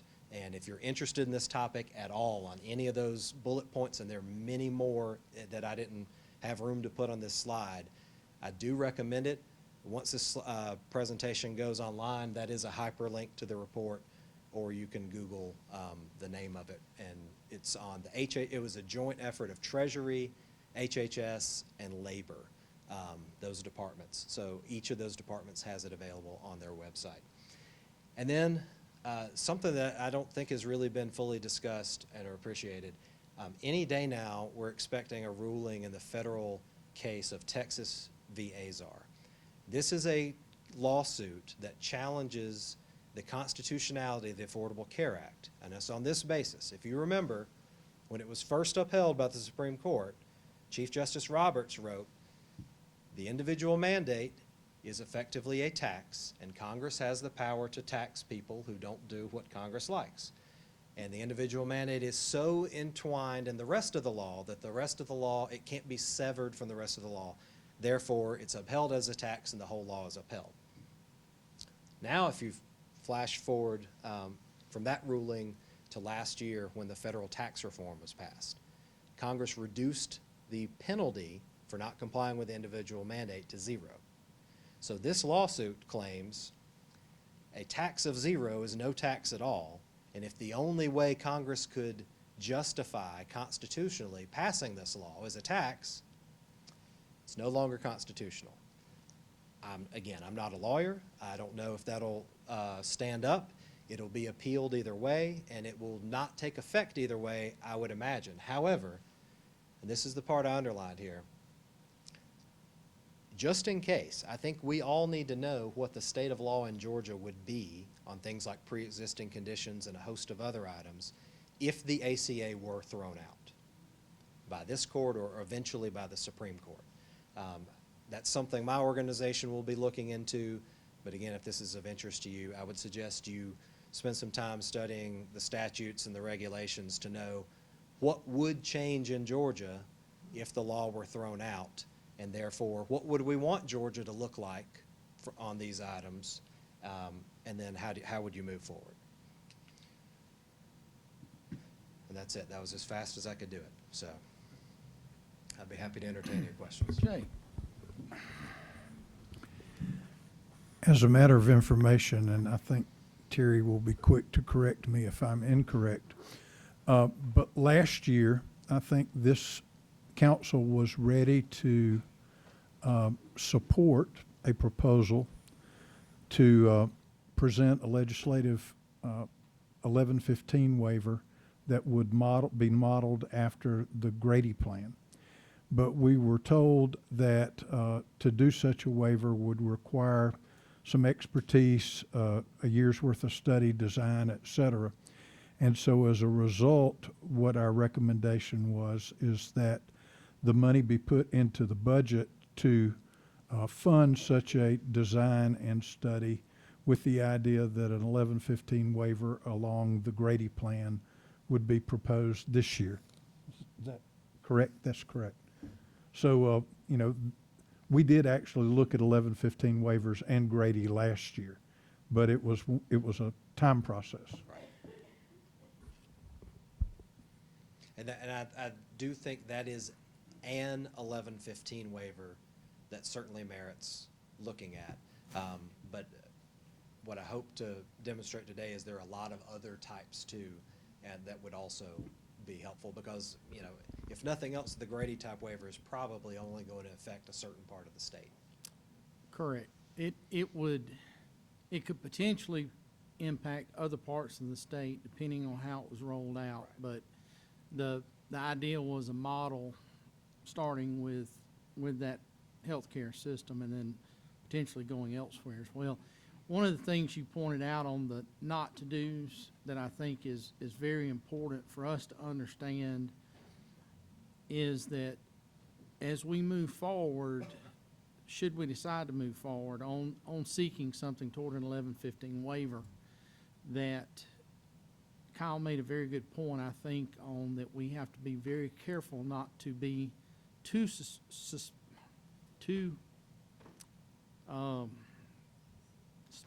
Thank you. It just wasn't coming out. Specific on our guidelines within that, and that's going to be, it's going to be a tough needle to thread to figure out. Okay, it basically becomes bullet points. We want something that's going to do this, this, this, and this, kind of like what you listed up there, Right. but not the roadmap of how to do it. So just want everybody to make sure that we all understand that is an issue. And those two comments reminded me of something I meant to mention. One thing that the Trump administration has said, if you want a 1332 waiver to take effect in 2020, it needs to be submitted by the end of the first quarter in 2019. Now that's a quick process. We do have a lot of friends in Washington and elsewhere who have looked at this and could bring resources to bear to help put that together, and we would be more than happy to help make that process work. But it is something to keep in mind, you know, the timing, and then 2020, there's a presidential election, and, you know, if you want to move on this, the window is open, but it's potentially closing. And so it is something that probably needs to be hashed out sooner rather than later. Kyle, do you your slide up there a minute ago or a few minutes ago indicated you don't see a whole lot changing in DC. Right. Do you see anything changing in DC as it relates to health care? That should we start going down these roads that 6 months from now we figure out that, well, that no longer matters? I don't. The only thing that I could imagine changing, and it wouldn't be a 6-month thing, but if that lawsuit succeeds in having the ACA thrown out, then suddenly you're not talking about having this premium assistance available, that bucket of money. Now, what I would speculate would come after that is something that looks like the block grants that Congress talked about last year, which would have been about $1.4 billion, I think, in additional funding for Georgia.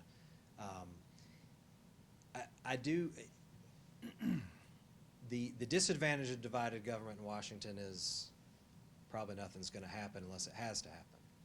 The advantage is if something has to happen, neither side's going to be able to get what they want. And there may be a recognition with people Republicans who didn't like the way things went when President Obama was in office, and Democrats who don't really like the idea of President Trump deciding how their health care ought to go. There may be that bipartisan recognition, if they have to start over, that pushing it down to the states is their only realistic path forward. But now, there'll be elections happen between now and then and everything, so that's total speculation. Okay, to further speculate then, if that were to be the case, it'd be pushed down as block grants. Do you think the 1115 waiver piece, 1332 waiver piece would even be necessary should that happen? If you had a block grant, you wouldn't need the Okay. waivers. The idea of the block grant would be you get that flexibility within certain parameters.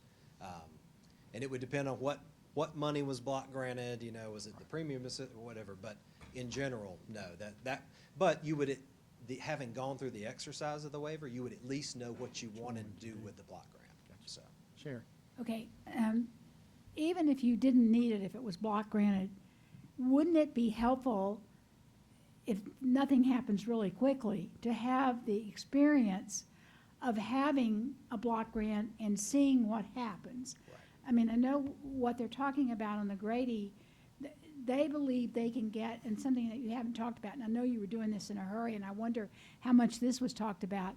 They truly believe, besides saving money or seeing more people, they believe they can get better health outcomes. Right.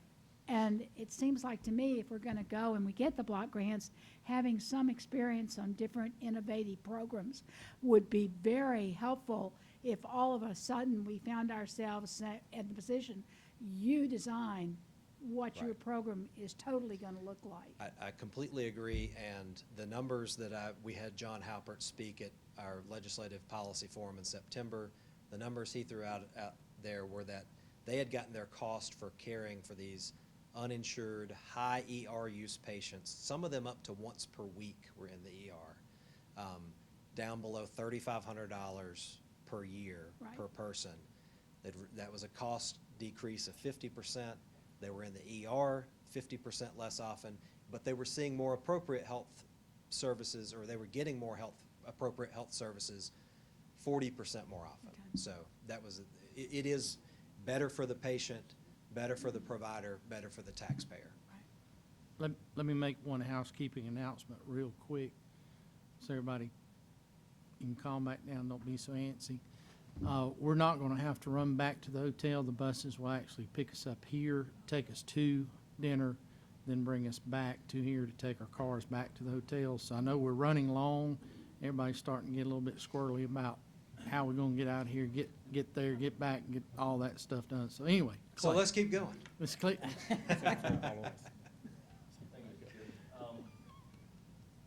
You mentioned the cost of Medicaid expansion, and you quoted your source, approximately $6,900 per year for each newly insured Georgian. Right. All right, so that's if there was a husband and wife that both were newly explanted, that's $1,150 per month cost for Medicaid expansion for these two people. That is that projection, yes, in that study. All right, so that's $1,150 per month is the cost. And the first slide you showed was they only cover approximately 80-something% of the cost of the service. Medicaid covers The provider's cost. of the provider's Yes. cost, not overhead, not anything, but for every dollar it costs me to treat you, I get reimbursed 80-something cents, About 87, right. about 87 cents of the cost. What I don't understand is, if this costs so bloomin' much, and the provider is not being reimbursed even to their cost, where's the rest of the money go? So it's Well, I apparently think not going to the provider. It's still a lot of service being provided at 87% of the cost. That 1,100 a month or whatever you cited would represent the 87%.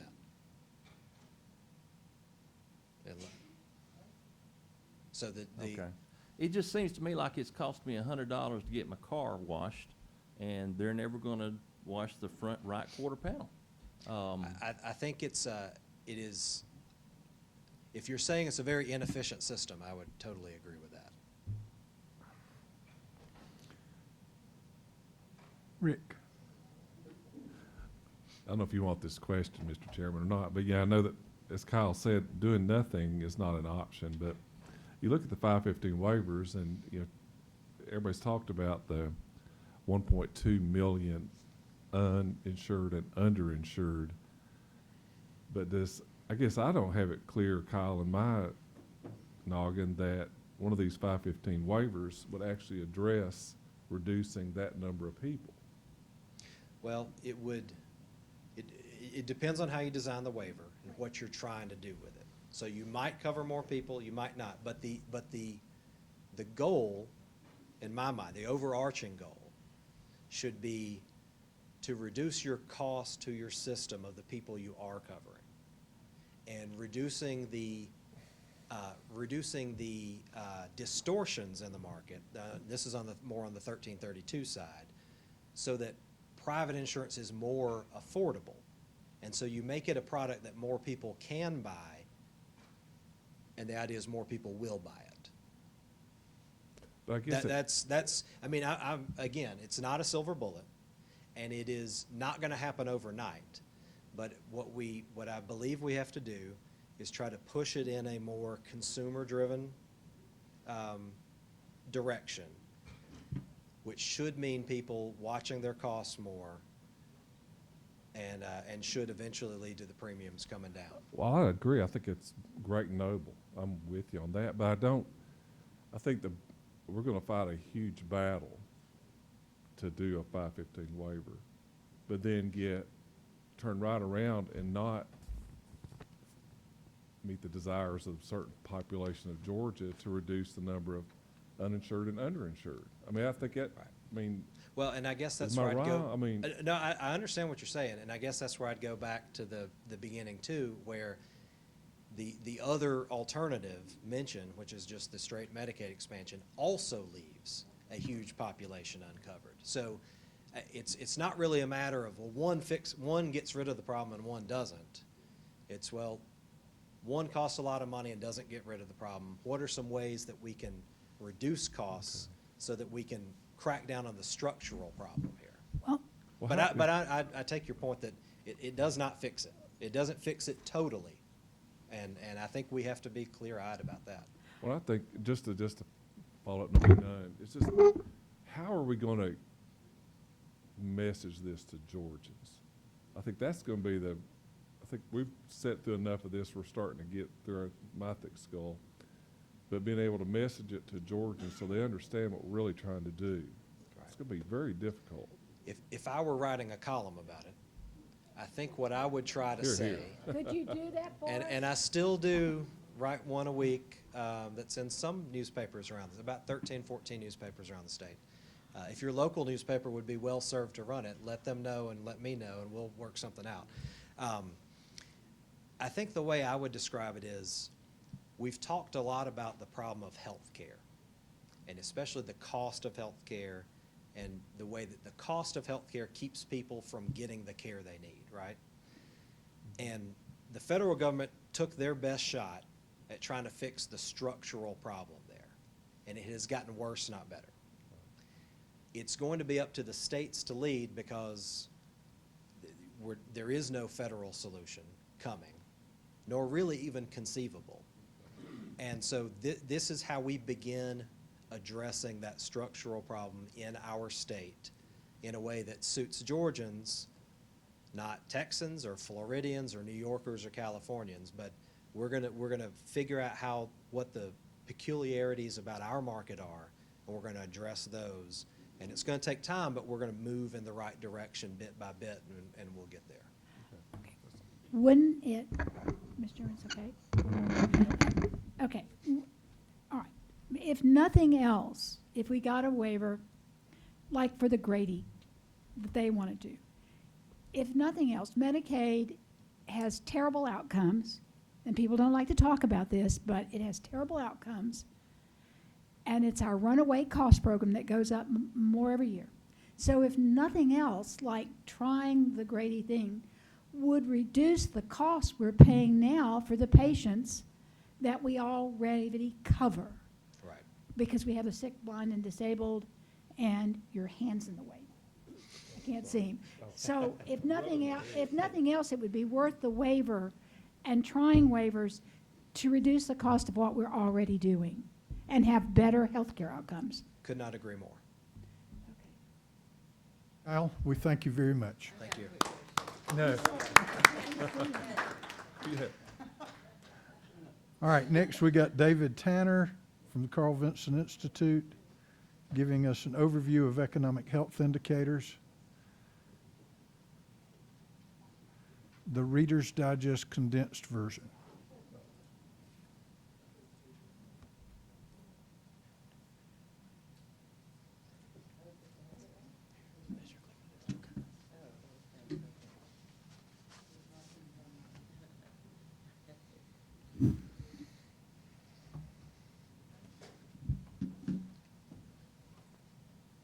All right, Chairman England and Chairman Powell, thank you for the opportunity to present to the council today. I'm here at the request of the House Budget Office.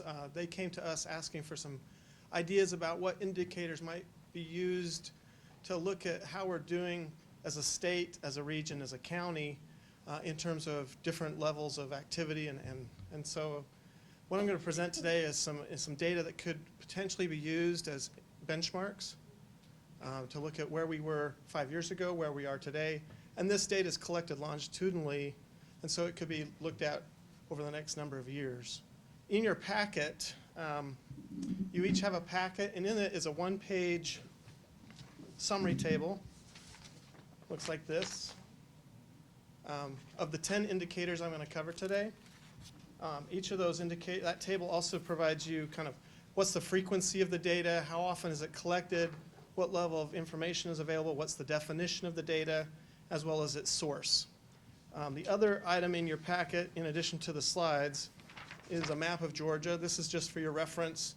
This map actually uses the same definition, uses the definition that this committee put forth, which is basically counties that are have a population of 50,000 or less are labeled as rural. And it's interesting to note that about 25% of the state's population is in rural areas. On the map also, you'll note that each of the state's regional boundaries is drawn there, so you can kind of see what the different geographies of the 12 regions that are used by regional commissions and the economic development regions of the state. Again, I'm here to just put forward some ideas about a lot of different, you can look at a lot of different indicators to see how the state's doing.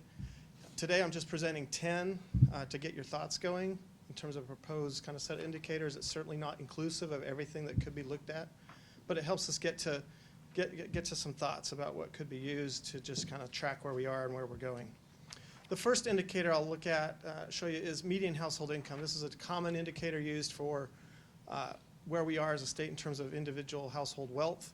And of course, median is if you put all the incomes in a county in a line and you pick the midpoint, that's what this is. And over the past 5-year period, the median household income is $51,000. When we look at the previous 5-year period, which includes some of the pre-recession years, slightly higher at $52,800. Essentially, incomes have been growing since 2012 in terms of median household income, which is a positive sign. The next indicator looks at labor and employment. We're very familiar with unemployment rates. Right now, the state's unemployment rates at an all-time pretty much low at 3.7%, which just tracks, unemployment tracks how many people are out of work and looking for work. What this indicator looks at is, of a given age group, how many people are employed or unemployed compared to the total population in that age group. So the Census Bureau has this wonderful term called prime working age 25 to 54. That's their definition, not mine. I'm hope to be in my prime after I'm 54. But it gives us a sense of, for those people who are in age 25 to 54, how many of them are working or looking for work. And you can see the statewide percentage is 80%. So statewide, 80% of people aged 25 to 54 are working or looking for work. Now this indicator, you're never going to get to 100% because you have a good portion of the population that's not in the workforce for a variety of reasons. A couple reasons might be they're disabled. Another reason might be they're a caregiver, taking care of grandchildren, children, or a parent. But it does give us an apples-to-apples comparison of the proportion of the population in a certain age group that's actually working or seeking work. And you can see quite a bit of variety.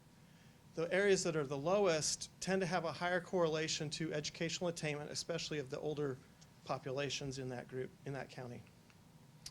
Now I'm going to show you a couple indicators that we've helped develop in terms of looking at entrepreneurship. I think that's a really important aspect of economic development in our state. We know a lot of folks are interested in economic development through entrepreneurship.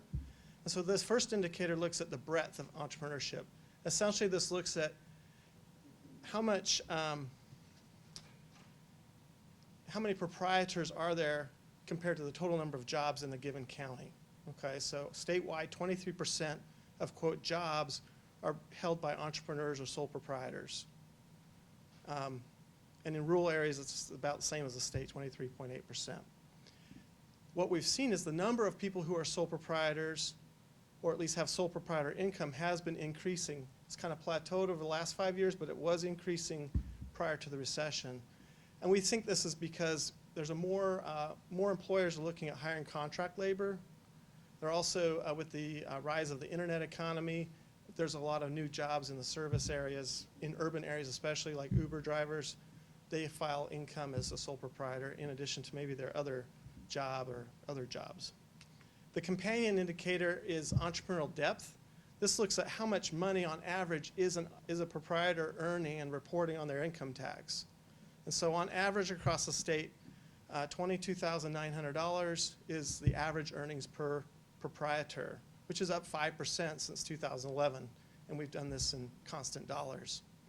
It's really encouraging to me to see the 11% increase in rural proprietor income on average as well. So this is something that can be tracked year to year, actually. Now we're going to talk about 3 indicators that can be used to look at education across our state. And the U.S. Census Bureau does a survey every year and compiles that in a 5-year average. And this looks at, of those in our state who are 25 years or older, how many of them have some post-secondary education, whether that's a few college courses or all the way up to some completion, whether it's an associate's degree, bachelor's, or higher. This is also a really encouraging data point when we look at where we were 5 years before versus the most recent 5-year period. The percentage of our population with some post-secondary education has grown 3.2%, and in rural areas, 3.9%. So this is an encouraging indicator of the work across the state to encourage college completion, college participation. Another really interesting and good trend for the state and a good indicator for us is high school graduation. This is census data on the number of, or the percentage of youth age 18 to 24 who have completed a high school degree. This actually tracks very nicely with the Georgia DOE's data on high school graduates, and we see that upward trend, up 4.2% in the recent 5-year period compared to the previous, and 5.1% in rural areas in terms of high school graduates. The third, I wanted to just show you comparisons of the maps, right? So the previous 5-year period to the most current 5-year period, you can see most counties across our state have gotten darker in the blue color, especially if you look at like Region 10 and Region 11. As you look from the first map to the next map, you see a darkening of colors, which shows a higher percentage of youth who finished a high school degree. That's very encouraging. The third indicator for education is looking at third grade literacy, and we use that as a proxy, the third grade language arts proficiency. This data comes from the Georgia Milestones test. The test changed, and a new test was implemented in 2015, so we only have 3 years of data using this particular instrument. But you can see the range of third grade reading levels varies across the state. On average, it's 36.4%, which is not that different from the national percentage in terms of third grade literacy. This is a leading indicator that does give us some read into the percentage, and it correlates well to those who are going to pursue and graduate from high school and attend college compared to their peers. And so this continues to be a focal point and a key indicator for education in the state. Yes? It's about 37%. So we're right next to that, yeah.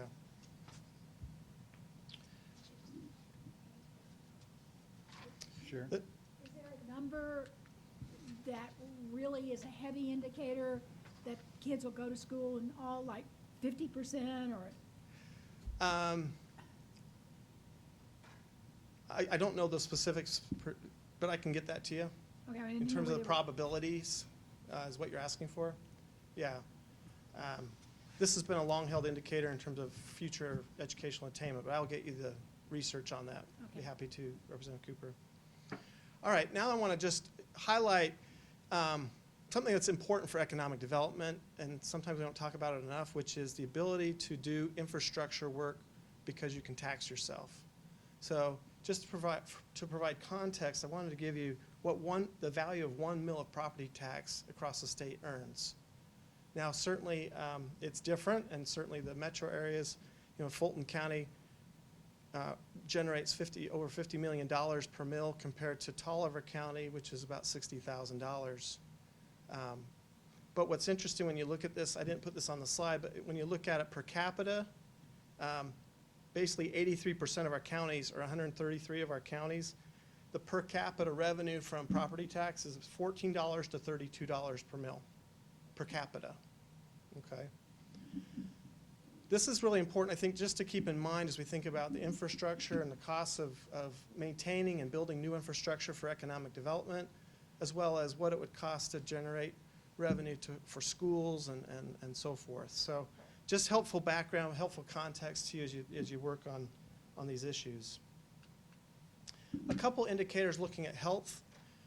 There's lots of ways you can look at health data.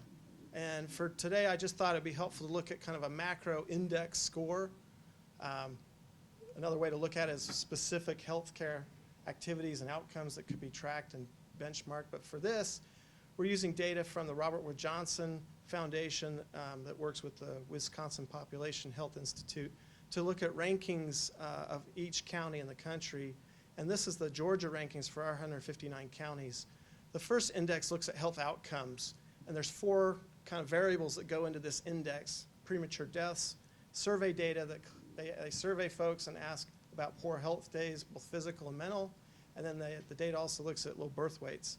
So those counties in the first quartile that are in the lightest shade of color, those are the counties where health outcomes are more positive, where basically premature deaths are less common, low birth weights are less common, and so forth. Those counties in the green are ranked at the end where it's lower health outcomes. Okay. The next indicator looks at those factors that lead to certain positive health or negative health outcomes. And these factors are indexed and then put in a composite to rank each county in the state. So this index looks at health behaviors like smoking and tobacco use and drug use, obesity, healthcare access and quality, social and economic factors like educational attainment, crime rates, poverty, and so forth, and then air and water pollution levels. So the map doesn't change that much, with the lighter counties being in the first quartile where health factors are more positive, and those in the green or the darkest green are more at risk, if you will, in terms of health outcomes. The final indicator for you to think about today, quality of life. One of the key pieces of quality of life often is people look for opportunities for arts, entertainment, and recreation. We used for this indicator the NAICS 71 code. So the U.S. Census catalogs all businesses in the United States and puts them in 19 different categories. And this is the category that looks at arts, entertainment, and recreation.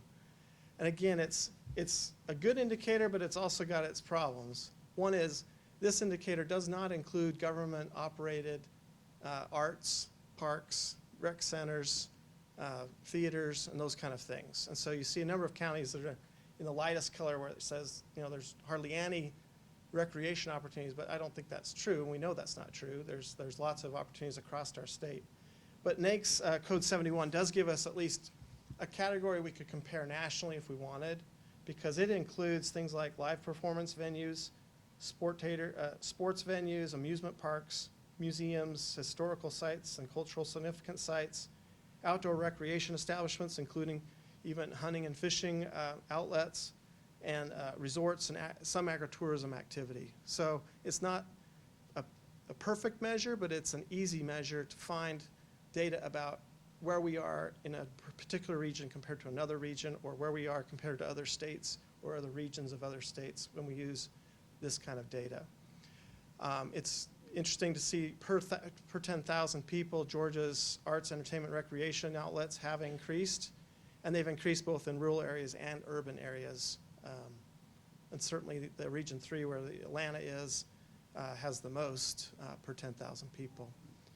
So this is very quick. I hope I didn't go too fast. But I wanted to thank you for the opportunity to share some indicators. This is really just about what could be used to benchmark, and again, did this at the request of the House Budget and Research Office to help the committee think about kind of benchmarking where we are today and where we were 5 years ago, and what data could we use longitudinally.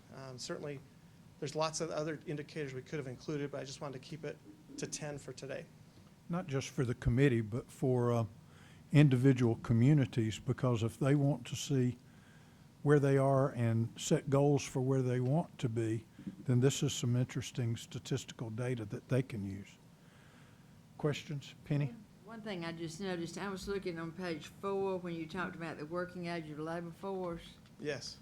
I was sort of looking at some of these counties like Calhoun, Stewart, Irwin. A lot of these counties in White, they have prisons. Like Calhoun County has a population of about 6,000 people, and over 2,000 of those 6,000 in prison. Does that factor into them if they're in prison? In terms of the people who are in prison?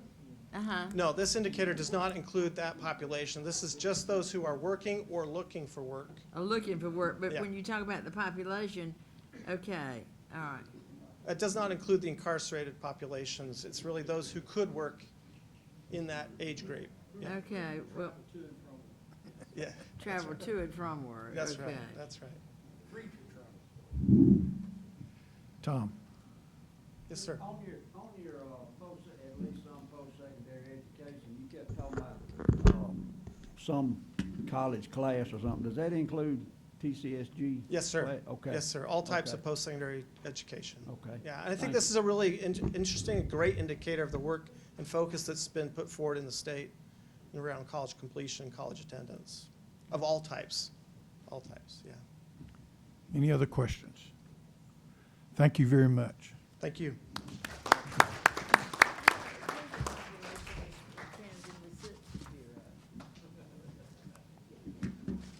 if y'all will recall, in our broadband legislation last year, we provided for a mapping component of that, and DCA and the Georgia Technology Authority have been working on that, and they're going to give us an update and a report.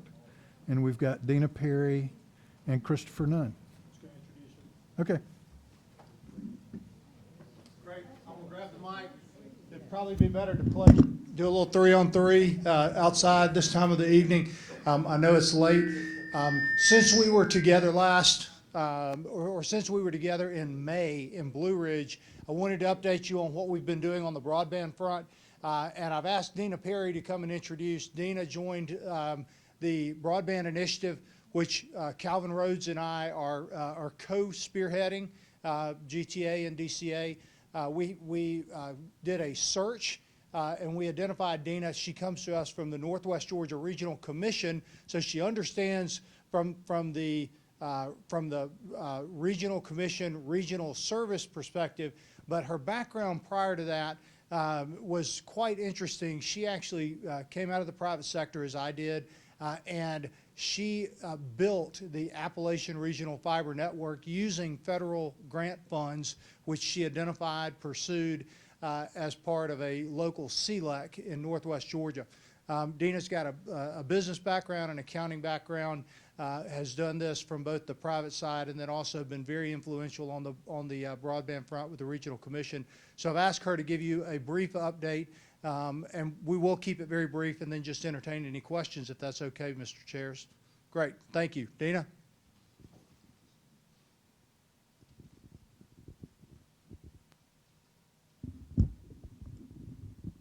Well, if I can get this back in here, I'll just hold it.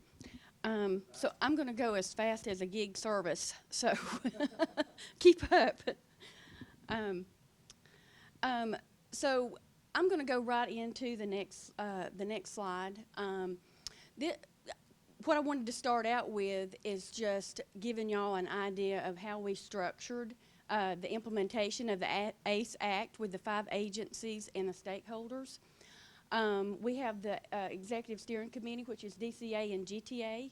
We have the Advisory Committee, which is made up of AT&T, ACCG, the Georgia Cable Association, Comcast, GEDA, Georgia Telecom Association, the Georgia EMC, and Windstream. I serve as the Executive Director. I'm overseeing the Georgia Broadband Deployment Initiative as well as the implementation of the ACE Act. JBN is a consulting firm. GTA, on behalf of all of the agencies, contracted with JBN to do a program management. They are offering their consulting services around strategy and mainly project scheduling. We've got a lot of timelines and deadlines to meet. So they're offering their services in facilitating meetings and also working with us to project schedule out to make sure we hit our deadlines. As you can see, the project team, Department of Community Affairs, GTA, GDOT, SPC, Georgia Department of Community Affairs, excuse me, I'm trying to go too fast here, Georgia Department of Economic Development, and Carl Vincent Institute. It was important to me to show you all this structure because we really are making a team effort approach, and you can see how many partners and how many people it is that we are working together. We've had multiple meetings. We started our advisory committee meeting last month. We have another follow-up meeting next week. We've had 2 team meetings with the state agencies. We have met with working groups, with providers to look at the mapping effort. We've also scheduled working groups to set up model ordinances. So we really are making a team effort at this with all of these various parties. What we did is we looked at the legislation and we identified the projects within the legislation. Ultimately, and the big heavy lifts are the broadband plan, which is ongoing and will be finalized, of course, by June 30th. The grant program, which is under development, and then, of course, the mapping is the big lift. It's a very intense project. And the other items on there, you can see the comprehensive plan, broadband model ordinance, the designations. Those are all the things that we're working on simultaneously. So where we're at with the mapping, we have completed the FCC analysis to develop a January 1 map.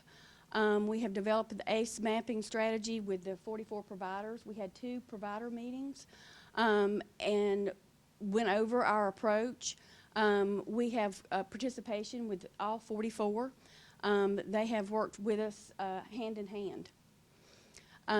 We have also decided to do a pilot of the ACE mapping to just discover best practices and to see how this effort's going to work, because this is something new and something that we're taking on. We have 3 counties that we have identified for the pilots, and we're working with 8 providers that serve those 3 counties. As I mentioned, we formed the advisory committee. Our comprehensive plan, there was a requirement in the legislation to bring up to date a comprehensive plan that would include a broadband element.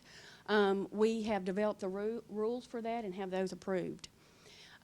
We have also developed the designation rules, and those were approved by the DCA board.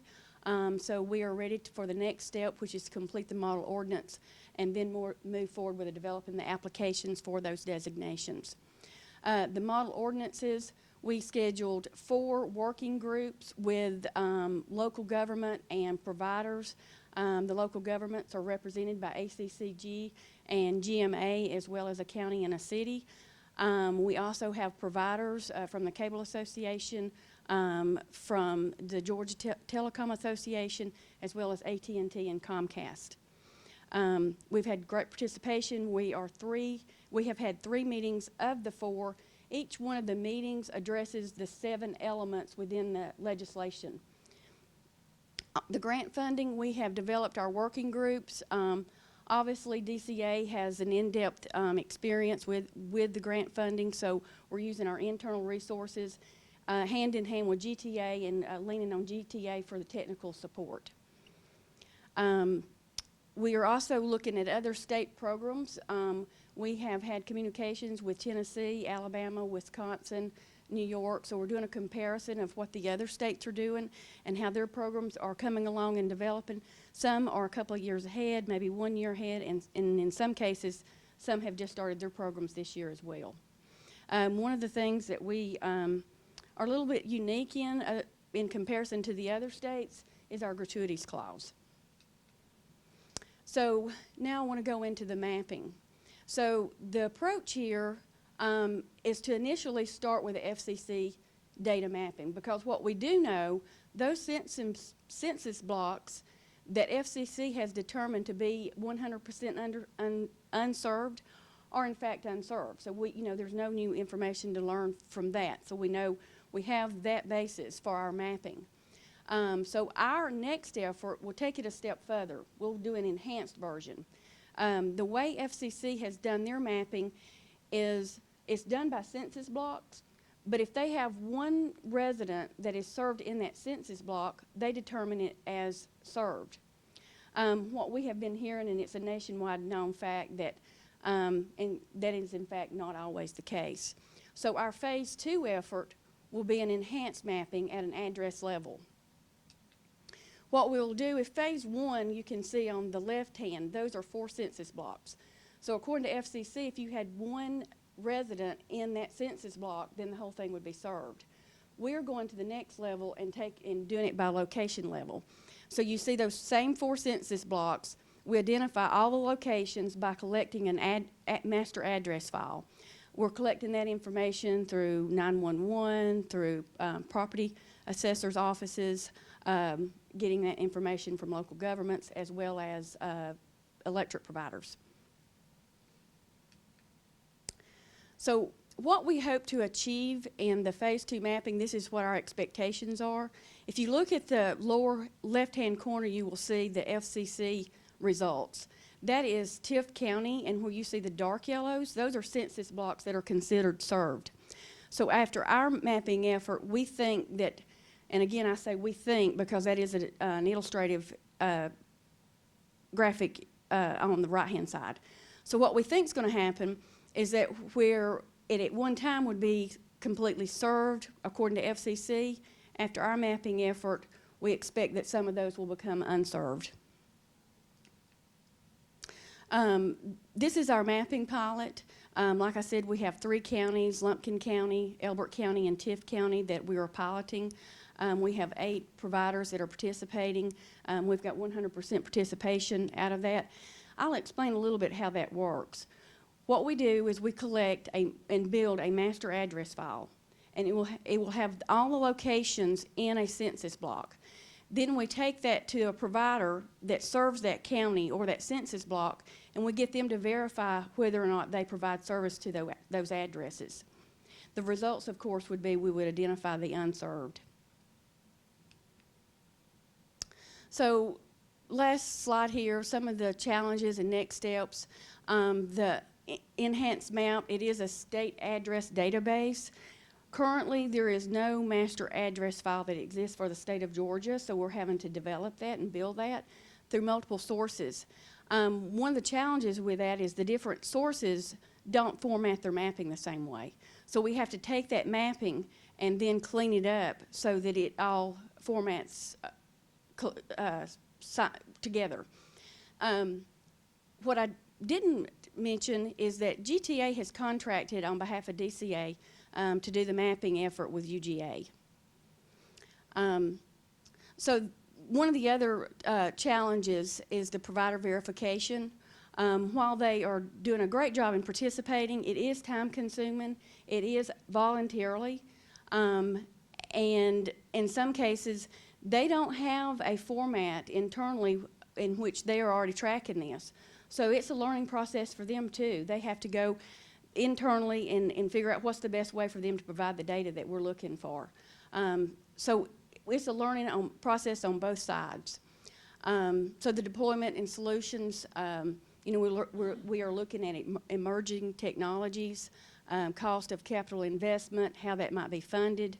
Of course, our next steps would be to analyze the pilot results and debrief with the 8 providers to see what their practices are and how we can learn from that so that we can, of course, take this statewide. Grant funds, developing the state grant program, as I said, one of the challenges is navigating around the gratuities clause. And then we are tracking USDA grant funds to see how we might support, you know, projects that would be applying for those USDA funds. I think we are all still waiting to hear more about the Farm Bill, that's the $600 million, and how that might fund some of the state projects and how we might support those projects.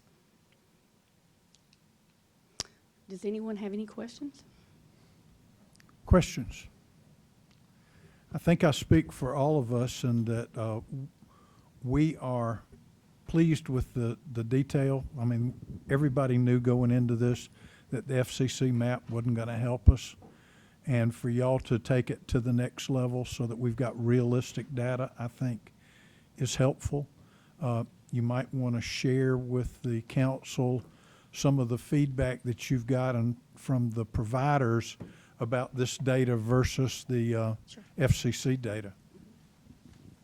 So I will tell you that I think that the federal government and other states are looking to us in our efforts to get to this level of granularity with much interest, because this is really helpful data. It also is data that, as you said, Mr. Chair, is not easy to get at. So as we're working to build it, we have our next advisory council meeting the week after next, and one of the objectives is to debrief with all of the participants in the process as to what are some of the lessons that we've learned that we might come back and share with you, that perhaps we might need some help with in addressing some of the statutory requirements. We had hoped to have the pilot completed by November 30th. So we had hoped to present to you the real data coming out of the pilot. And as Dina, on the last slide, she talked about some of the lessons learned. This is a big lift. It's not that the providers are not engaged and willing to help us. It is that it is a big lift particularly for some of the smaller providers, because they don't have the data on at the address level as well. So we'll be coming back to you with some of that feedback, and I wish I had more explicit feedback for you today. All right, one of the questions that I think that the council would have is that obviously to get it right, it's going to take a little while. But if, for instance, we were to provide funding at the next General Assembly for the grant program, the fact that you are not completed with the mapping and to the level of granularity that you want, is that going to hold up the process of implementing the grant program? So we've had a lot of discussion about that internally because, quite frankly, the initial estimates for the mapping exercise, given just the fact that we're trying to do this with existing resources, would be that it would take us about 2+, maybe 2.5 years to get it done for the entire state. We're not satisfied with that because we need to be able to replicate this. But we've asked ourselves the question of, okay, in the interim, how would we respond to what you just asked? We will be publishing the FCC map because on January 1st to meet the requirements of the legislation to publish that map. If we've got the enhanced data for the 3 pilot communities, we will enhance those areas. But I do think you could make some make some decisions off of the existing FCC data, which is at the 25.3 threshold. And as Dina pointed out, we know that those areas that are currently listed as unserved on the FCC map will be unserved on the map going forward. So there are some heat maps, if you will, that we've run on that where you could identify areas in which you could invest. I don't think we've got a slide here that talks about some of the current activity that's going on in the state. There are 3 or 4 significant projects that are going on that we have stayed plugged into. So yes, I think we could figure out how to deploy grants even without the enhanced phase 2 map. All right, then my final question is this. Have you identified any parts of the act that, even though they look good at the time we passed them, we may need to massage in the upcoming session, whether it be dealing with the gratuities clause or whatever it may be? And will you share those with us as soon as you get that information? So the answer is yes and yes.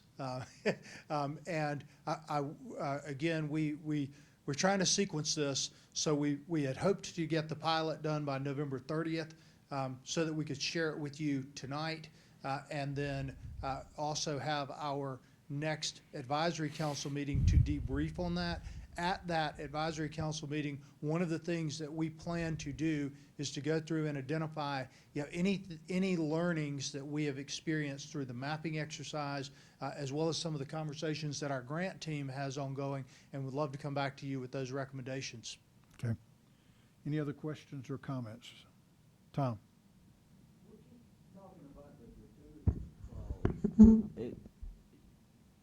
And I don't know the answer, but this connectivity for everybody is for the greater good of the state. We give incentives to private businesses to move here. Why would, and this is a stumbling block to get industry to move to the parts of the state that aren't yellow. I don't understand where a gratuities problem comes in when we start looking at it that way.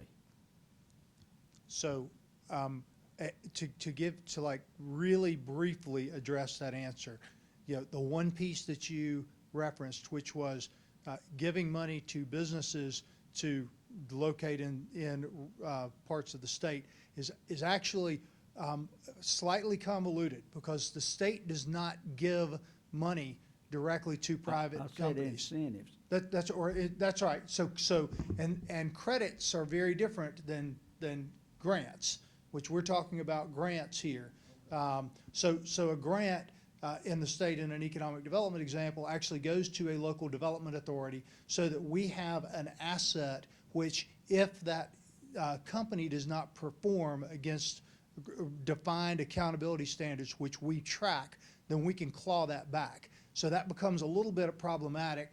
and it came up last year during the conference committee, as you start to talk about how the state can own those assets, inserting a development authority or some other authority in the mix between the provider, because I don't think we want to get into the business of providing broadband. This is truly a public-private partnership, but I will assure you, we have been in deep discussions with the Attorney General's office, and we're working diligently to try to come up with a solution for that. I appreciate the question. It's one we've been scratching our head and working hard on for months. So. Any other questions? Thank you all very much. Thank you.